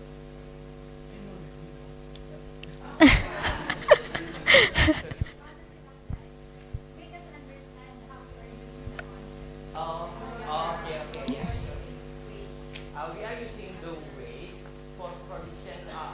Our main products, that is oligosaccharide, is it a health supplement, and then we can also produce. This one is we separate from the after the extraction, we can separate liquid waste that can be little bit purified and producing the healthy sugar. But also our product can be the healthier sugar that like a cellulose, if you know cellulose, silicol, something like that,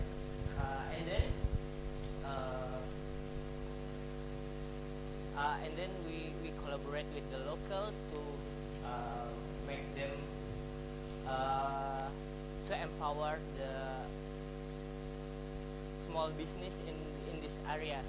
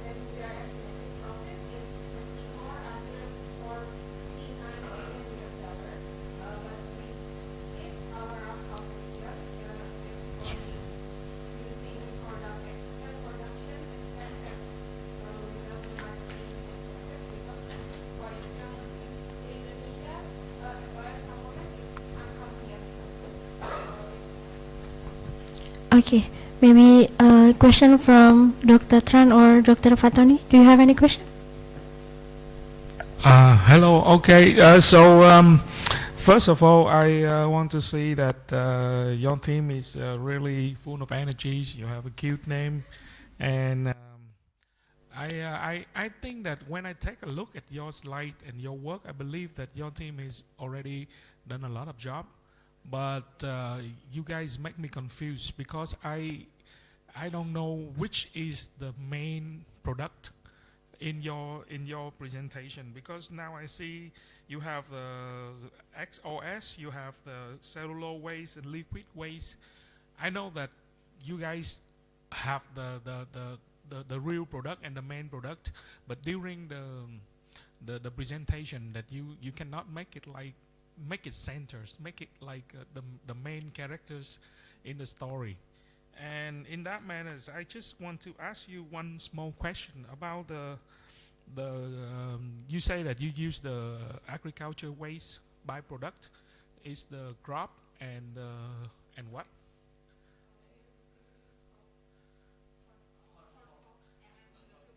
Okay, so you buy it or you just go to the farm and collect it? Mm. Mm.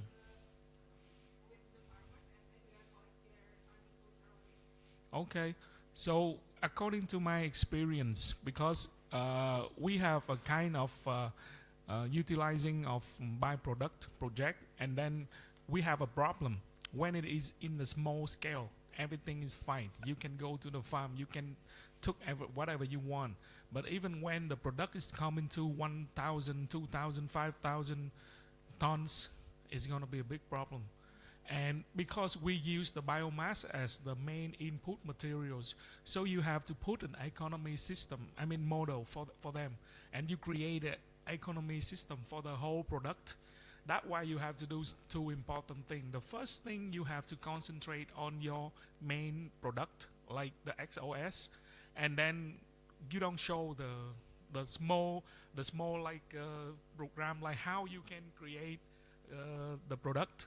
That's why you have a lot of question out of your control, because people is confusing. And the second thing, you have to put the economy model. Even the government will have to do the policy on the input material you have, because you use the byproduct from the agricultures. And it's best to do so is you have to control how you can use it. You buy it or you borrow it or something like that. And the second thing is the liquid waste and the cellular waste. Do you calculate the price? The price that maybe you have when you give to you say that you give the cellular to the local, and do you calculate maybe the input that you give them and how many you can take back in return investment you can have back, even for the liquid waste? Do you guys do anything about that?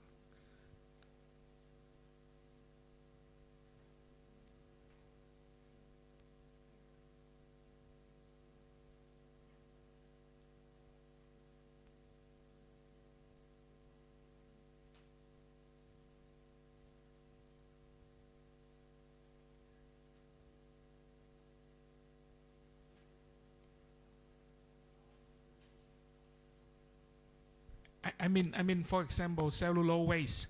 You just give it to the local, or the local come to you and buy the waste.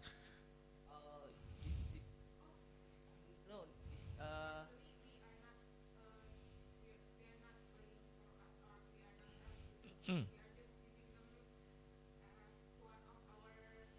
Technique. How to use the cellular waste to turn into product like that. What you give them, right?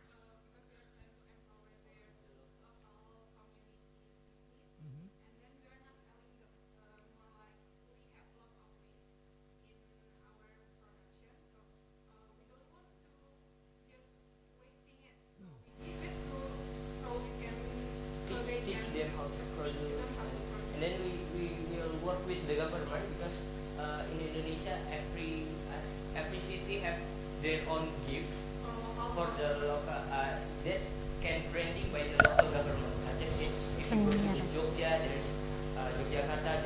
bakpia, something like that. We will create something like that for the cities where our base. And then we get our main is we can get the beta glucan also for the prebiotic to back to our product, something like that, because we need to extract the mushroom for beta glucan. Okay. One last question. No, not question. Just curious. Can you mix the celluloid waste with the new agriculture waste and recycle the process so you can have new XOS? Okay. Have you tried it?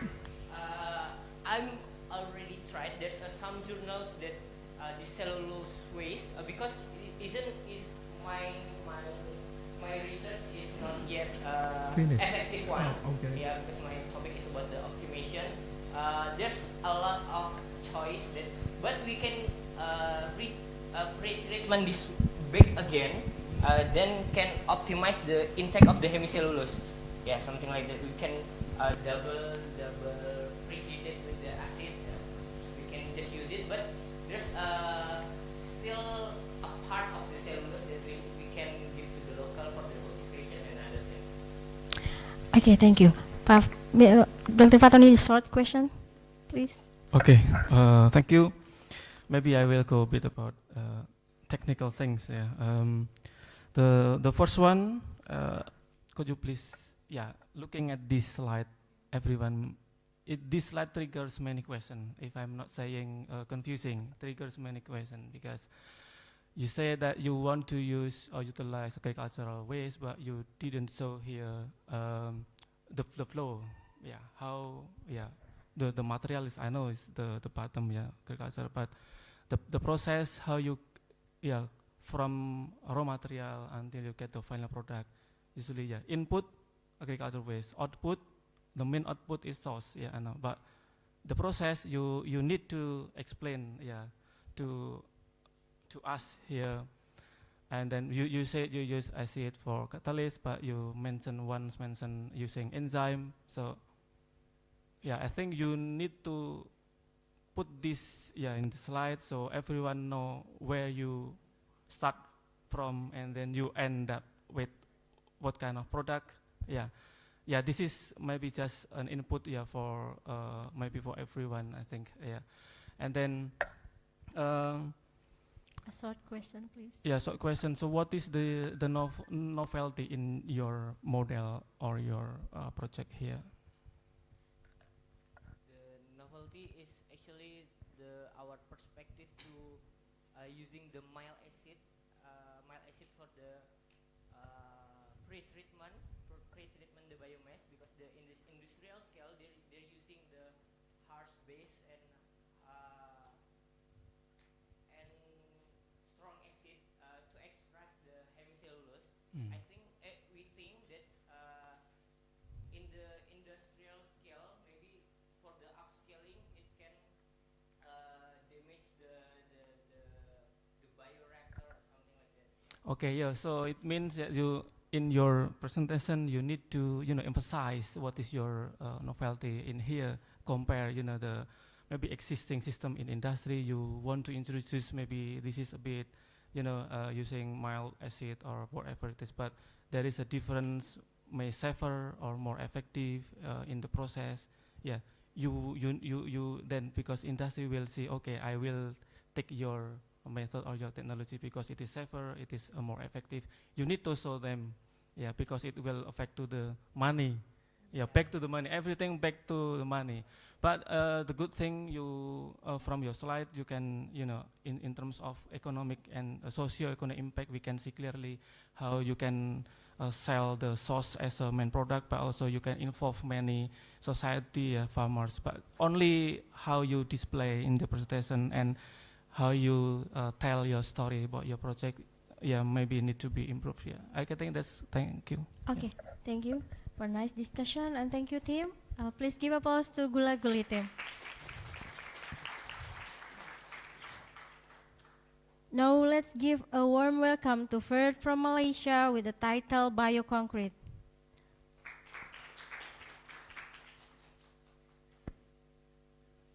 Okay. Good afternoon, distinguished juries and panelists. Let me introduce ourselves. We are teamwork from University Kebangsaan Malaysia, UKM, and we are here to present a bold vision, building materials that are both enduring and also eco-friendly. Before we further discuss about it, let's meet our team. So our team, me, Jacqueline is the founder. So we consist of financial director, Lo, and then also our project consultant, Dr. Pierre. Here is our creative director, and Lim is our project director. Next, let's talk about the issue. The conventional concrete is the world's third most used construction material. Look at around your world, you are living inside the concrete jungle, following by the water and also aggregates, with the global consumption reaching 30 billion tons annually. Next, we can see that the conventional concrete may seem cost-effective at first, but its durability weakness that lead to crack formation will resulting in repair costs that can reach 45% of the initial cost. Traditional concrete relies heavily on Portland cement, which account 8% of the global greenhouse gas emission. In Malaysia, high amount of the rice hash ash, RHA, and also fly ash are produced annually, and these industrial wastes are most underutilized.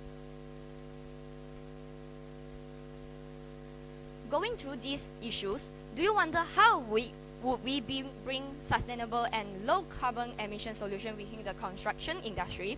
Therefore, we would like to introduce our innovative solution, the EvoCrete. That is another benefit, another choice that benefit our planet.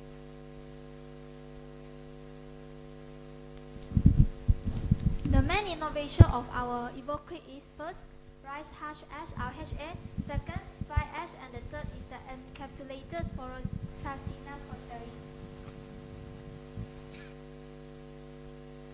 Our solution that offer three key benefits. First is the low carbon emission.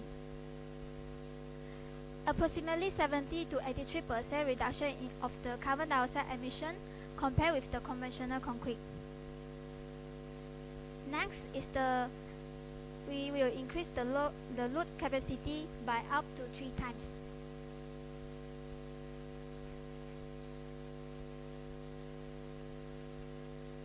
Our EvoCrete can achieve the highest compressive strength and water absorption. And the third is for the highly cost-effective, reducing cost by up to 40%. We are expected to reduce 50% to 70% of the structural life cycle cost, with which incorporate with self-healing power.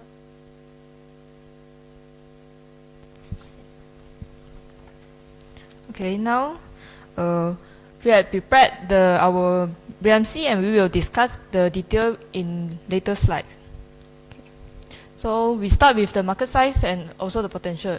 Since the developing countries, since the global construction industry is projected to grow significantly in the coming years, so our market size potential is at the developing countries such as the Asia, Africa, and also the Latin America are So since there is the rising awareness about the needs for sustainable building materials, so like our government and also the large organizations will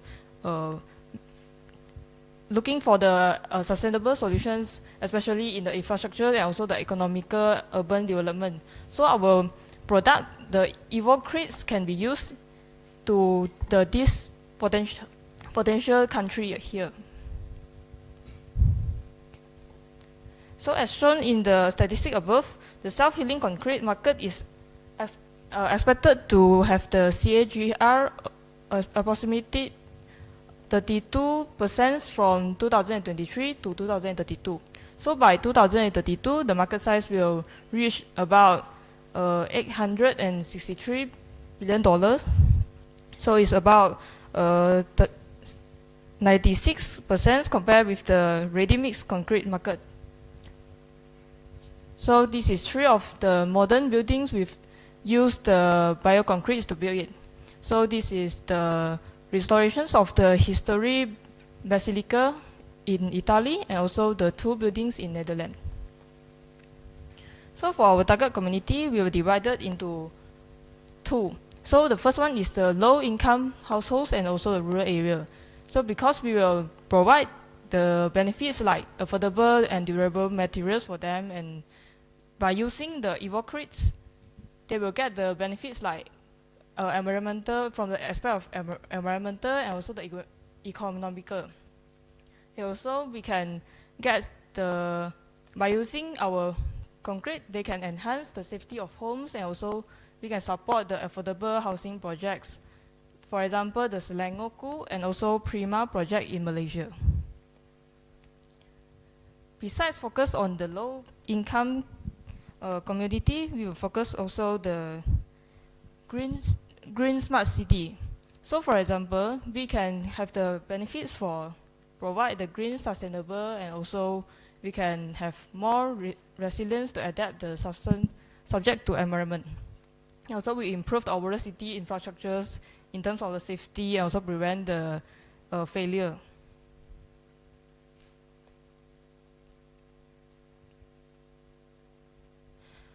Next, we move on to the market segmentations. So we can divide into 3 parts.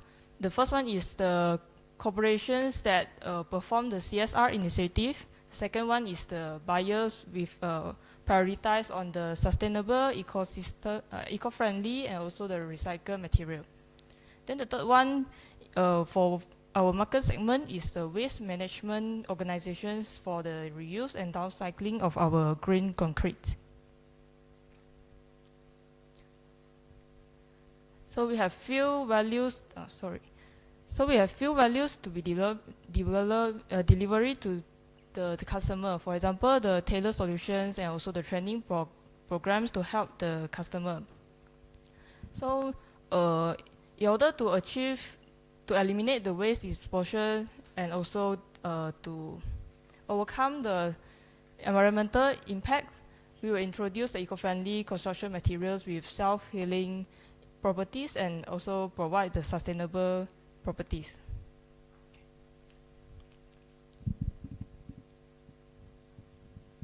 So next will be regarding the key resources as per our raw material mentioned before, right? Hash, fly ash, and also the materials. We've collaborated with our business departments, so it will bring 3 values, which will be the sustainable cycle, eco-friendly geopolymer, and also cement-free and self-healings. Next will be our key activities. Through such activities such as R&D, marketing and sales, productions, manufacturing, recycle and reuse, and quality assurance, it will bring 4 values: functionality, production, efficiency, safety, durability. Next will be the key partners. Here will be the 4 major key partners will be partnership, industrial waste supplier, investor, research institution, and government agency. The next will be our customer relationship. We tend to build a trust with the customer through our safety recognition on the certificate, fire test, and the water test. For the channels, it's through direct sales, partnership, online presence, trade show, conference, and media social to get our biocontracts. Next will be our forecasting economic analysis. This initial investment will be the $300K of the US dollar. Selling price will be fixed on the 24 per meters cube, and ROI will be 27.8%. Payback will be around 3.5 years. Next will be the SWOT analysis, and the 4P analysis will be more analysis on our internal product, which will be the evocrate. And the next will be the comparative analysis, which will be examined on the current existing competitors in the market. And here's the implementation plan will be up until the journey of 16 months. In the earlier phase will be R&D, then the medium phase will be launching and expanding our market, and the last one will be reach the mutual market. And the last for the existing program on the company will be Basilisk from the Netherlands, GXN and JP Concrete from the United Kingdom. Lastly, this is the Sustainable Development Goal that we can achieve, SDG 9, SDG 12, and SDG 13. Thank you. Thank you very much for the presentation, team. Now I will ask Dr. Fatoni to ask first. Okay, thank you. Yeah, it's a nice or interesting concept, yeah, in terms of self-healing concrete. But could you please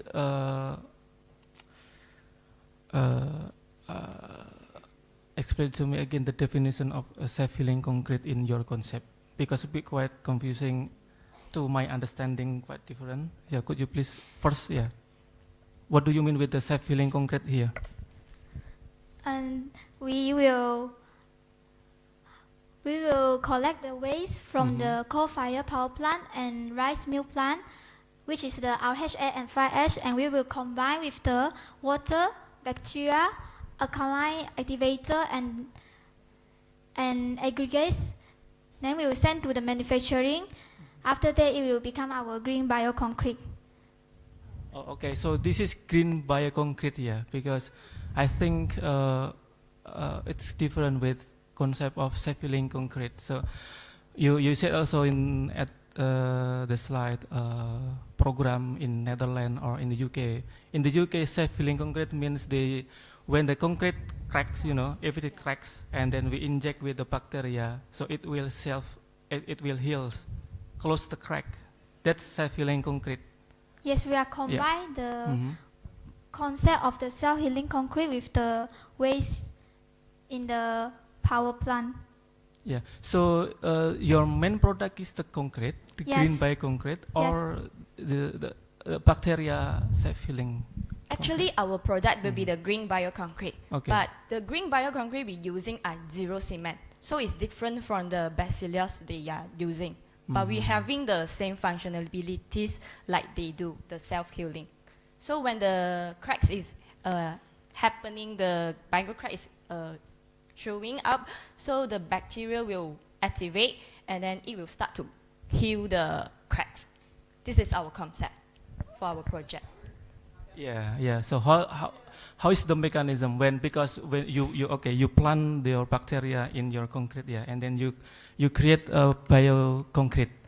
So how does it work? I mean, whether when the concrete is cracked and then the bacteria still survive there, and then automatically will release their metabolite or yeah. Actually, the thing is like this because we are using the encapsular. Maybe I can reverse back the composite.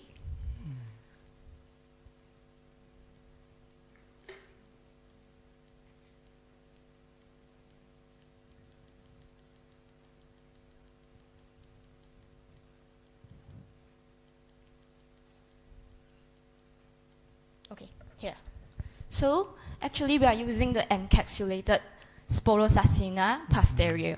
So this bacteria will be the bacteria that heals the micro cracks. Actually we are planning to heal the micro cracks because before the big cracks happening, the micro cracks is like showing out, but we cannot see it through the naked eye.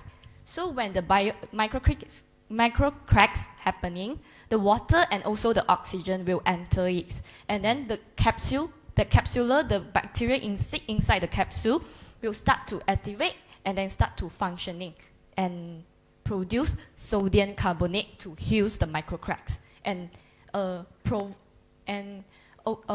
is calcium carbonate. Is after that the micro cracks won't be propagate. They won't be from the micro cracks until growing out until big cracks. This is our concept. Yeah. Okay. Well, this is interesting concept as I mentioned, because I know where in the UK the concept is injecting bacteria in the cracked concrete. Yeah, because that project was in my lab when I was doing PhD in the UK, so I know a bit about although it's not my project. And also in my research center, applied microbiology in Indonesia, we also have this kind of project. But the concept is self-healing concrete. We inject the concrete when it's cracked, so it will heal. heal by themselves. Yeah, but this is a good concept. Hopefully, we can apply to industry. And in your slide, you mentioned about the key partners. Yeah, I didn't see the society or community involved. Could you explain about the social impact in your project here? Thank you.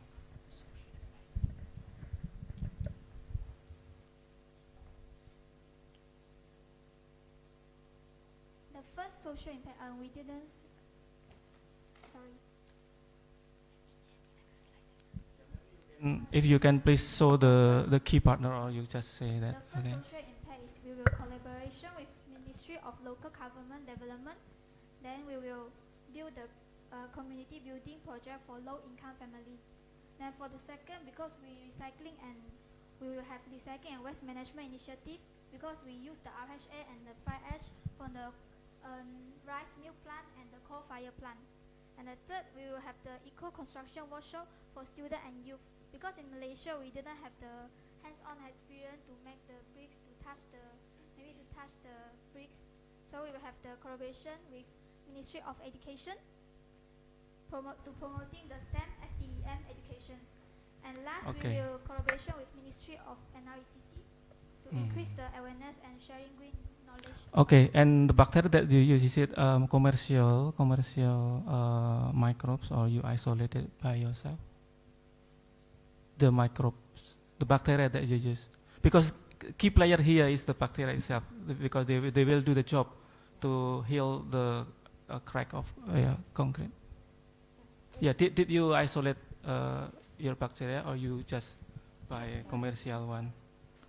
Actually, we will cultivate it and isolate with ourselves, and then From the beginning, did you buy the commercial one? Actually, at the beginning we will buy it, and then we will grow it, cultivate it, and then also encapsulate it later.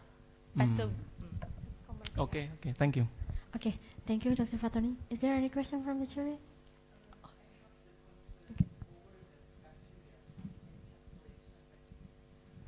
How long can it stay like that, the shelf life? You mean the concrete cooling line? No, your bacteria. My bacteria. Encapsulated bacteria. How long can they last? The lifetime of the the capsule. shelf life. Actually, a previous study already carried out. The bacteria can detect it in the sample at 330 days. That long? Yes. What do they eat?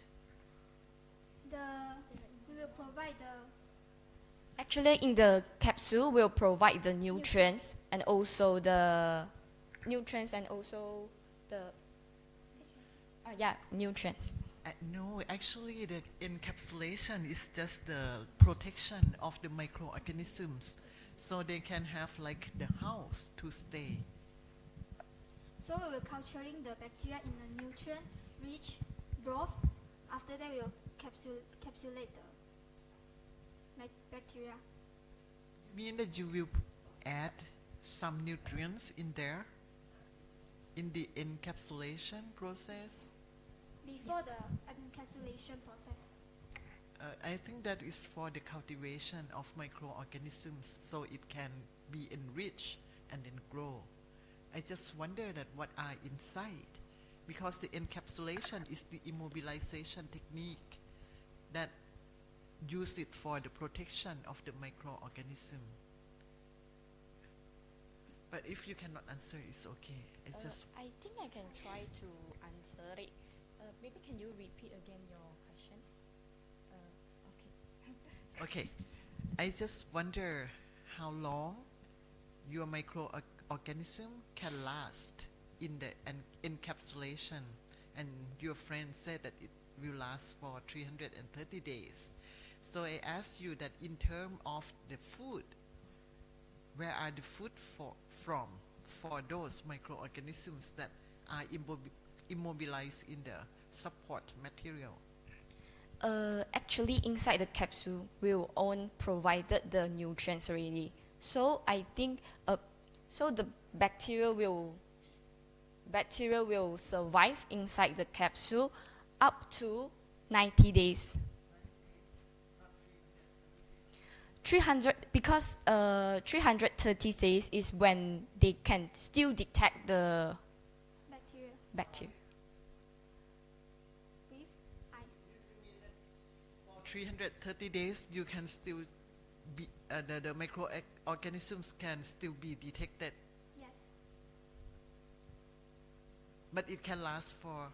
So, okay, let me sort it out. Okay, so the bacteria can, based on the case study, I think I have to answer your question first. I think can last more than 330 days based on the study, previous study they made. Because when they capsule the bacteria can withstand into harsh condition. So they can actually stay inside the capsule up to more than 330 days. And we will provide the nutrient they need inside the capsule.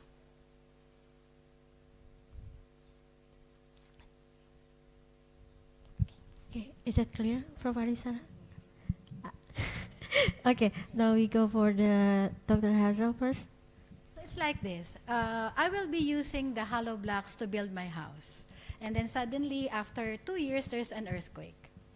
So is the bacteria still alive then to repair my concrete? After 2 years. After 2 years? Okay, again, but the study is say 330 days, they still detect the bacteria. So which means the bacteria can stay up to more than 330 days. So we target for our self-healing concrete to have the possibility to heal the concrete up to 50 years. For your prototype, what is the compressive, what's the strength of your hollow blocks? With the addition of fly ash and also RHA, which is the rice hash ash, with the percentage of, okay, yeah, the compressive strength will up to 90 MPa, approximately. Yes, we do have the data support that.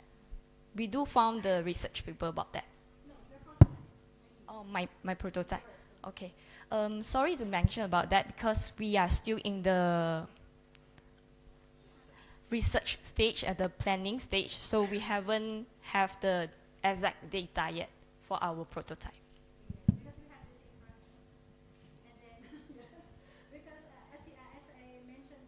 We have this project with the Siam Cement Group, and we try to do that with ash. We cannot reach 3 megapascal for the compressive strength.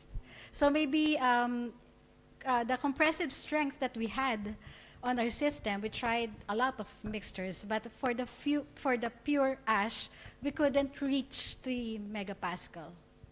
So I'm really wondering about the mixture, how you were able to get to 90. When do you mix it with other stuffs, or is it pure fly ash, pure rice ash?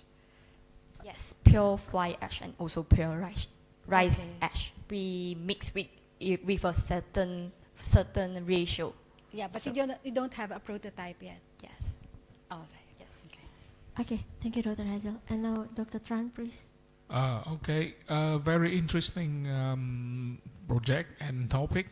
But I just like Professor Alisa, I also have a concern about the day that the bacteria will live in your materials, because you know, for the history of the civil engineering materials, people like to come to inorganic materials. You know why? Because the inorganic material is tough, living for long times, do not need to maintenance. Even now, you know that the records is come from the Roman Empire, is about 1,000 years ago, and their construction is still standing. We have a very famous concrete, we call it Roman concrete. You can search the Google and you see that. It's a very easy, simple thing that you should do here. It's like this, like you can use some of the material science analysis to take a look at your materials. For example, with the one who is on the market, and your materials to see the difference between the properties. I know that this slide and everything here is about the concept idea, but you can only persuade the client and all the people when you have the numbers. You have to show them the numbers, how strength is it, the hardness, the roughness of the materials, and this is very important.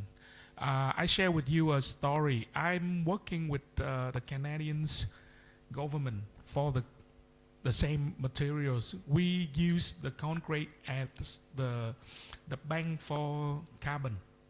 So we like to put carbon inside. For example, all the carbon that we catch using the CCS or CCUS, we put all of those into the concrete, and then we build the house with that, which means the carbon cannot be emitted again on the atmosphere.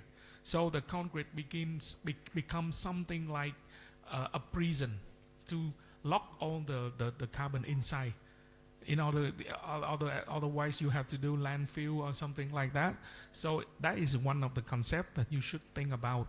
The idea of the self-healing materials and concrete is good, but if it's the story going to the civil engineering materials, you have to, prior the date, how long you can use the material. For example, you say that the bacteria can live in there for about 300 days and the self-healing property is still there, but how about after that? You don't want to build something and then after 300 days problem appears. It's going to be very, very dangerous. And the last thing is about the material is when you create the civil engineering materials, you have to think about where you will apply it. For example, you say that there's no cement on the materials, but how can you build something like on the roof? You have to apply cement to stick everything together, and then the concept idea from the very beginning become useless. So you have to think about where you can apply it. Where you can apply it. For example, you can build some fountain on the park, or you can build some simple construction. So concentrate on that. And then you will say that, oh, some of our construction only build and last for about 600 or 1,000 days. And then they deconstruct it. So your materials has become much more meaning. Okay. Okay. Because we don't, okay. We're not saying that you stop your experiment. You have a very novel idea. It's just that what we're trying to tell you is maybe if the concrete is not, if ever you will have a prototype in the future and you cannot reach maybe 3 megapascal, you can find another use of it. Like for example, what we did, instead of building a house or constructing a wall, what we did was we use it for agriculture still as fencing for pig house. So it's not high. And then for backyard pig raisers, not really for the large scale ones. So you can find a better use for it. Or we also tried paving blocks, because you just step on it, it wouldn't fall on you if there is earthquake. Okay, so congratulations. Okay, thank you very much for the nice discussion. Please give applause for the team. We move to the next team. Please welcome Bioprocesses from Vietnam with the title A Sustainable Paper Solution from Brewing Waste.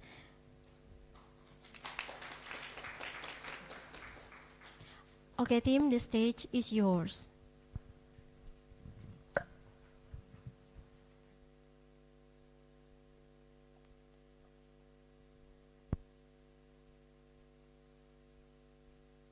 Good afternoon.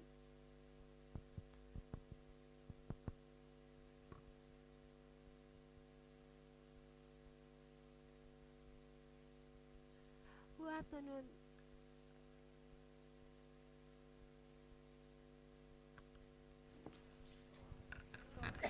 Go on. Okay then, because the time is clicking. Can you use mine? Good afternoon, ladies and gentlemen. We are Bioprocesses. I'm Hoa Quỳnh, and with me are Khánh Linh and Quốc Thắng. Our mentor is Dr. Phạm Ngọc Hưng. Our presentation, The presentation will consist of 3 parts: background, feasibility, change, and impact. In 2023, beef production in Vietnam was 4.5 billion liters, and in the world was 1.88 billion hectoliters. And with this production volumes, the world generates 37.6 million tons of real spent grains. Of this, 70% is used for animal feed, and the rest is used for biogas and landfills. This is quite wasteful. Additionally, landfilling contributes to environmental pollution, and traditional paper production is the best deforestation. And at the same time, we also aim for net zero emission. So, what are possible solutions to this issue? One of the solutions we have chosen a sustainable paper solution from reverse spent grain.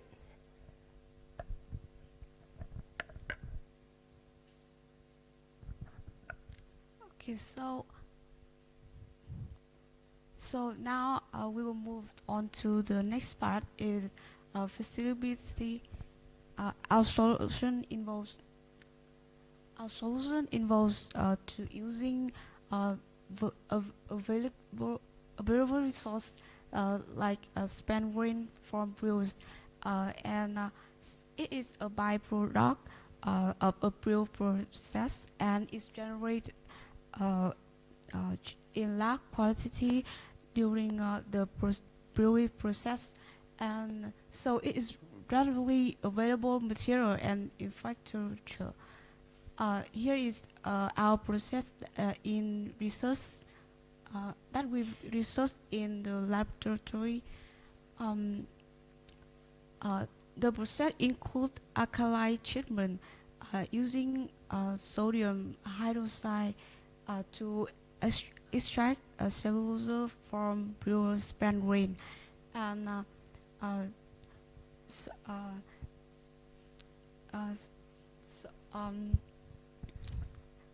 follow and then process into paper production. This solution is not only environmental friendly but also economical viable. And to be specific, partnership and collaborations is very important role in feasibility of this project. Strategic partnership with breweries, agricultural businesses, and paper manufacturers, and also environmental organizations are very essential.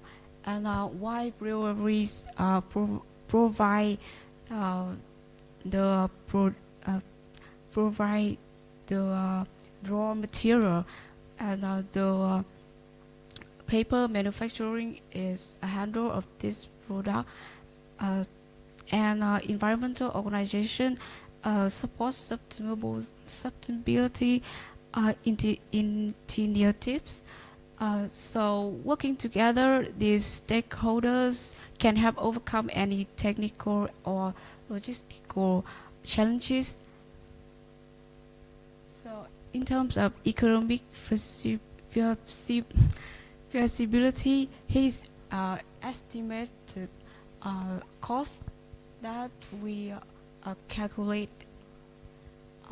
Cost structure include fixed costs such as equipment,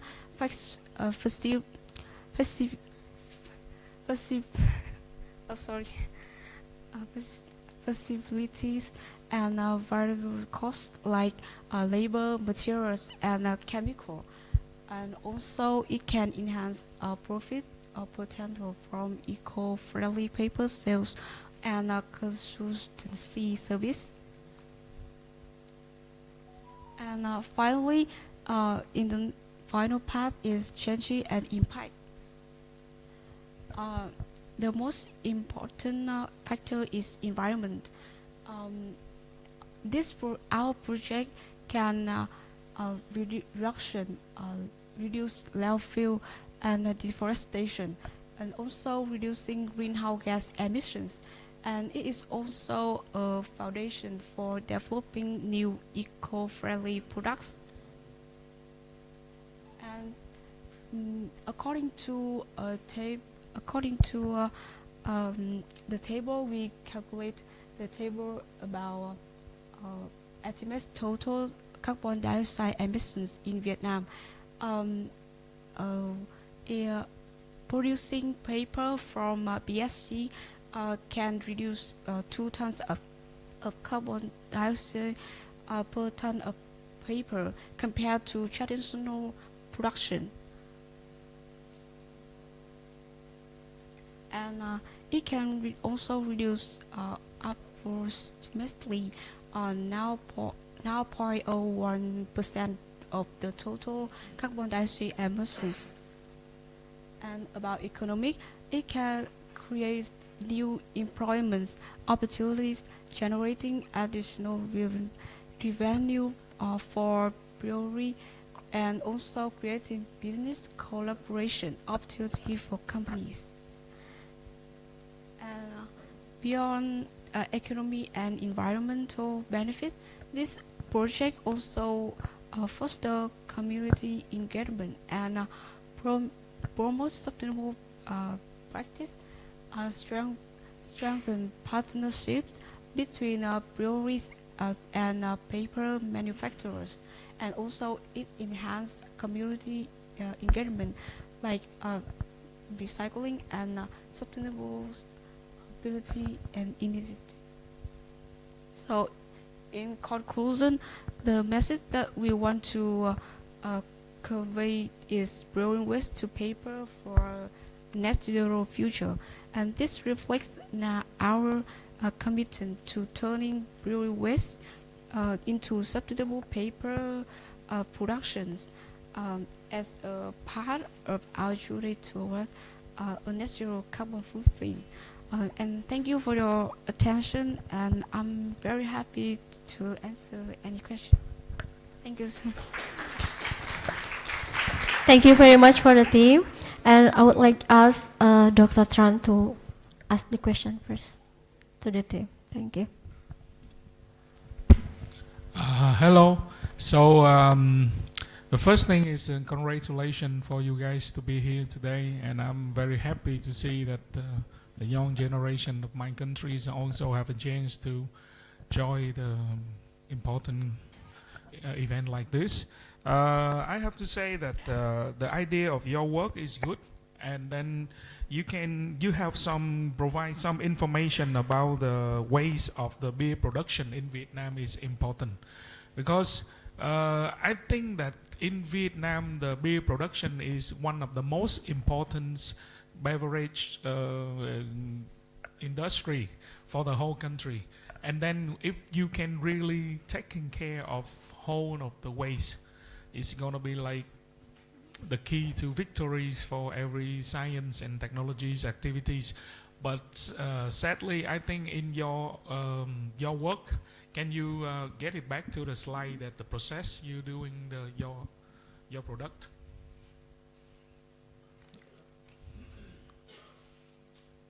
The second or the third slide. Hey, move forward here. So I want to ask you if what do you do with the paper production after this? What do you want to do? We can apply for packaging, food packaging paper. Okay. So do you know the standard for the papers that can be applied for food packaging process, you know, the standard, the roughness, the strength, and the strong, and the permeability of the materials. Do you have any research about that? Not every kind of papers can be packaging. Do you have any? If it's not yet do that, it's okay. I just asked if you do anything to research about those ideas.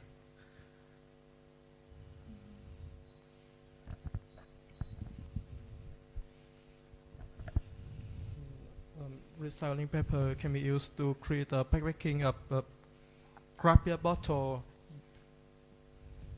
business card, or for a product, custom brand product, for individual manufacturer. I understand, but for example, just imagine I'm the client. Why should I have to buy your product? Why I want to buy your product? Is it cheaper? Or the quality is better? Maybe nowadays the demand for sustainable products is increasing, so some customer can choose our product. Of course, I of course, think of so. course, of course. But I think that you guys have not yet have some research about the quality of the papers that can be used for packaging, because like the carton papers is different, writing papers is different, so you have to search about that. You do not need to do any kind of research. You just find the information in internet and put the one side is your product and the other side is the other product. You should have a comparisons between your product and the other's product. Like my question, why I want to buy this, you have to prove that your product here have something that the client will buy it. Maybe the quality is better, the price is cheaper. And about the process is you using like some of the sodium hydroxides, and some of the process you also have to take care about the price. The price for production, one piece of this, or 1 kilo or 1 tons of this, so you can come up to the final price. I saw your final price conclusion, but if you cannot come up with the price here, which means the slide in the later slide is cannot prove anything. Okay, and one more thing, don't be nervous. Just try to make it easy like everyone else. Okay, go to the following slide. This is the last question, my last question. Okay, from here, so you have a strategies partnership with breweries, like in Vietnam now you can work with the company like Heineken's or Saigon Beer, but actually I wonder how can you take the waste? How can you collect the waste? Have you come to the production site?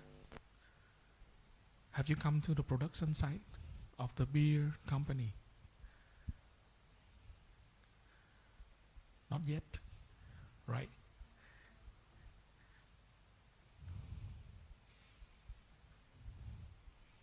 Where do you have the waste, the materials, the first materials? Where do you have?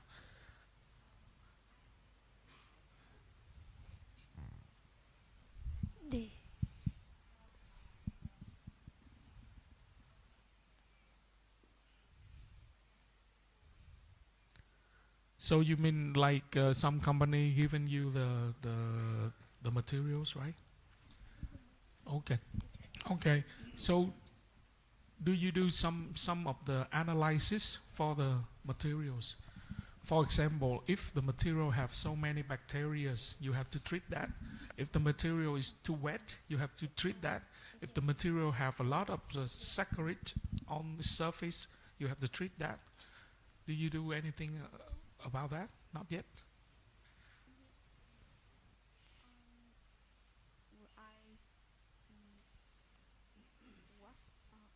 Firstly, I was them to separate louder, louder.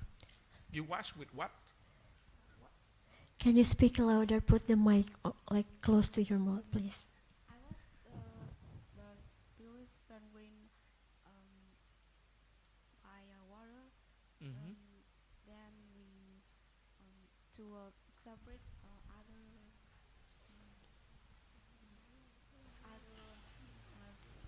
Easy, take it easy. Deep breath. Don't be nervous. I just ask you a question. You just tell me what you have done for your product.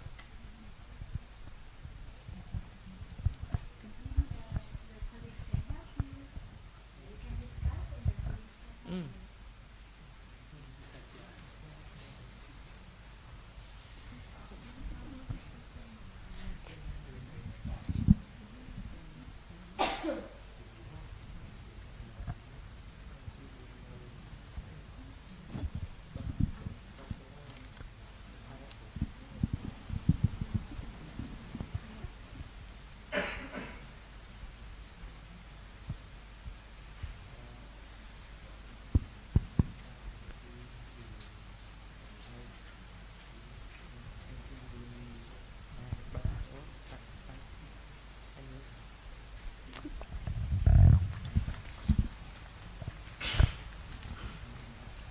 Okay, if you're not ready for that question, maybe we can discuss later. It's okay. Okay. Thank you for your question, and I will improve myself. It's okay. It's okay. No problem. Is there any question or additional comment from the jury? Okay. Dr. Okay, Hazel, please. Yes. Why paper? When you went to the brewery, did you ask them what are they doing with the spent yeast, or if it is a problem? When you went to the brewery to get the material, what did you ask them?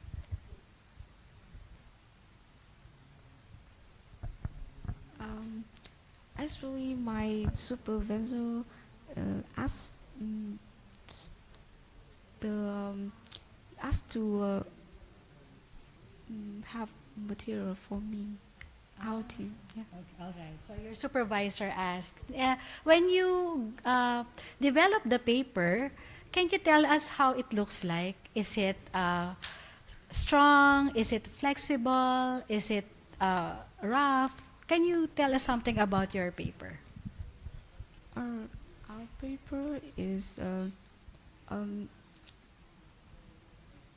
in this process because we don't have enough time to bleach, so it have yellow, like a little bit brown, like it has a color. Oh, okay. So they have a prototype.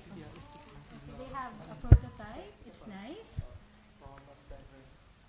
Okay. So it's flexible or it's quite thick? It's cute. So maybe it can be used for the wrapping the bottles of wine.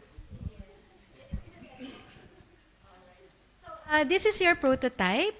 And then have you asked industries, maybe we can do it the other way. We have this prototype. Maybe we can, the team can ask experts, food scientists, how this can be used as a matter of your improvement. And then maybe you can also ask the breweries if the spent yeast is indeed a problem, because maybe somebody is getting it from them and then using it for feed. We do not know. So you have to dive deep into the problem and analyze if they really have that problem you have in mind. But this paper is nice if it is indeed a problem, and you would like to make this product to be commerciable. Maybe you can bring it to experts, ask them, what can we do with this? What could be the next steps? All right, so anyway, research is beautiful. You can continue with your work. You just have to dive in deep into the problem. You have to ask the problem owner if it is really their problem. And if you have this already, you can offer it. You can ask further how it can be used. And then you discuss about the price. If you want this to be a food container, which I think could be, right? You see if it will comply with the standards of a food container. So more research on your part. But this is nice. Thank you. Okay, thank you. Maybe any additional comment? Yeah, I just want to add some maybe feedback. Yeah, not really question. Yeah, so we already got the prototype here, and then you would like to one of the product for food container. Yeah, have you ever compared with the commercial one? This is your product, your money actually, in the future, and then with the commercial bag, whether the strength and the properties is can be replaced by your product or not. I think this is good point, because you already got the prototype. But if you haven't done yet, it's okay for the next step. I think you need to do that. And then, white paper. This is my question actually. White paper, because can we produce or generate another product, because basically this is cellulose-based product. Can we make like a composite for table? Cardboard. Can we? Not only paper bag, because in terms of price, maybe paper is not really high, but if we can make like for furniture, composite will be higher price, and then you will be richer in the future, for example. I think this is just an idea, for this. And the last thing this is just curious, what if this kind of, what is it called? BSG, Bruce spent grain. If not processed, what happened? So is it your technology is new? What is the current status with this waste right now?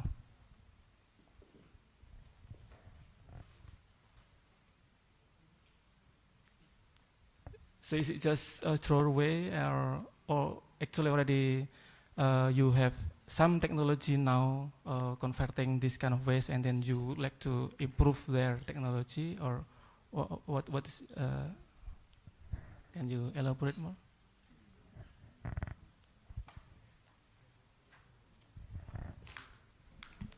Okay.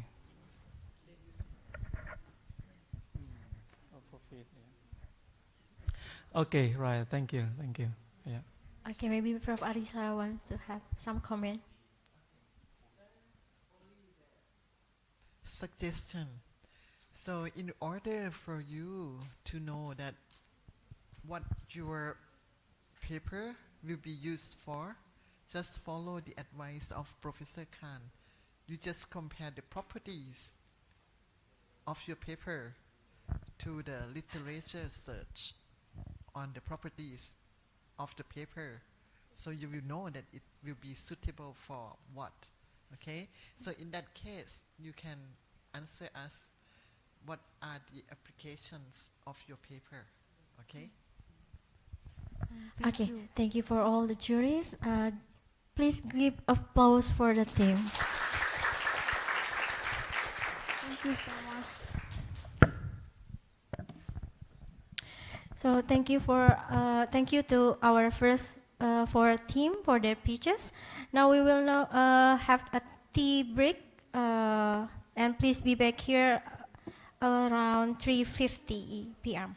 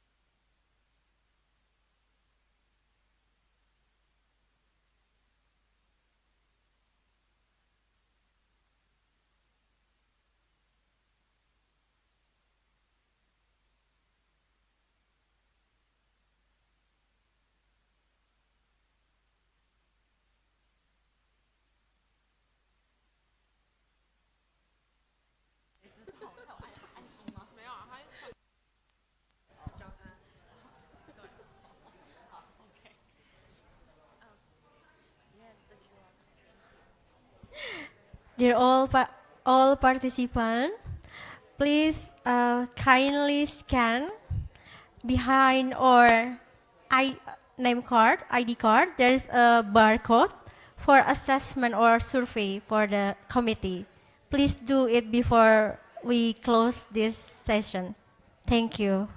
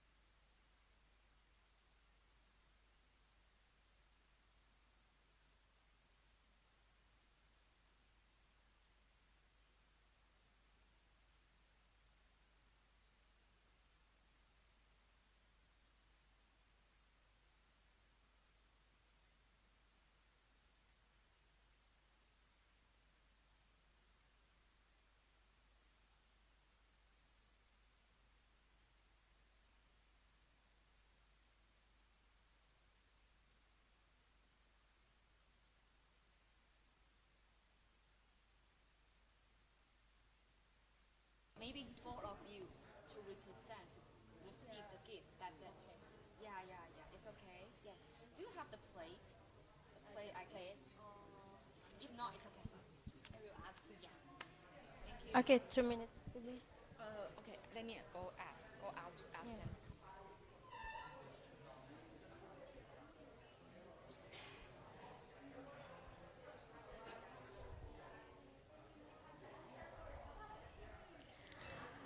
We kindly ask all the participants to make their way to the venue, as our event will start shortly.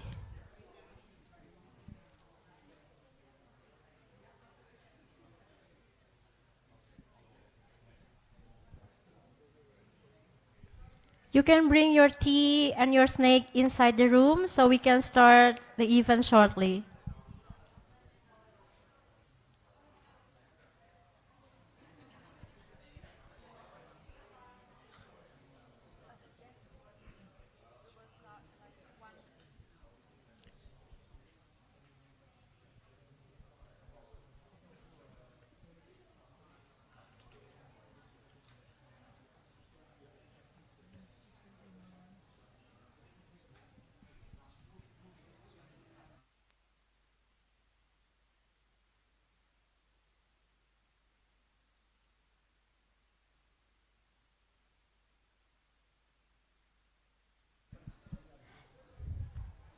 Is Arusha team is here? Okay. As the jury also here, so I think we can start, right? Wait.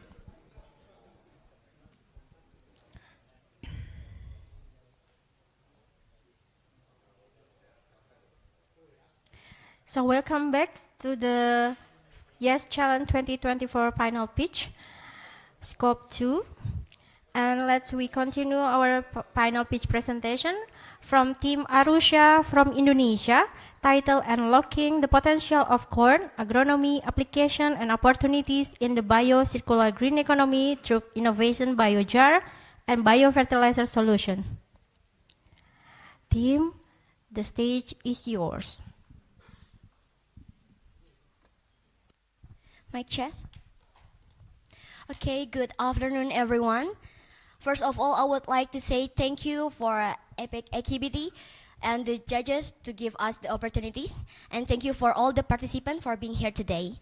We are Arusha. We are excited to talk to you about unlocking the potential of corn, agronomy applications, and opportunities in the biocircular green economy through innovative biojar and biofertilizer solutions. So, according to data from 2023 BPS, or we can name it the Central Agency of Statistics in Indonesia, the corn production of the country could reach 14.46 million tons. And in addition, research in 2014, 67% of the total harvest mass, that means only 33%, okay, sorry.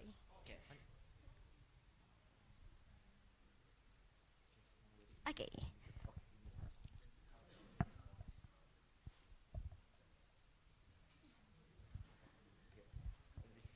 Okay, sorry for the problem, and I will continue. And in addition, in research in 2014, 67% or about 20 kilogram of the waste, corn waste is around 20 kilograms, sorry. Okay, I'm sorry. Corn waste weighs around 20,000 kilograms or 67% of total harvest corn. That means only 33% that parts of corn that used in society. So corn is basically an organic plant, and naturally they can decompose. But due to high cellulose, the process of decompose can be more slow. It takes about 4 until 5 months. So this slow decompose process will hamper farmers' area planting. As a result, farmers often burn the land. And here, this picture is a real footage that our team captured in Boja, Central Java, Indonesia. So the corn waste, the corn and the stalks is just usually is piled up or hoarding in the side of the local streets. Another problem will arise when crop failure occurs. The waste produce will increase and economic activities will be hampered, especially in the districts that the farmers is the main provisions. So we need a system that will solve all these problems, and that is BCG model. And this is our BCG model. In the top is the main part of corn that we always use, the kernels. They will be used for feed and food production like grain and maize flour. But the main part of this model is the waste: corn front, stalks, stover, and shell, which we will make a biojar degradable and biofertilizer as the main product of this project. So, the main product of this project is a biojar. Biojar is a versatile, eco-friendly, and aesthetically pleasing solution for storage, organization, and decoration. The biojar we can use for many kind of things, like a jar for cookies, or stationery, or even pot for our plants. In addition, we can store or form the biojar according to our needs. So how do we make biojar? What we have to do? First, we grind the corn fronds, and then we mix with natrium carbonate and corn flour. Natrium carbonate is for dissolve the lignin, and corn flour is for thicken the dough, so it will be solid enough. And we will form the dough. Oh, I'm sorry, this is a picture of oven, but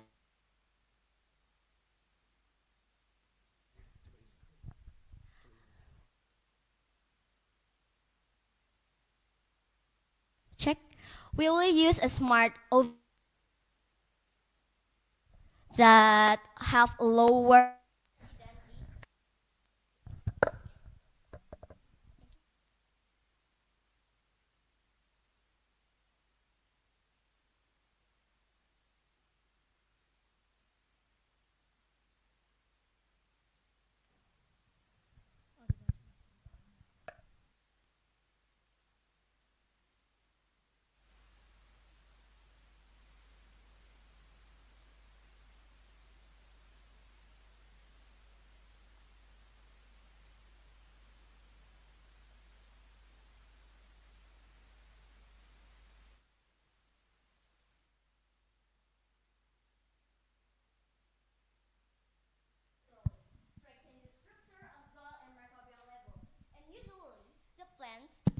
And usually the plants will use organic fertilizer will produce a better taste, right? And of course, because it's organic, it's pesticide free. And how do we make it? So the biofertilizer procedure is we will green all the materials like corn fronds, hair, stalks, and add some vegetable leaf.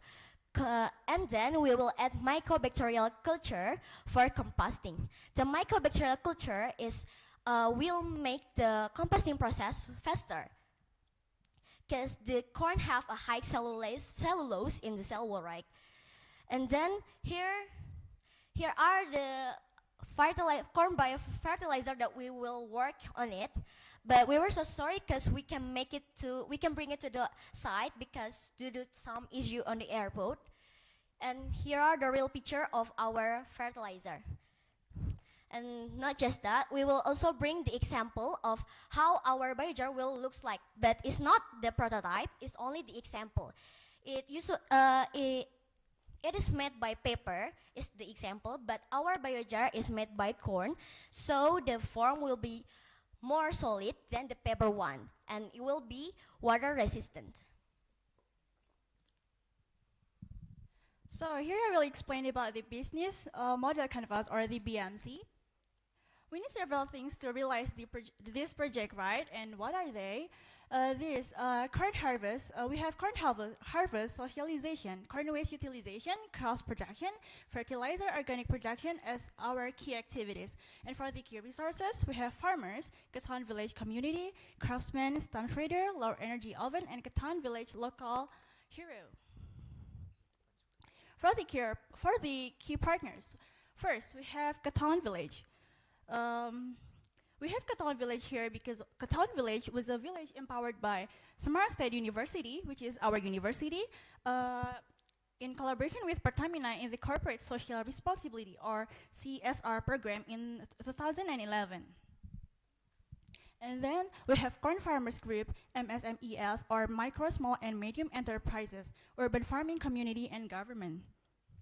For the market segments, we have farmers, environmentalist community, beverages, and food business owner. For the customer relationship, to build and maintain good relationship with customers, we offer discounts for bulk purchases, social media engagement, especially through Facebook, WhatsApp, and Instagram, and then points for every purchase of a certain amount, which can later be exchanged for one product for free. 360 infestation. As mentioned earlier by my friend, that 1 hectare of corn land can produce 67 corn waste. Katan Village produce about 13,000 kilograms corn waste from 30,000 kilogram corn waste. From this data, we divided it into 2 parts. First, here 6,000 kilograms of corn waste can be made into 600 pieces of biojar, while 7,000 kilograms of corn waste can be made into 140 packs of biofertilizer with a weight of 50 kilograms per pack. As our first step, our product will be produced for 3 months, only for production, but the sales activities will continue. And within estimated time from the BEP, we will continue to try to expand the market. And what are our goals? What is our goals? Our goals is to use all parts of the corn until there is nothing left or zero waste and give additional income to the community near the plantation to increase their income. And this project is created by our team. We have Assistant Professor Vidya Febriana, PhD, and Assistant Professor Hendra Febrianto as our mentor. And here's our member, Kayla Salsabila as a team leader, Aditya Permana, Abi Mansurin, and me, myself, Arif Alfia. We are Arusha. We strive for sustainability, living for a better tomorrow. Thank you. Thank you, team. Is there a question from the judges, please? Oh, from Alisara. What does Arusha stand for? So I want to answer the question. It's your team name, right? My team name, yeah. Does it have any meaning? Yeah. Okay. So Arusha is Arunika Ruchi Ganesha, which is Arunika means the hope, and Ruchi is one of the puppet of in Java that have like love in environment. So and Ganesha it means creativity or smart. And Arusha itself, it means sun, the sun. So we are here, Arusha. We will bring hope from our creativity to love the environment and bring the light as like a sun. Like that. Thank you. Meaningful. Okay. Okay, so come back to your research, your project. Biochar. What is the application? What will you? We will use it for a station, a storage, and of course a decoration. Or we can,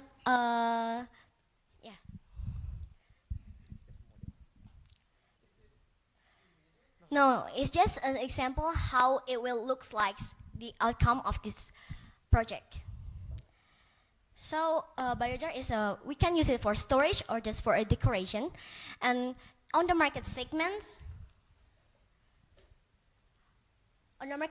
we put beverages and food business owner because we aims to replace the plastic place with a biochar, because it's water resistant enough.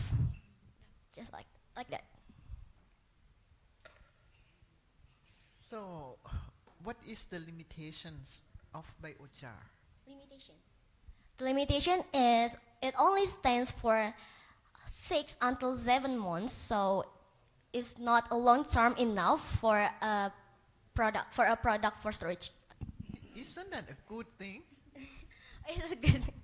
Yeah. Because if we compare it with a plastic one, plastic usually stands for. I think it's a good thing. Yeah, it's biodegradable, so it's a good thing. We do not want plastic, no. It Okay. stays in our earth for a long time. So the limitation Yeah. is, Okay, I have one comment. Your team is the only team that already identified the BCG concept in the slide. So very good for that one. Okay. Thank you very much.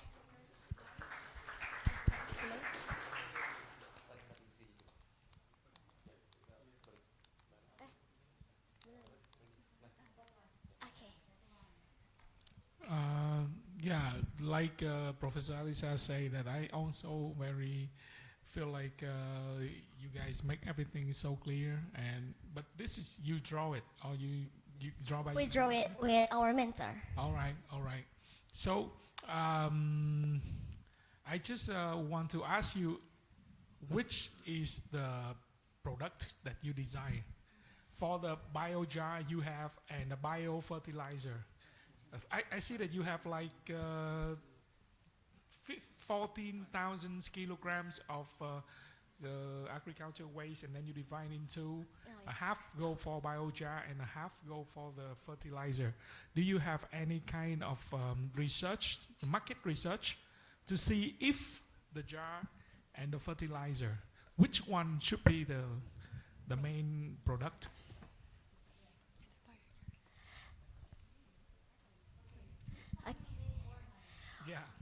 Yeah.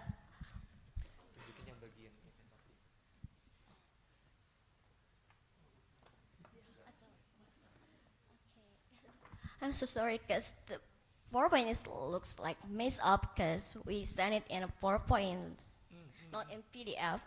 But the product that will be makes more money is biojar because it has a more price. But for the target producing, we aims that fertilizer will be more likely that for the society, because Indonesia is agriculture country, so the fertilizer will be reserved well that the biojar itself, because biojar is maybe is uncommon in them, so we have to teach them, we have to tell them what is a biojar at first, so and then the biojar will make more than the fertilizer. But at first, fertilizer will make more money. In my opinions, I think that if your story go through, the biofertilizer will solely dominate the market for the biojar, because the quantities of biofertilizer for countries like us in the Southeast Asia, we use a lot of biofertilizer, and you can also using this type of fertilizer going to the slow release fertilizer. Have you heard the term of slow release fertilizer? Have you ever heard about it? If not, it's okay. I haven't heard about it. I just want to introduce you, because nowadays so many new biofertilizer, they call it the slow release, which means that you in 1 month or in 1 year you use less of the fertilizer, you save the money. You don't need to buy a lot of fertilizer. And with the fertilizer, it doesn't mean like you use a lot of fertilizer, it's mean good. It's going to destroy the environmental too. So that is why I asked you the main product you have. But, please go to the slide that you have the process to create. Here. So I want to know if the composting, like you mix the two together, and then you go into the composting process, or you compost first and then green and then mix later? Mix it together. Oh, and how long the process is happen? The composting? The composting is only takes 1 until 2 weeks, but it's for a small scale. Yeah. That's right. And mycobacteria, you buy it? Yeah, we buy it. Okay. So maybe I think that you can also try the solution that you put it like nature's composting, and then make a comparison with this process, and you can see that if you have to buy this one, and then you compare about the price. For example, if you put it nature's composting, and then the price is you can have save much of the money, and then go for the nature process, something like that. So it's Thank you very much. Okay, maybe next.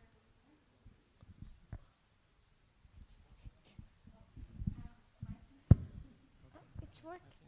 Okay, yeah, thank you.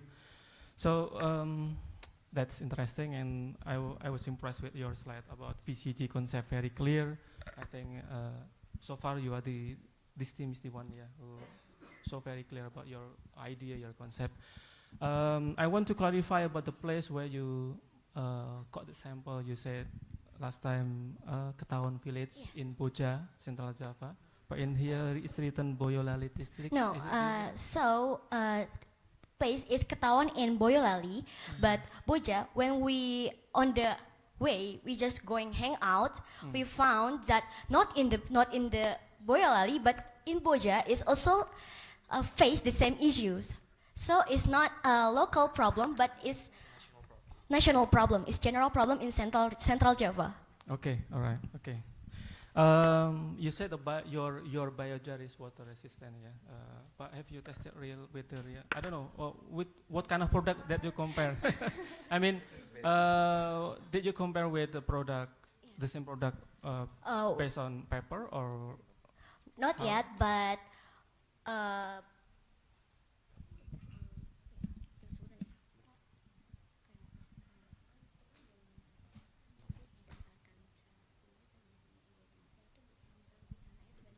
We haven't tried it yet, but based on the materials and the procedure, it will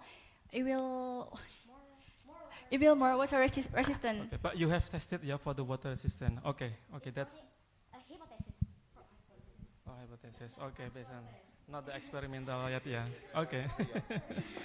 Yeah, and about the price, yeah, about the money. So I think you better compare, yeah, because you already did calculation 1.95 USD, yeah. And did you compare with the commercial one in the market, and whether this is competitive enough or you can competitive? We already check it on the marketplace. Yeah. I think it's much better than you saw here. This is the commercial. Here, commercial one is this price. So, if I'm industry, I will check it. Yeah, because the price is lower, competitive, and then I will get more benefit, yeah, from your product. And the last one, interesting with why you choose 6 is already mentioned, yeah. But yeah, I agree with Jason or Dr. Tran that I think for the future is based on the market projection, yeah, the need of fertilizer, food actually, yeah, for the future is increasing. That's why fertilizers play a key role, and then issuing the environment. I think farmers are likely use bio, yeah, organic one, yeah. I think if you can identify the future impact, yeah, not only how you can sell biofertilizer, but how you can sell the organic product, vegetable, organic, something like that. So it will, have more economic impact. Yeah. You need to put that kind of insight, yeah, in your slide for the future impact. Yeah. I think that's all. Yeah, from me. Thank you. Thank you, sir. Okay, thank you. And then next, Dr. Hazel, please. Happy with your product because I hate plastic. And Anyway, for the testing, if this is really water resistant, you just, how many of this do you have? We have two, but the one is already wet because it's paper cup actually. Yes. We bring this for this example, and the small one is already wet because You tested? yes. You tested. All right. Anyway, in case you will do further experiment, one problem that you have now is what? The cups for? Yeah. Cups for what? For what? For bubble tea. Oh. Right? We all love bubble tea, guys. Anyway, maybe you can look at how this material can help solve that issue. And then, of course, as what Dr. Fathoni said, the price range. If ever I sell bubble tea and then the price of this will be higher than what I'm currently using, I wouldn't buy this. So, but that shouldn't stop you. You should find your niche in case you will have that. Because I think this problem will solve a lot of issues. This product will solve a lot of issues. You just have to dig in further. But for now, I'm happy because you segregated the two products, the fertilizer, because you have two different business models. The business model for fertilizer is different from this business model. Okay? So anyway, just make it clear, and then make also clear who are you going to sell the investment to. For the fertilizer, who are you going to invest? But when you present the business model for fertilizer, don't ever mention this. Okay, so just tell them in passing that this is a byproduct of making this one. But that's another business model. We have to focus on the fertilizer business model. And then, when you present this to another investor, just say that another byproduct is fertilizer, but we would not discuss this. We would like to tell you that this could solve issues like our love for bubble tea. That's one. Yeah. All right, so thank you. Thank you so much. Okay, thank you so much. One last thing for me, Okay. please. Yeah, because Jason last time introduced about slow release fertilizer. Yeah, so if you want to improve your product, so we can collaborate using nanotechnology, nanoparticle, nano biofertilizer with slow release, because with a nanoparticle you combine it and then it will improve their effectiveness, how plant absorb your fertilizer, for the future improvement. Thank you. Thank you, sir. Okay. Okay, Prof. Alisara. Suggestion, just only little suggestion. I think you can use the material that you develop, not for only biochar, but you can use it for the straw. Yeah, because straw, we use a lot of straws. Straw. Straw. Yeah. Straw.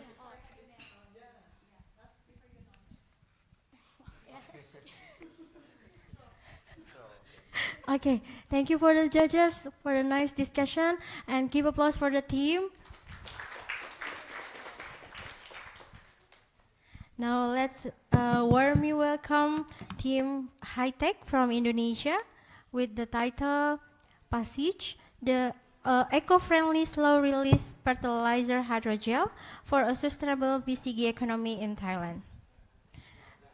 Okay, team, the stage is yours. So, good afternoon, everyone. All right.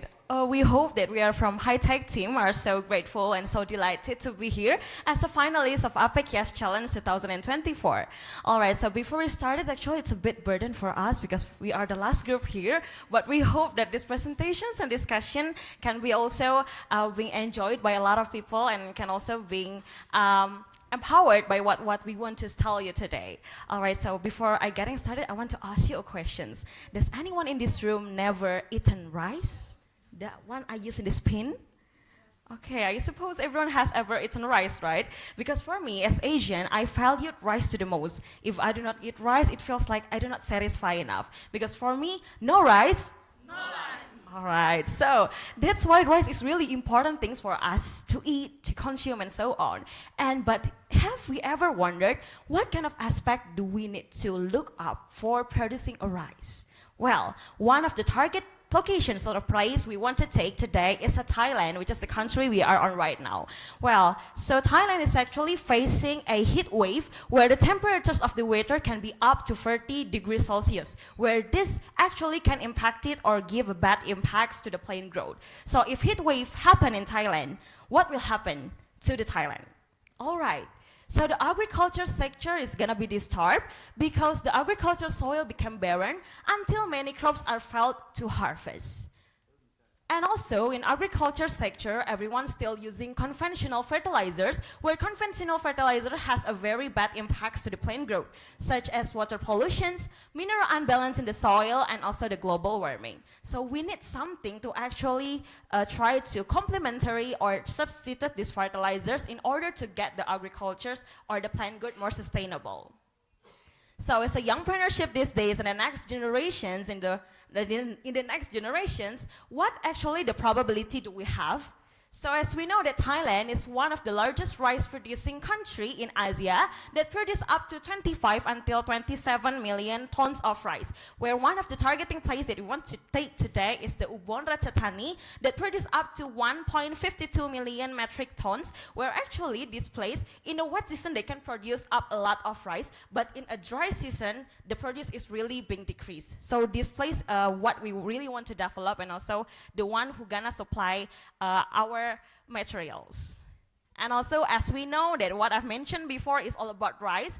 Rice is actually not a simple waste, but sometimes rice waste is often being ignored and simply burned, just like maybe we just combust it until it make an imperfect combustions. But actually, rice actually has a very precious and a very great inorganic or a compounds of chemical compounds, which is a rice straw that has a cellulose or high cellulose, and also rice husk that actually has a huge silica. So from all of the materials and also the targeting place that we want to take today, so our high-tech team, my name is Felicia Hestiawan. My name is Marsha Fania. My name is Vincent Moreno. My name is Ikeda Sakawe. We are proudly present to you a precise, eco-friendly, slow-release fertilizer hydrogel for a sustainable BCG economy in Thailand. Alright, so this is our fertilizer. You can take a look a bit that actually our fertilizer has 3 layers which contains nutrients or minerals in the inside that we're gonna inject it by the hydrogel base made from rice straw. And also we have a coating from silica that actually the silica we're gonna synthesize it with rice husk, where actually this slow release principle is more beneficial than conventional fertilizer, where they actually can directly spread the nutrients in the plant. So this actually, you can see here that the nutrients and minerals, we're gonna keep it in the inside, and then we're gonna release it one by one so they won't degrade the soil, I'm so sorry. Okay, for the production method, we divided it by 2, is hydrogel synthesis and also the coating material, where we started the hydrogel synthesis with the pre-treatment, like the pulping and also bleaching processes, and then we tried to cross-linking it, and after that, we gonna inject it with a nutrients, which is urea, and then after that, we can get the cellulose hydrogel base with nutrients. And for the coating materials, in this time, we use a silica by sol gel synthesis, and then we do or combine it either with PVA as an agent cross-linking. After that, we can get the hydrogel-based fertilizer with silica coating. So how to actually realize this project? We did a bit of line here, like the red, orange, green, and also the yellow one, where we need to survey first, like from the drought problem, client consultations, what or which the location that gonna supply our material, and so on. And we do the small scale or the plant test. After that, we need to do the partnerships and connections in order to make the farmers to know more about our projects. And also, we do the big scale test after we get the best variable of what we've done in the small test. And then after that, our fertilizer is actually ready to be commercialized. And also, we are not only seeking for the profits right now, but we also see the 3 values, which is CAP, stands for care, adaptive, and also promising. Actually, CAP was being inspired by the farmer's hat that usually they use, where care means that we care for the farmer's welfare, especially in the drought problem. And also, we try to supporting SDG as number 12, 13 until, and also 15. And for the adaptive, our fertilizers can also be applicable for small and also large scale. And the last one is promising because whatever we consume, whatever we eat, is always depending on the agriculture sector, where we think the fertilizer will be always in high demand and very easy to sell. Okay, so this is our BCG model. I will try to explain it even though it's all in pictures. All right, so everything was started with the the rice husk and also the rice straw that was being produced in rice productions, where this waste can be made to pasteurized fertilizers, which is something that we over right now. And then also after the pasteurized, we can boost up the productivity and also we strengthen the soil's health. After that, the higher or the more increasing the productivity, we can also make a lot of waste as well. And so it will never ending and there is no waste on this part. And then after that, we know when we want to make a commercial fertilizer, basically they sometimes use or they usually use natural gas or even the crude oil as the sources for their electricity sources in the making. So we try to reduce it as a non-renewable energy. And then after that, in the green economy, we try to also see the environment and also see the social aspect, where the environment, we try to reducing the emission gas, and also we try also to make a profit and try to make strengthen the wellness or the farmers' welfare. All right, so to strengthen our ideas, we also see the competitor because we know when there's a competitor of our products, it means that our products is also high in demand. So this is our competitor, where all of this actually has the same weaknesses, which is they are really high in price and they do not pay enough or pay attention enough to the sustainability. So for the economic aspect, we try to make the total production per month, we can make 9,000 kilograms, which is 9,000 packs of fertilizers. And the fourth break-even point, we can achieve it after we sold 35,000 kilograms. And for the payback period, we can make it until 10 months or 300 days. All right, so that's all for our team today. We are so delighted today, and we hope that what we want to contribute today can also be applied in the future. And we are so thankful for today. So for the last one, thank you so much. Pasteurized fertilizer. Thank you. Thank you, good team. Now the time for the judges give a question. So can we start from Dr. Hazel, please?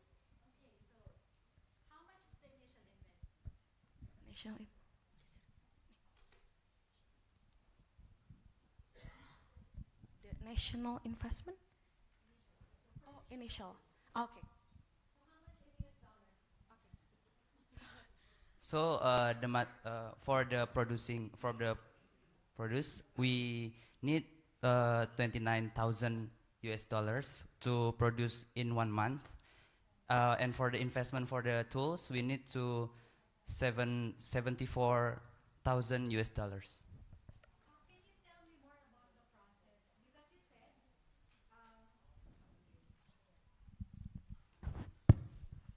Because you said, in the manufacturing point of view, I'm wondering how we can produce that much in 1 year. So how many personnel do you need? What equipment do you need? How many raw materials? How are you going to get the raw materials from where the farmers are to your manufacturing area? All right, so actually we have done the calculated. So what we actually need, because what I've said before is actually the small scale productions, but in the big scale productions, we're gonna see it from the instruments where we use the rotary autoclave, and also for the cutting one, we use the spray dryer. But for the commodity itself, because we try to targeting it in Thailand, which is the most country that produce rice in Asia, we think that the commodity will be really safe. And also we try to ask and try to also buy the waste in this country also. But we are so sorry that we aren't actually calculate the waste if we want to buy from the farmers in here. But actually, we think that for the commodity itself, it's quite safe. But we are so sorry that we do not have the quantitative data that you may need for the commodity. Sorry. Yeah. So, do you already have your prototype? Actually, we do not have, but I actually, personally, I've ever done this before. So I actually have it, but we cannot bring it because of the immigration issues. So we are actually really worried because it's all has a chemical components, right? So we are a bit worried if we bring it today. All right, so just some suggestion. When you make your investment projection, you have to consider factors like 1, hiring and training of your personnel. Okay. 2, your compliance with regulatory requirements on manufacturing. All of that have cost. Okay. And then, what else? Your initial capital, your warehouse, your building. So because actually it's good that you made a projection that payback period can be in 10 months, but if I am an investor, I will be asking you these questions. Does it include building construction? Can I recover that already? You will have your staff, and then training is an investment. So while they are learning, you're spending for the salary and then the benefits. That's part of the investment which you will spread over the years. And then they also have to learn how all this works.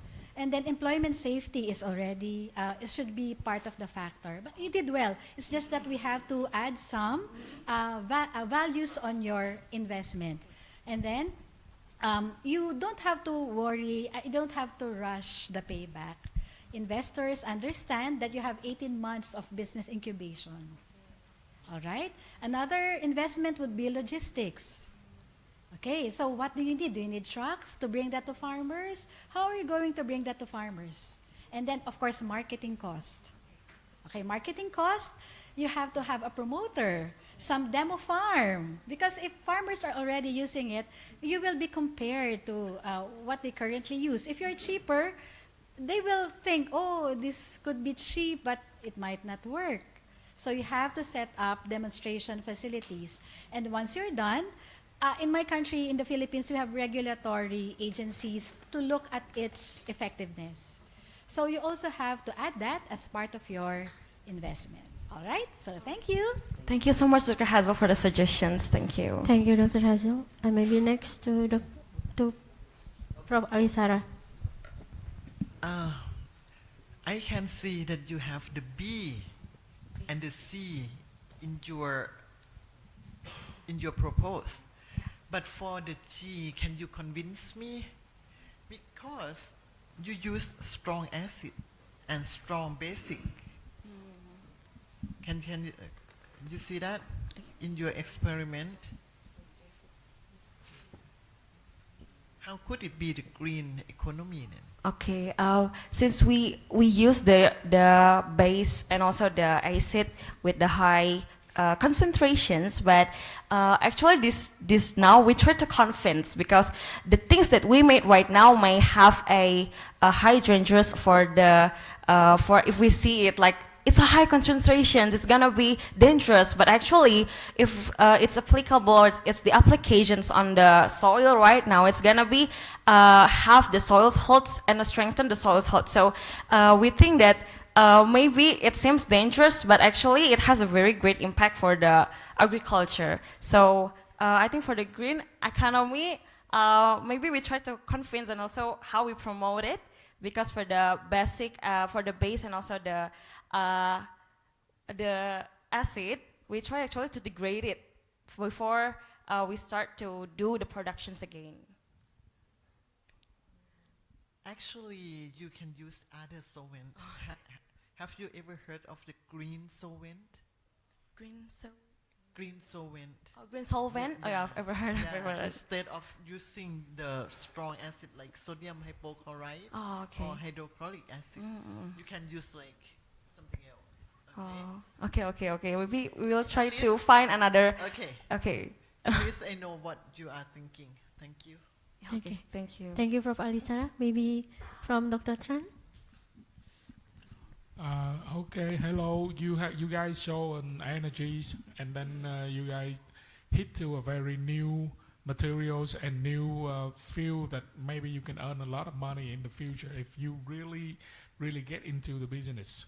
So I'm strongly agree with Professor Alisa about the way that you use like I would call it chemicals in here, because it going to green economy is going to be a big problem if you including chemicals like that. And I will share with you one story, because I'm doing something like this. We have big competitors with our slow release fertilizer. We try to use the nanotechnology to support our material, but nowadays people have a kind of a very powerful materials they call it the biochar. The biochar is very easy to produce, and so many kind of quality, but actually it's very flexible, and the apply the biochar is in a vast way. So they have another kind of slow release fertilizer which is concentrate on using the biochar. So it's different from us, but because it's a carbon-based material, so it's gonna be like more green to the fertilizer. So if you guys really get into this business, you have to take a serious comparison with the other materials like biochar-based slow release materials. Okay. And the last one is you say that you try to benefit the life and the swelling of the farmers. Then can you explain more about that idea?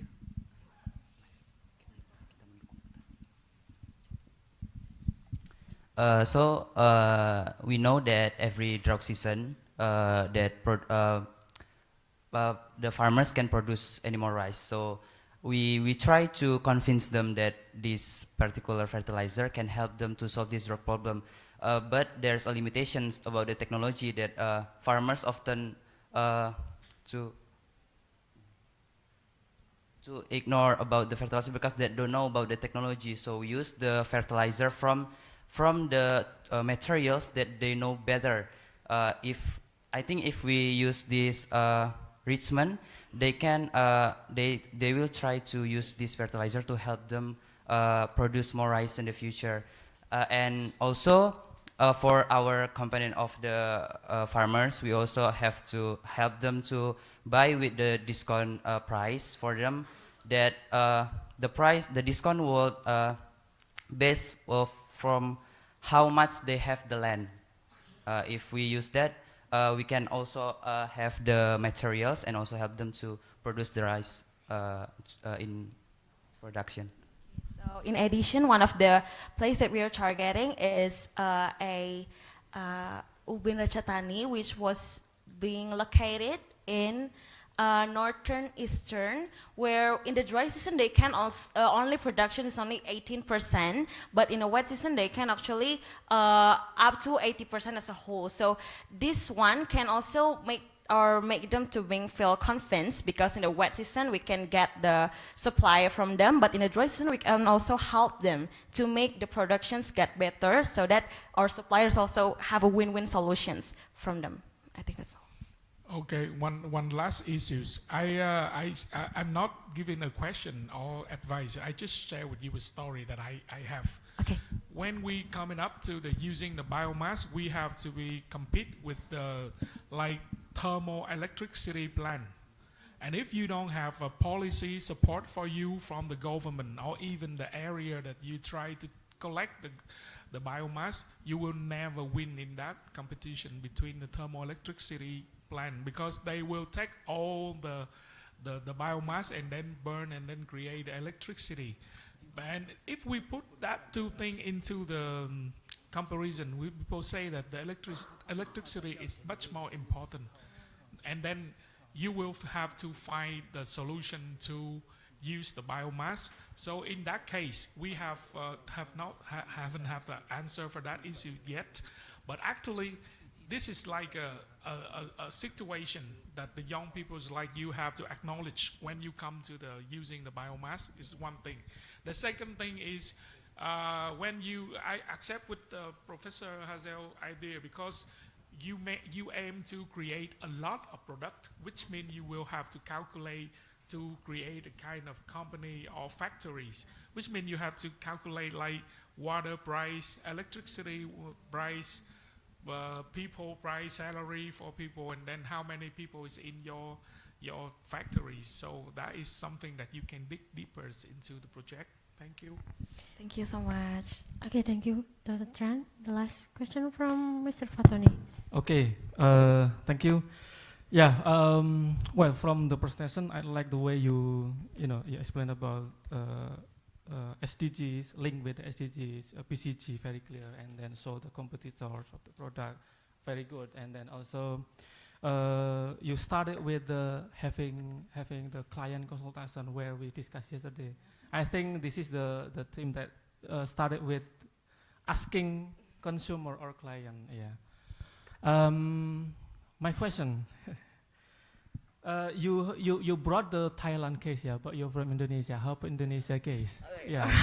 I believe this is okay. So Yeah, and then how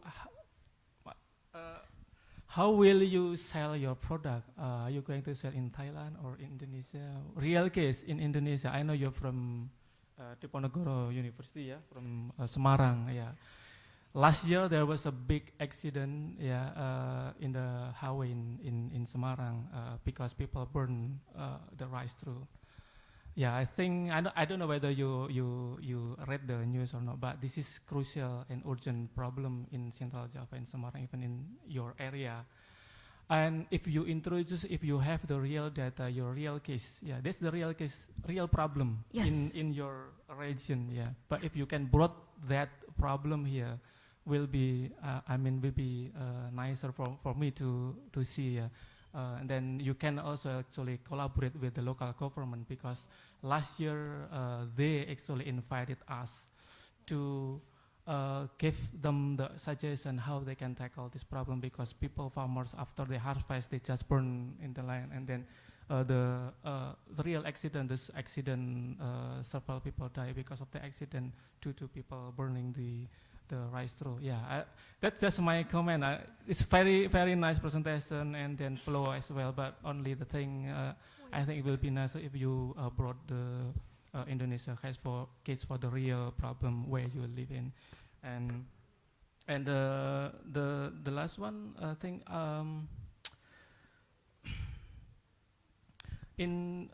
during the process, I don't know whether I missed that information, how long the process takes from the beginning until you get the product fertilizer.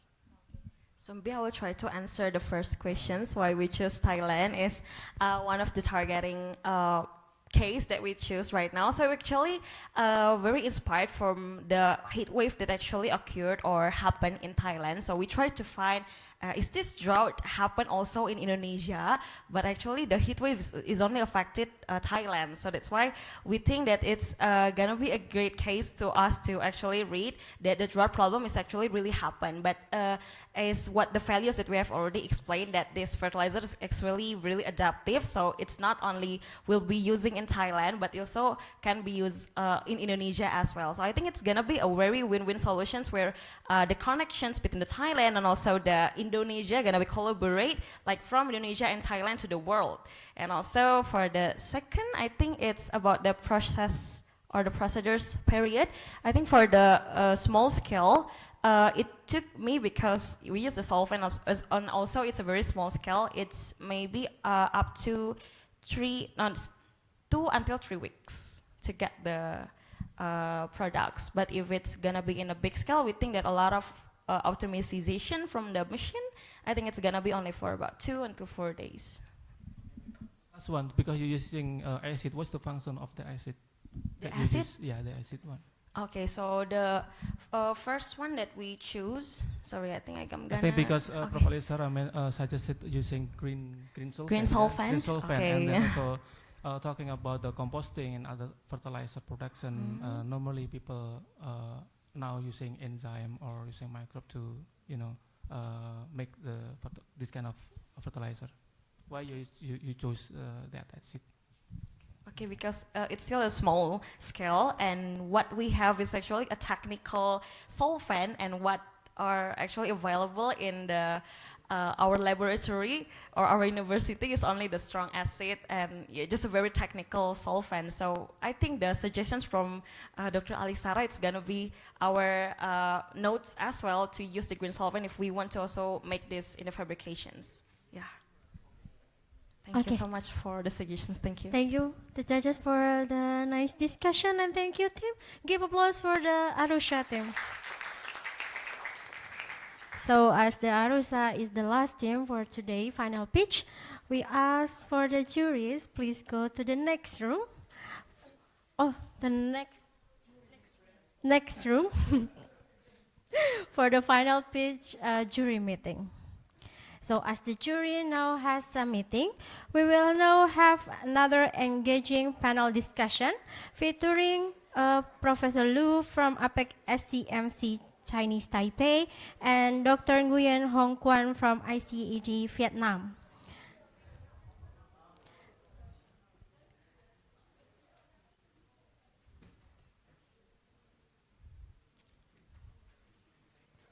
So please come forward to the stage.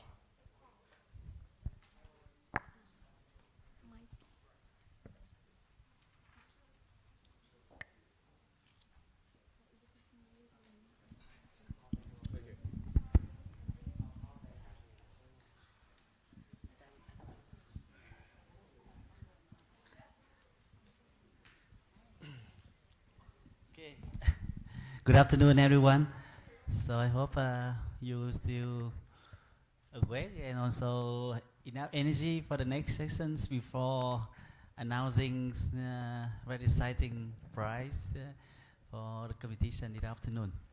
But of course, I think there's still a lot of things that we can also discuss, especially we also have the keynote from Professor Liu, where we have addressing, I think, very important topics, the just transitions or green just transition for SMEs, and also given some example, also including very important topic on the ESG. Yeah, so and also we have a number of 6 different presentations. I think they also addressing a lot of important topics, all matching with global agenda and some particularly cases based on agriculture's innovation, technology. Yeah, so with this, I would like to introduce Professor Liu to first address some comments and also linkage, I think, also to your talks, how I think from entrepreneurship, ideas to really become a startup, I think it's a long way, yeah. And I think you have already addressed many important topics, and I'd like you to share your ideas and also maybe some suggestions and also maybe some open question to participant today. Okay. Thank you, Professor Liu. Thank you, Professor Yon. First of all, I want to elaborate a little bit about my observation on your slides. First of all, the first thing I would like to give you the suggestion is that avoid government regulations. Don't step in high regulated applications or fields. For example, we had a team wish to make the construction material, use that to build houses. That will take long. Instead, in my experience when I was the EDB commissioner in the metropolitan area, municipal government level, we use a lot of those mass products for building parks, for building roads, which are much safer for the new technologies. If you step in the construction field, you build houses, buildings, it's human life. It's going to involve huge, complicated government regulations. So whenever you want to try low regulative applications, please. And secondly, I want to address the importance of quality control. Everything that you did, everything that you proposed are going to be very hard in quality controls, which means if your application is in some field, manufacturing fields, that requires high standardized products, unfortunately, you will face a lot of challenges. But if your application is in some other application fields that don't require a high quality of high standard of quality control, like I like very much, some applications are back into the agriculture sectors. In agriculture sectors, no one is going to blame your customers are not going to blame you because of your quality control, so my agricultural yield is low. Okay, because too many determinants, weather or other complicated factors, so that you have a longer period to try error back and forth. Your customers will not complain to you, and your company and your company brand will be ruined for your first or second try. So try, not to choose. For example, if I want to use the biomass and provide it to TSMC, I'm crazy, because those semiconducting guys, they don't allow any mistakes. So secondly, remember quality control is very important, difference across different fields. Third, I just very carefully watch your financial sheets, cost structure, how much money you're gonna spend. Many of them are in equipment, which was the focus of my speech. So how does that money come from? Come from government, or come from big sugar daddy? You have a team, you have maybe a sponsor, a big name supporting you, whatever. It's fine. But remember to negotiate the contracts and think it through. What kind of business model you want to use, and to be aggressive. For example, if the machine, the equipment is too pricey, is too costly, then I will negotiate with the money spender, the investor, with maybe some profit sharing schemes. So if you let me, I'm not borrow money from you, because in that case I will be paying your interest, right? I will not borrow that money from the banks. Instead, I will borrow money, or I will borrow even the equipment from the key supporters. And I will say that to you that, for maybe your first or second year, I might not be production scales very large, but after all, when I make money, I will be sharing you maybe 10 or 20 or 30 or even 40% of my, not revenue, my profit. As long as I'm making profit, you get a share of it. In Chinese Taipei, there's a lot of CVCs, namely corporate VCs. They are very willing to do that, Even they welcome your failure, because your failure help them to, cross of some, scientific research. They bet on you to do research for them. If you hit on the wall, they say you're fine. You're perfectly fine, because you let me know I won't be spending money on that direction. I will be spending money on that another directions, okay, which is also valuable to the society. So be aggressive. Don't be shy to negotiate financial terms with your supporters. And banks and the governments, believe me, are the least person you want to go to. Go to some other bold and aggressive investors, VCs, PEs, or even universities because they have maybe they have the VC funds or so.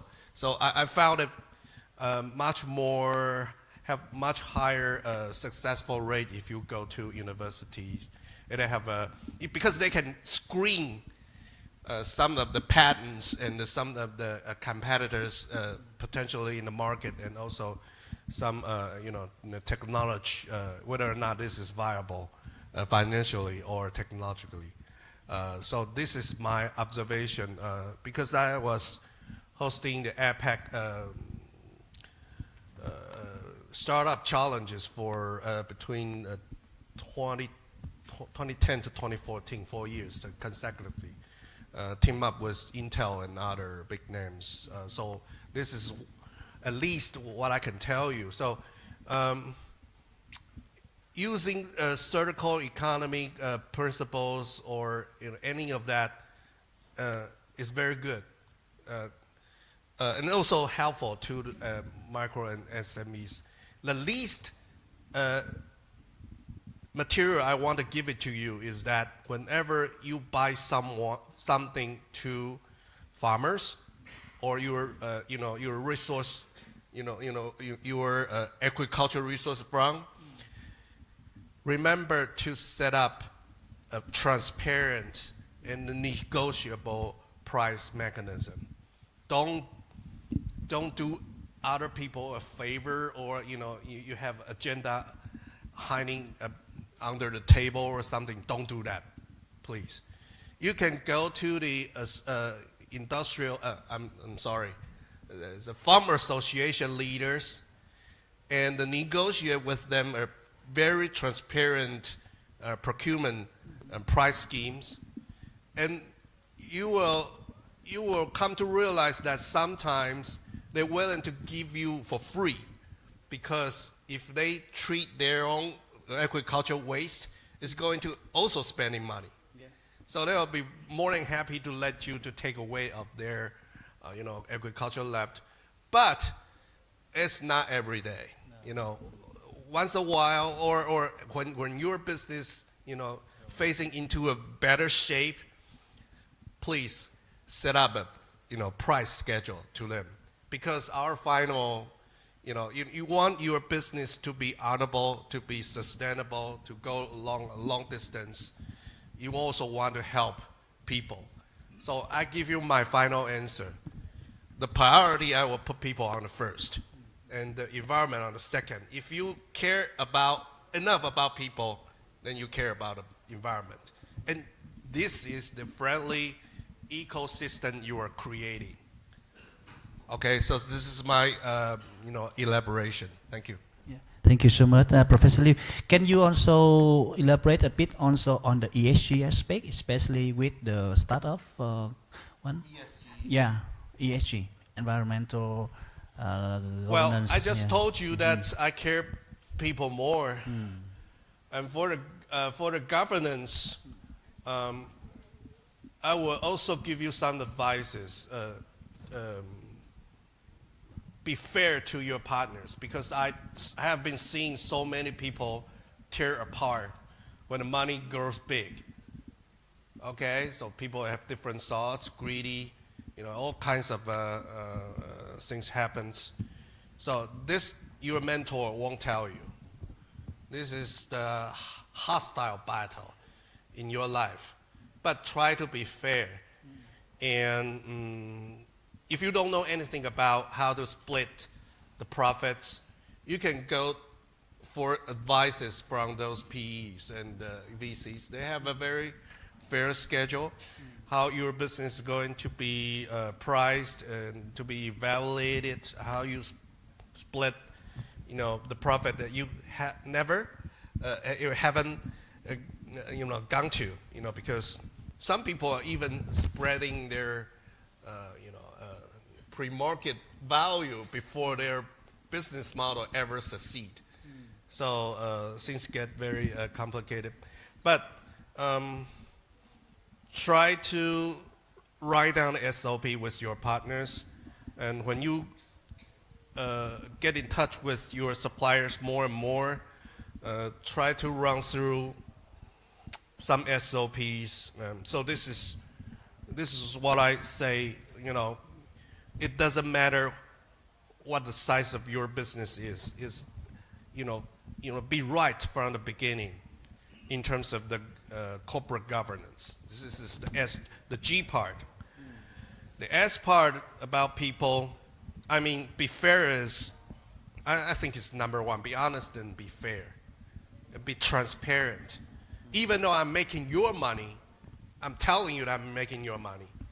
But I will also tell you that if you let me make your money, tomorrow you will be making my money. So this is how I do business. I won't cover any under-table agenda.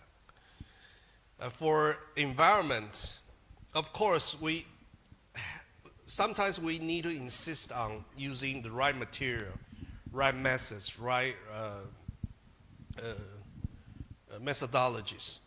But, because in the environmental issues, it happens and it changes over almost every day. So my suggestion to people when they think about environment, don't think yourself is smart enough to comprehend all the topics. Seek for the outsider and seek for the outside advices. That's why we people are standing here, because we are getting new knowledges from each other. What kind of methods, what kind of best practice we take could be even, more efficient or one step further to protect the environment. So it's never ended, learning process. So this is my thoughts and my, my perspective about ESGs. So everybody always want to make ESG just like, a playbook, a standard codes. But actually there are no standard play codes and playbooks. Just follow the very important principles and learn from each other. I think we're doing better and better. Don't buy any online courses. Unless you want to pass some and get some, license or proof. That's another thing. But, just follow your instinct and the creative. Be creative. Yeah, thank you so much, Professor Liu.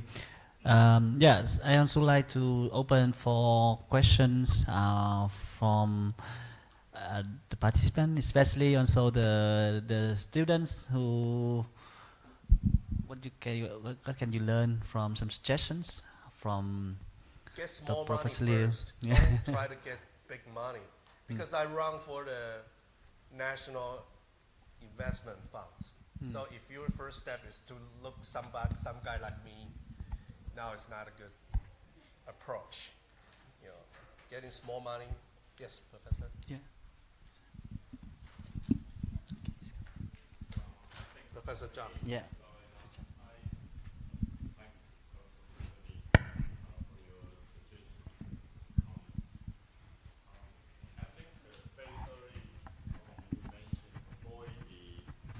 Such stringent government regulations or maybe the company like TSMC, we facing that all the time.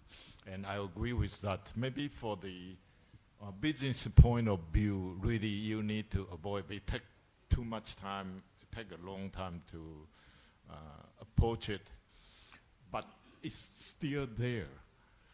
So actually my question is how we still need to resolve it, and particularly for the bio-based economy is an emerging market.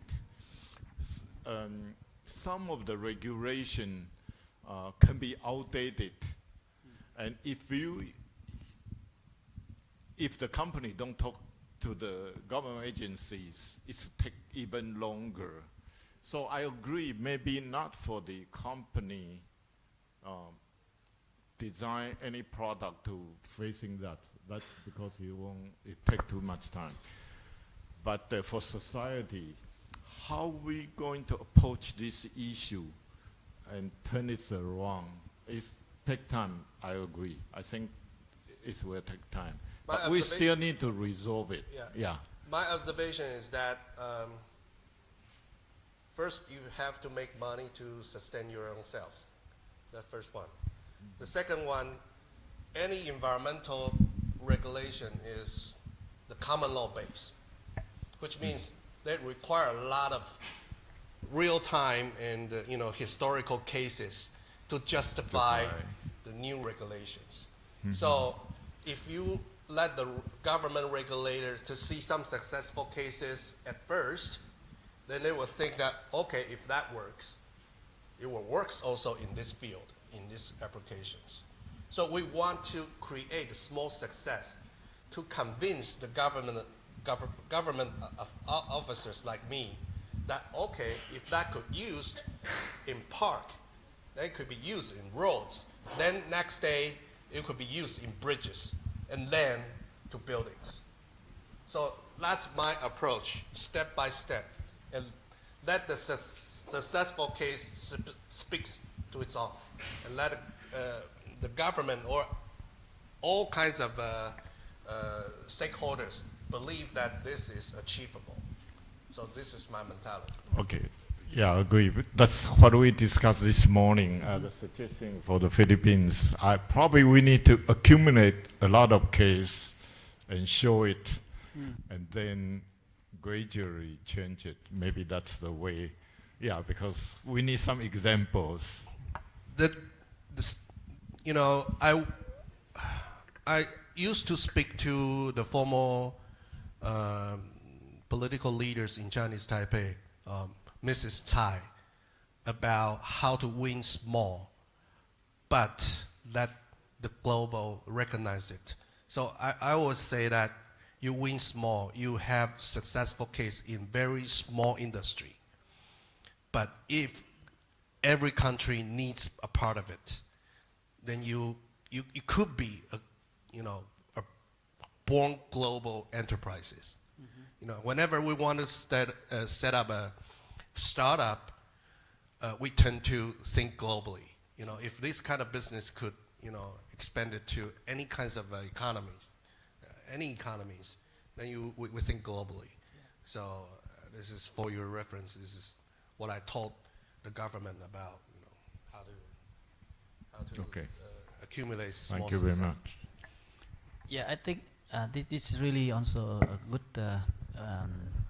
topic to discuss, because I also agree that it takes time if we want to some maybe complicated topic, and then, but maybe we also think some other solutions, because I think you also mentioned about kind of sharings, collaborating with others about financing, for example. But could be also the startup can also collaborate with like some big company, because they learn a lot of innovative idea from the startup, and they also have potential capacity to bring it into the market. But of course, how this startup can really have, like you mentioned, fair between those with the big companies. Yeah. I also have been thinking also about two suggestions to the APEC as a whole. The first one is, why don't we have an open lab?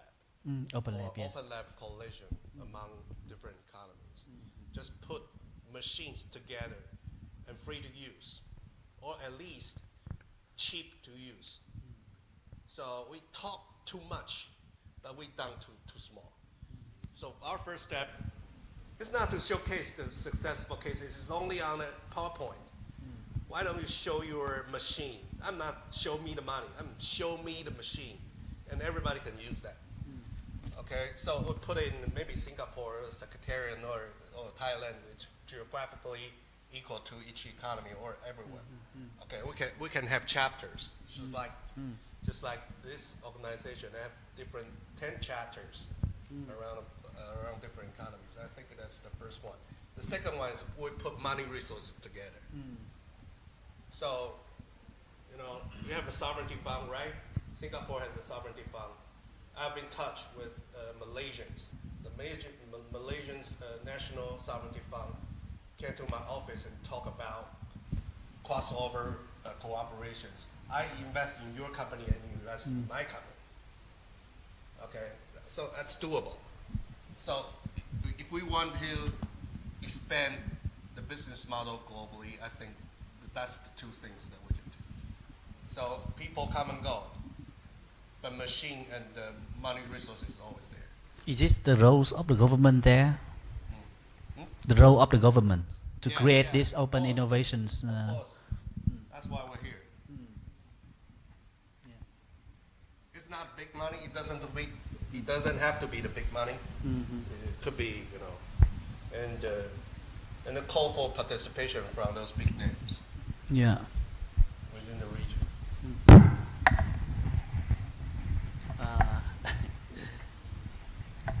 Dr. Tamara, you have any suggestion on this? Because I think Australians also support very much on this innovation, collaboration, and supporting SME or startup. You mentioned so this mornings.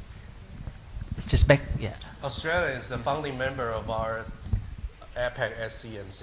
Yeah. Thank you. I mean, I would probably speak more on the supporting the entrepreneurial side of things, because we do invest in that quite heavily at UQ in our upcoming entrepreneurial students to form and start their own businesses, so commercialise them. I'm just not sure. Can you repeat the question for me, please? Yeah, just sharing experience from Australian government or Queensland government to support developing this kind of, for example, open innovation space for not only the entrepreneur but also in the linkage to other industries, company to work together. So I guess from our experience, it's something, again, I can really only speak of from our ventures, the entrepreneurial, the innovation side. We have dedicated space that we've set up for this particular area on campus. We would like to expand it. So we've got dedicated space in one particular area for startups, so incubators. We do a lot of support for that. And we support those students and the companies going from conceptualization stage right through to commercialization. And we also sponsor them through funding as well. In terms of other opportunities, you know, the University of Queensland, we have the commercialization arm, UniQuest, which helps, I guess, transform products or the services through to the next stage, to commercialization. But I think, look, the state of Queensland, for example, through Trade and Investment Queensland, which is part of our state government, they are very welcoming. And in Brisbane, we also have dedicated spaces for startups and for SMEs to either rent space at a very low cost, and it's like a, I guess, like a sharing space, but also the opportunity for networking, and there's a lot of networking opportunities that we promote at the university and also within the broader Queensland. Yeah, thank you so much. Yeah, please. Yes, it's just come up to me because of the start and follow-up from the Professor Lee's suggestion. I think for the open lab function, other than the equipment, I think the other thing from today's competition, I think maybe we can, some of the case may be workable, but they are lacking in the business planning area. So maybe APEC can have, in this open lab, instead of other than the equipment, maybe we can have some people there to help selected young, group to really implement and to start up their business. And yeah, from the university, they are doing a lot of technical development, but lacking in the business planning, and maybe search for the investors.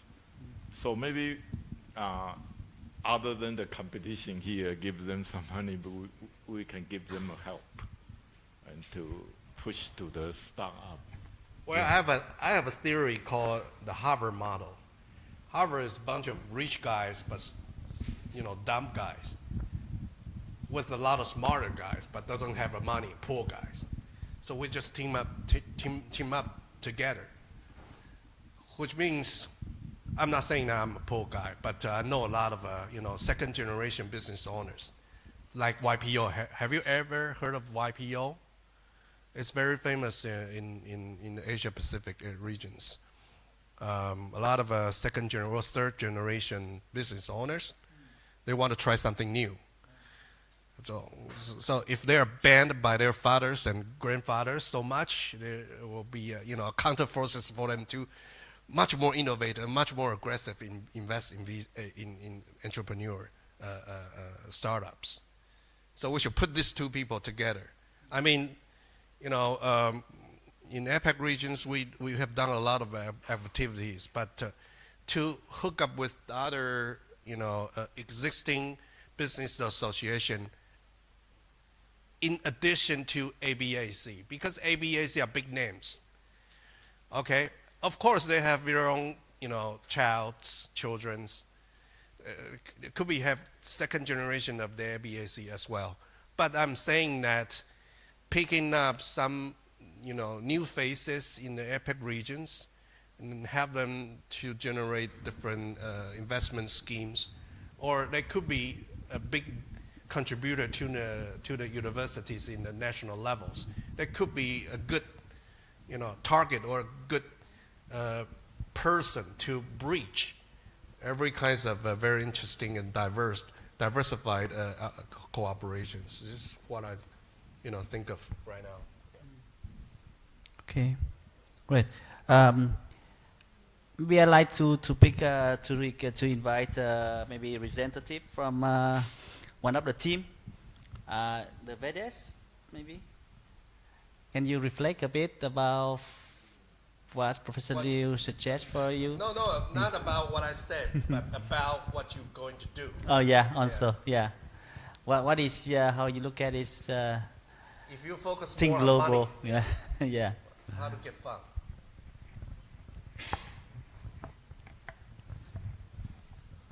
The VEDES team, anyone?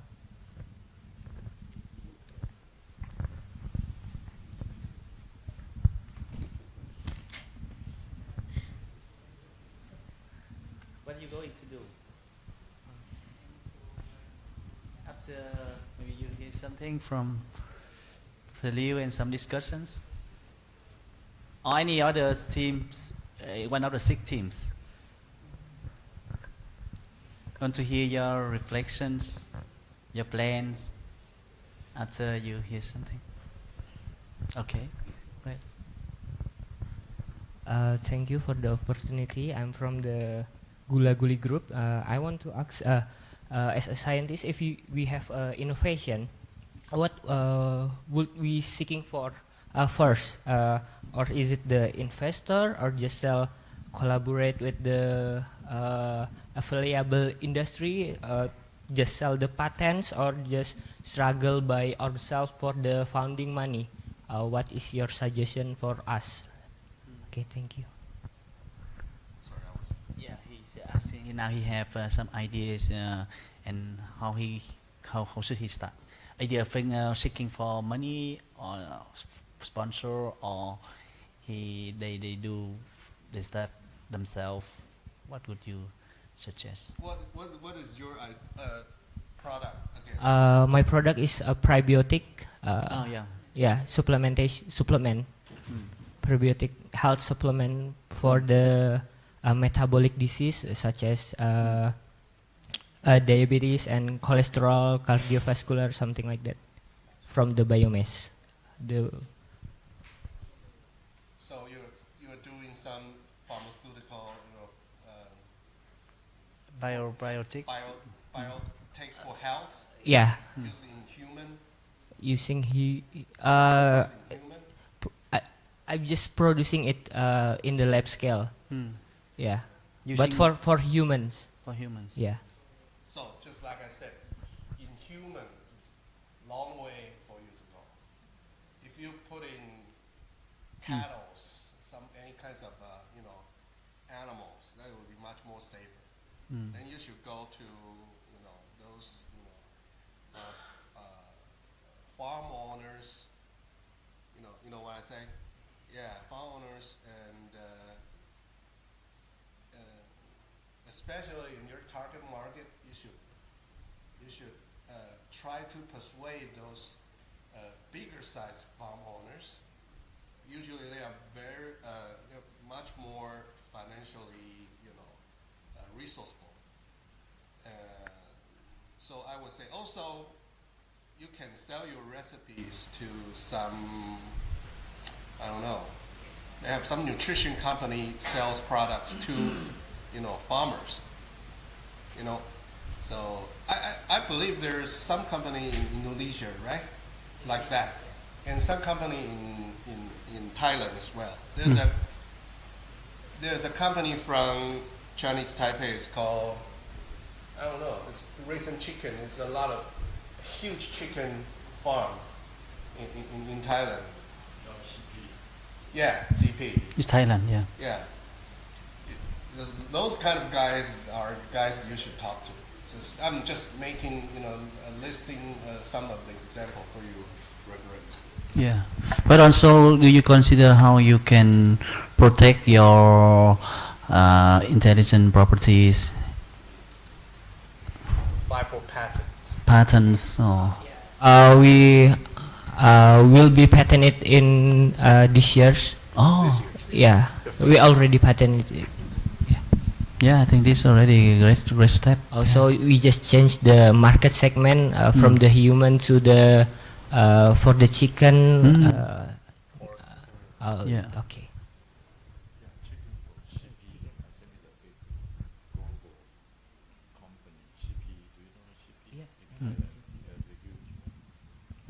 Okay, thank you, sir.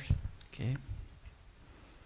Any other talks from the prebiotic? I think this is a very interesting one, and maybe also the LG. Do you think your technology is applicable to get some fundings to support?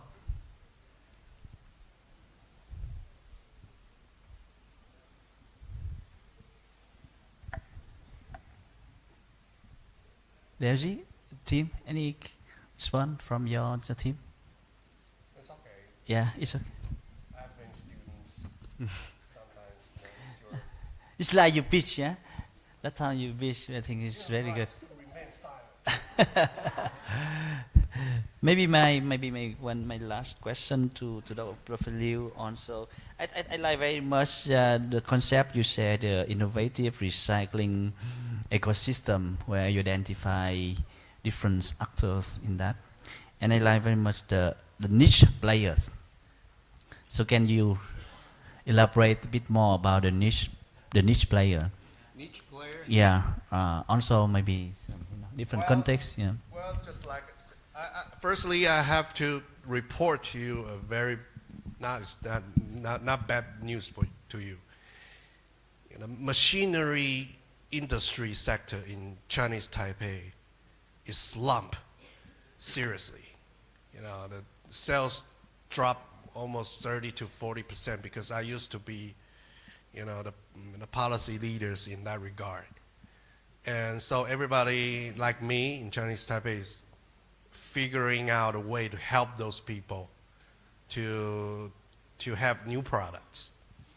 So in my observation, their weakness is that they are producing too many standardized machines.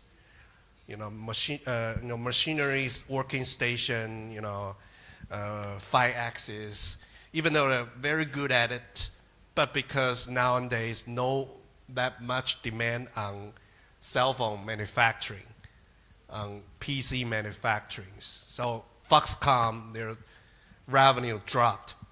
So as those machinery makers.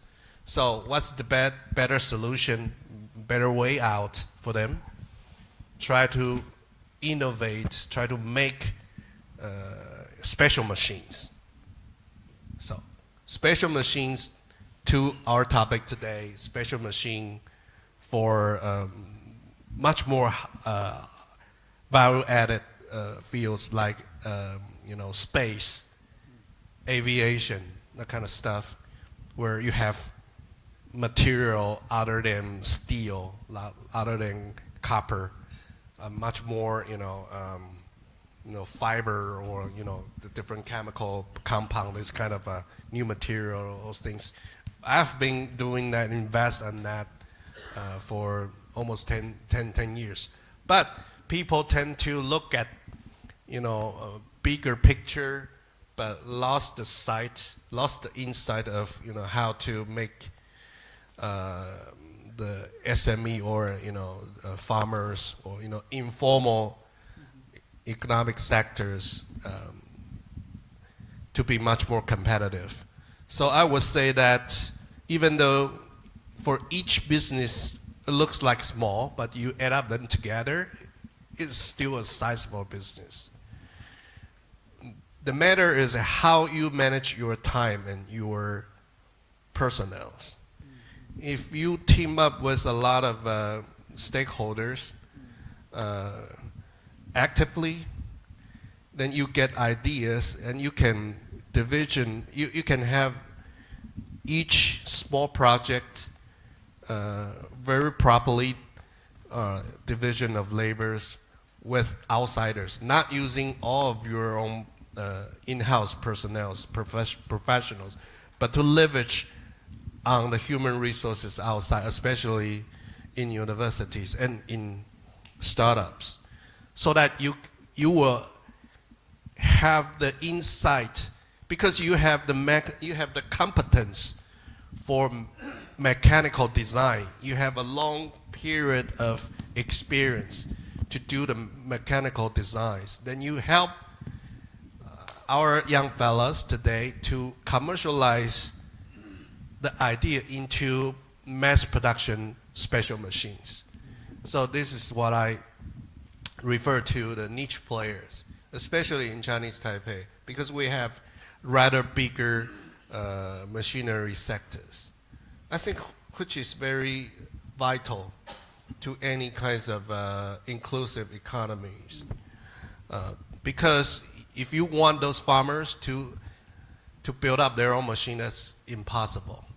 They don't have that kind of time, expertise, or even financial resources. But if we activate those machine makers and persuade them to build not a vast production of standard machine, but to special machines, and the co-design with the startups, I think it will be very fun. And it doesn't have to be face to face. We can do it remotely, with these nowadays the 3D design or design software is very popular. If we enable people to acquaint them with those kind of software, it should be much more easier for them to come up with those. And for subsystems and components,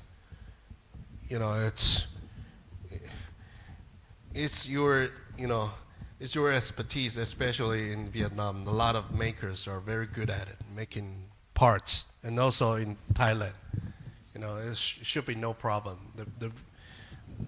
The hard part is the mechanical design, the blueprint of that special machine. And once you got a special machine, you send them to farms, you send them to villages, and you get results. Okay, thank you so much, Professor Liu, for your sharing your valuable knowledge, your great experience over the last year. I think also provide a lot of insight. Looks like they have a very serious fight. It's not. Yeah, just to. Decisive. Yeah. Just to summarize some key keywords from Professor Liu and also the discussions, I hope the yes teams may learn some things, but maybe some take-home messages could be looking on something more doable, practicalities, yeah, especially if we look at how you put into the market, yeah. If we do have some time, I want to raise a question about social media, because I know young fellas are very keen to use social media for your marketing. But is social media really a good methodology, a good way? Because of course, if you want to raise social awareness, that's good. But when it comes to contract, international cooperations, what does that do? What does social media do in your, in your favor? I just don't figure it out.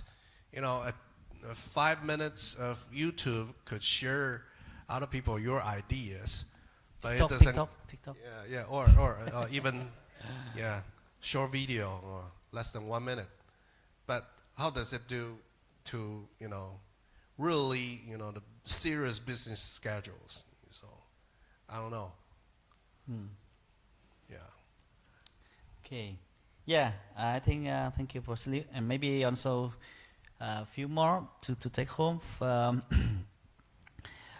It's not an easy topic. It's cross-disciplinary when you team up. So to start with, and the team up with people from different backgrounds is very important. I think you're very strong in technology, but you need to work with people more on social, economic backgrounds, and also looking for some mentorship from your teachers, but can be also from many others incubation center from the universities or maybe from the governments.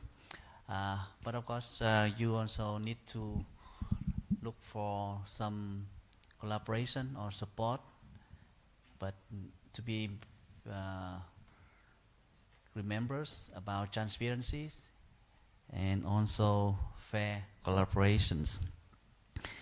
And also, I think last but not least, the ESGs, especially looking at how you work, how you include the environmental value, but very important also people. So put it into your strategy, into your instincts, so that you can start your company. So wish you a lot of luck for your ideas, and also hopefully you can grow and share it again with us maybe next years. So I think that is I'd like to close for our panel discussions. Thank you very much for your attention. Thank you. Thank you very much for our panelists, and please big applause for our panelists. So we need to wait for the jury meeting finish. So just take a rest and don't get too nervous.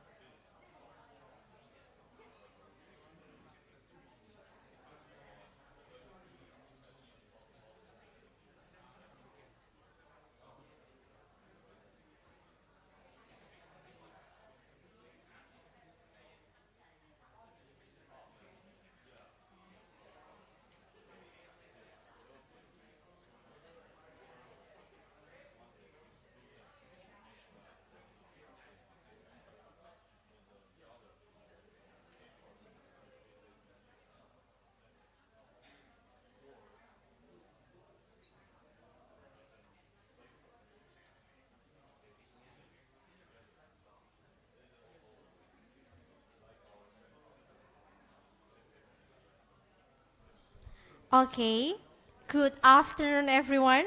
Welcome back. So,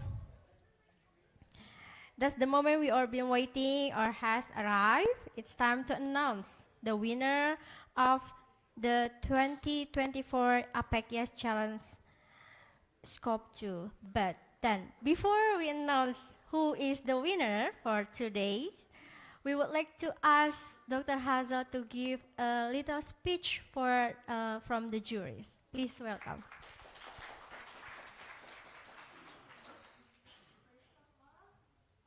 To tell the participants that you gave us a really hard time because you're all very, very good as researchers. Really good. So we are all impressed because of what you did with your products, your innovation, and how you are taking this concept forward. So this is the opportunity for us to learn from you how we can do our jobs better as juries, how we can nurture your talents, and of course, like the dream of Professor Wu, how we can have you funded by industries already. Right? So today, it's really, really hard for us to choose the 3 winners because all of you already are. Yeah, by the time that you were chosen, you are already winners. However, the funding is only for 3, I'm sorry. So that's actually the problem, that's more of the problem. With the others who wouldn't make it today, we encourage you to network, like what Dr. Pathoni said, and Dr. Tran said, and Dr. Ali Sara. So we would like you to network the winners and those who will not make it on the top 3. Please network with us. We are just here. We will be ready to help you. So for the technical side, you see how good our fellow juries are. And then for the social side, you can contact me. All right? So anyway, right now, I will be turning over the mic to Dr. Delisha. And congratulations once again. All of you are winners. Keep up the good work and make your research better. Thank you. Okay, thank you, Dr. Hazel. Give applause for Dr. Hazel. Now, next, we move to the AFEC secretary. Yes, Challenge secretary would like to say thank you to the local committee. So we would like to ask for Associate Professor Werapon Thongma, Associate Professor Yuwali Upampong, and Dr. Ramesh Prabhu Ramaraj to come forward to the stage to accept the gift from the Yes Challenge secretary. From APEC, Yes Challenge.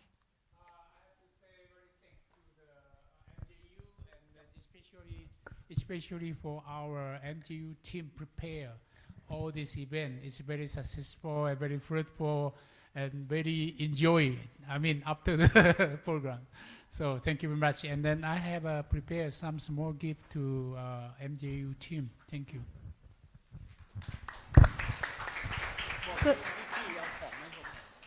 Could you stay in the middle, Prabhu, so that photograph? Yes, please.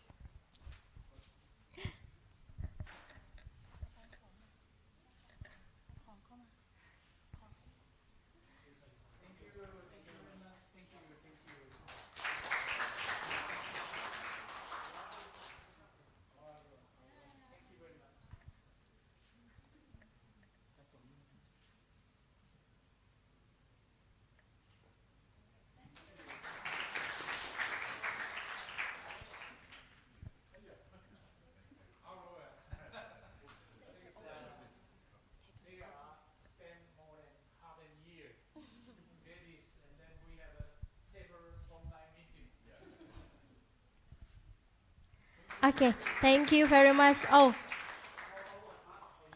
okay.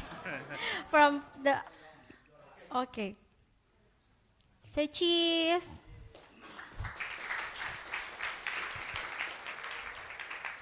Okay, thank you from, okay. Next, we will also would say our gratitude to all technical team. Please come forward to the stage, and Prabu will give the.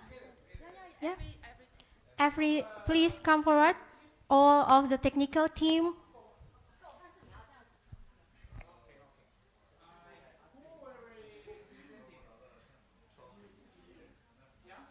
It's like a symbolic. Please, everyone come forward and stay in the middle, so the photographer could take a picture.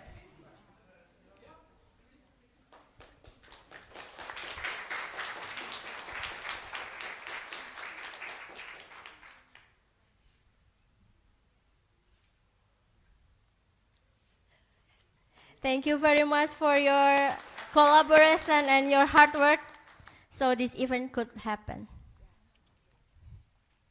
So then the time coming, guys. I know you are nervous now.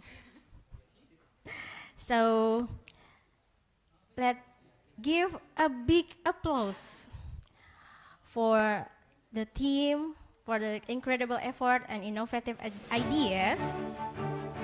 So we start from the third place. We have a team that impressed the judges with their creativity and impact. Please give a warm congratulations to Aquavita from Malaysia. Please come forward.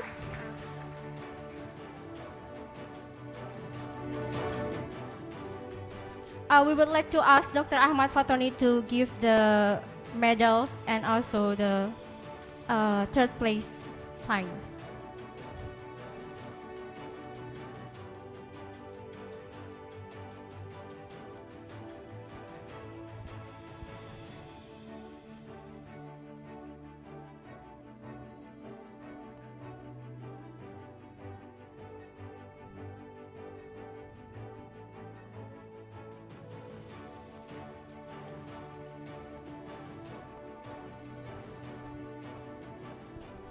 A freestyle maybe? Small heart.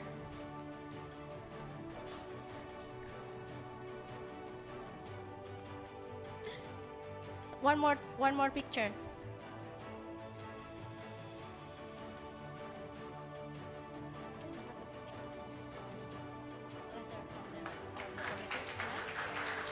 Thank you very much, Dr. Ahmad Fatoni, and congratulations, team. Now we move forward to the second. So our second place goes to a team whose project demonstrated exceptional potential for change. Let's congratulate Arusha from Indonesia. Please come forward to the stage. We would like to Dr. Tran to give the medals, please.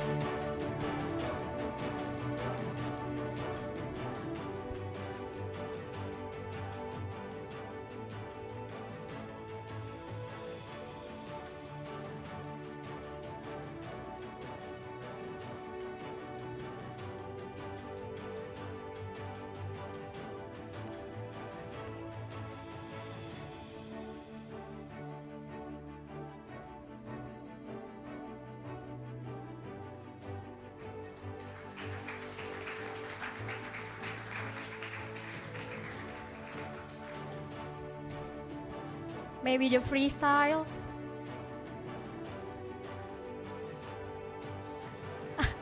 A for the A for Arusa. Okay, thank you, Dr. Tran, and also congratulations, team.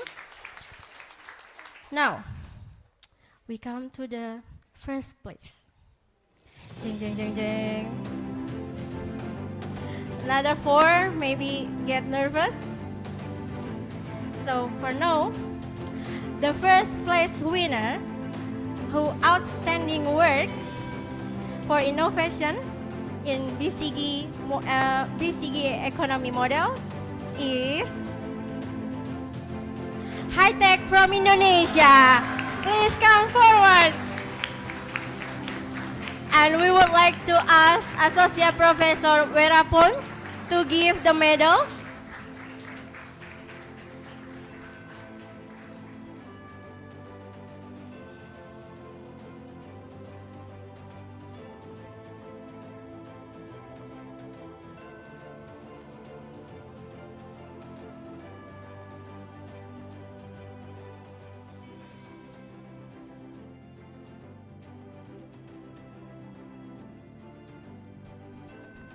And for the trophy, smile please.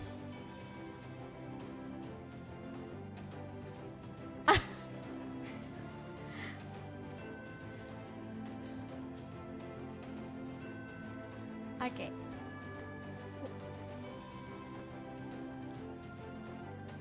Okay, congratulations once more for the team, and I would like to ask all of the team come forward to the stage and we will take a picture together. Every team, please come forward for today teams. No. Yeah, every team. The six. The first, and also Gula Guli, please come. And also from the Vietnam, from Bio for House, please.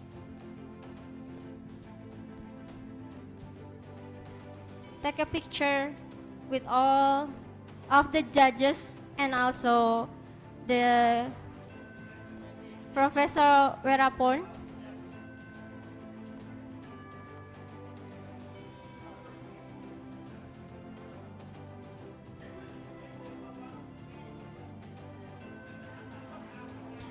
No, it will.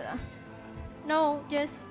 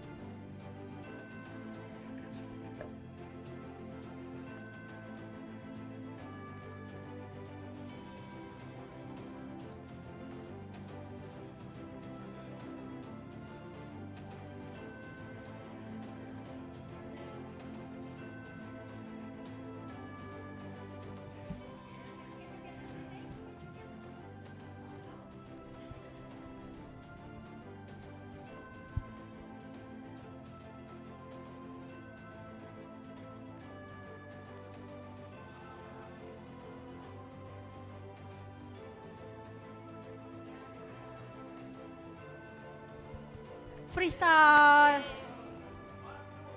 Yes. Maybe 1, 2, 3. Yes, challenge. Something like that.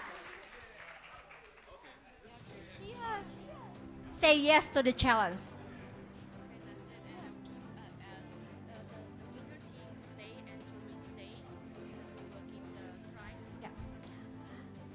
Before we close this session today, I would like ask all of the participants to scan the assessment form from the committee. Please, everyone can do that. And then please stay here for the jury and also the winner team. Please stay in this room because we will give the prize later. Yeah, okay.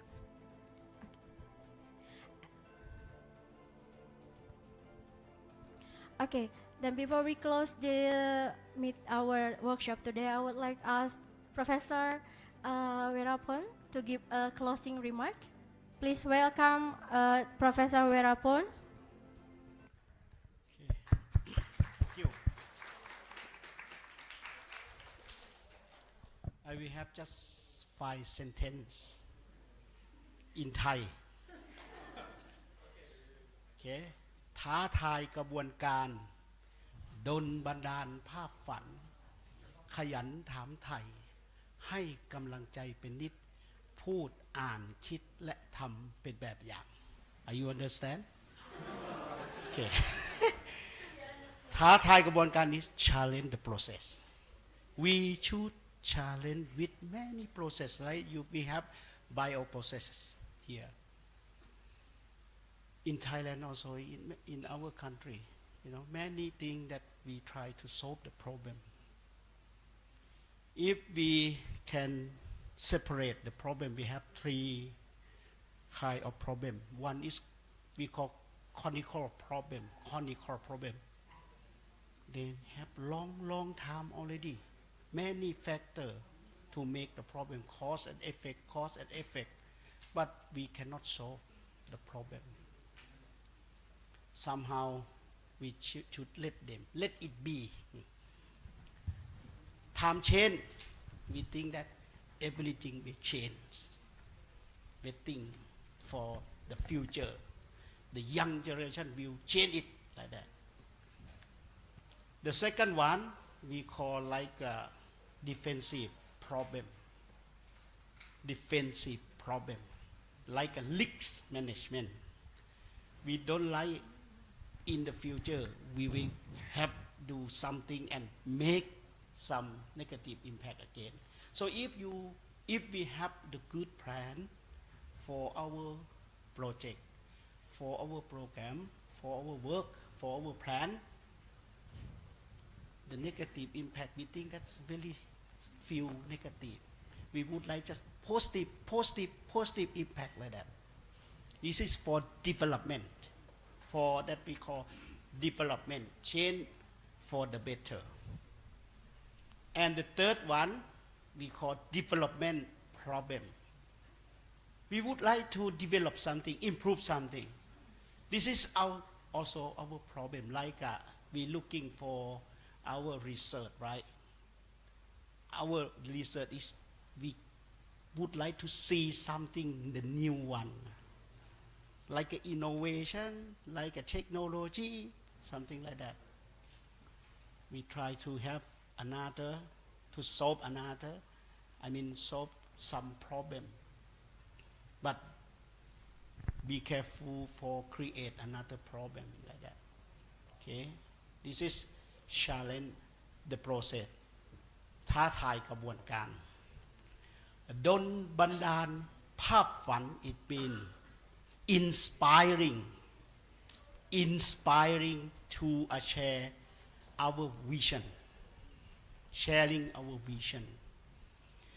Now our purpose for sustainability, we think 17 goals is the best one, collect one.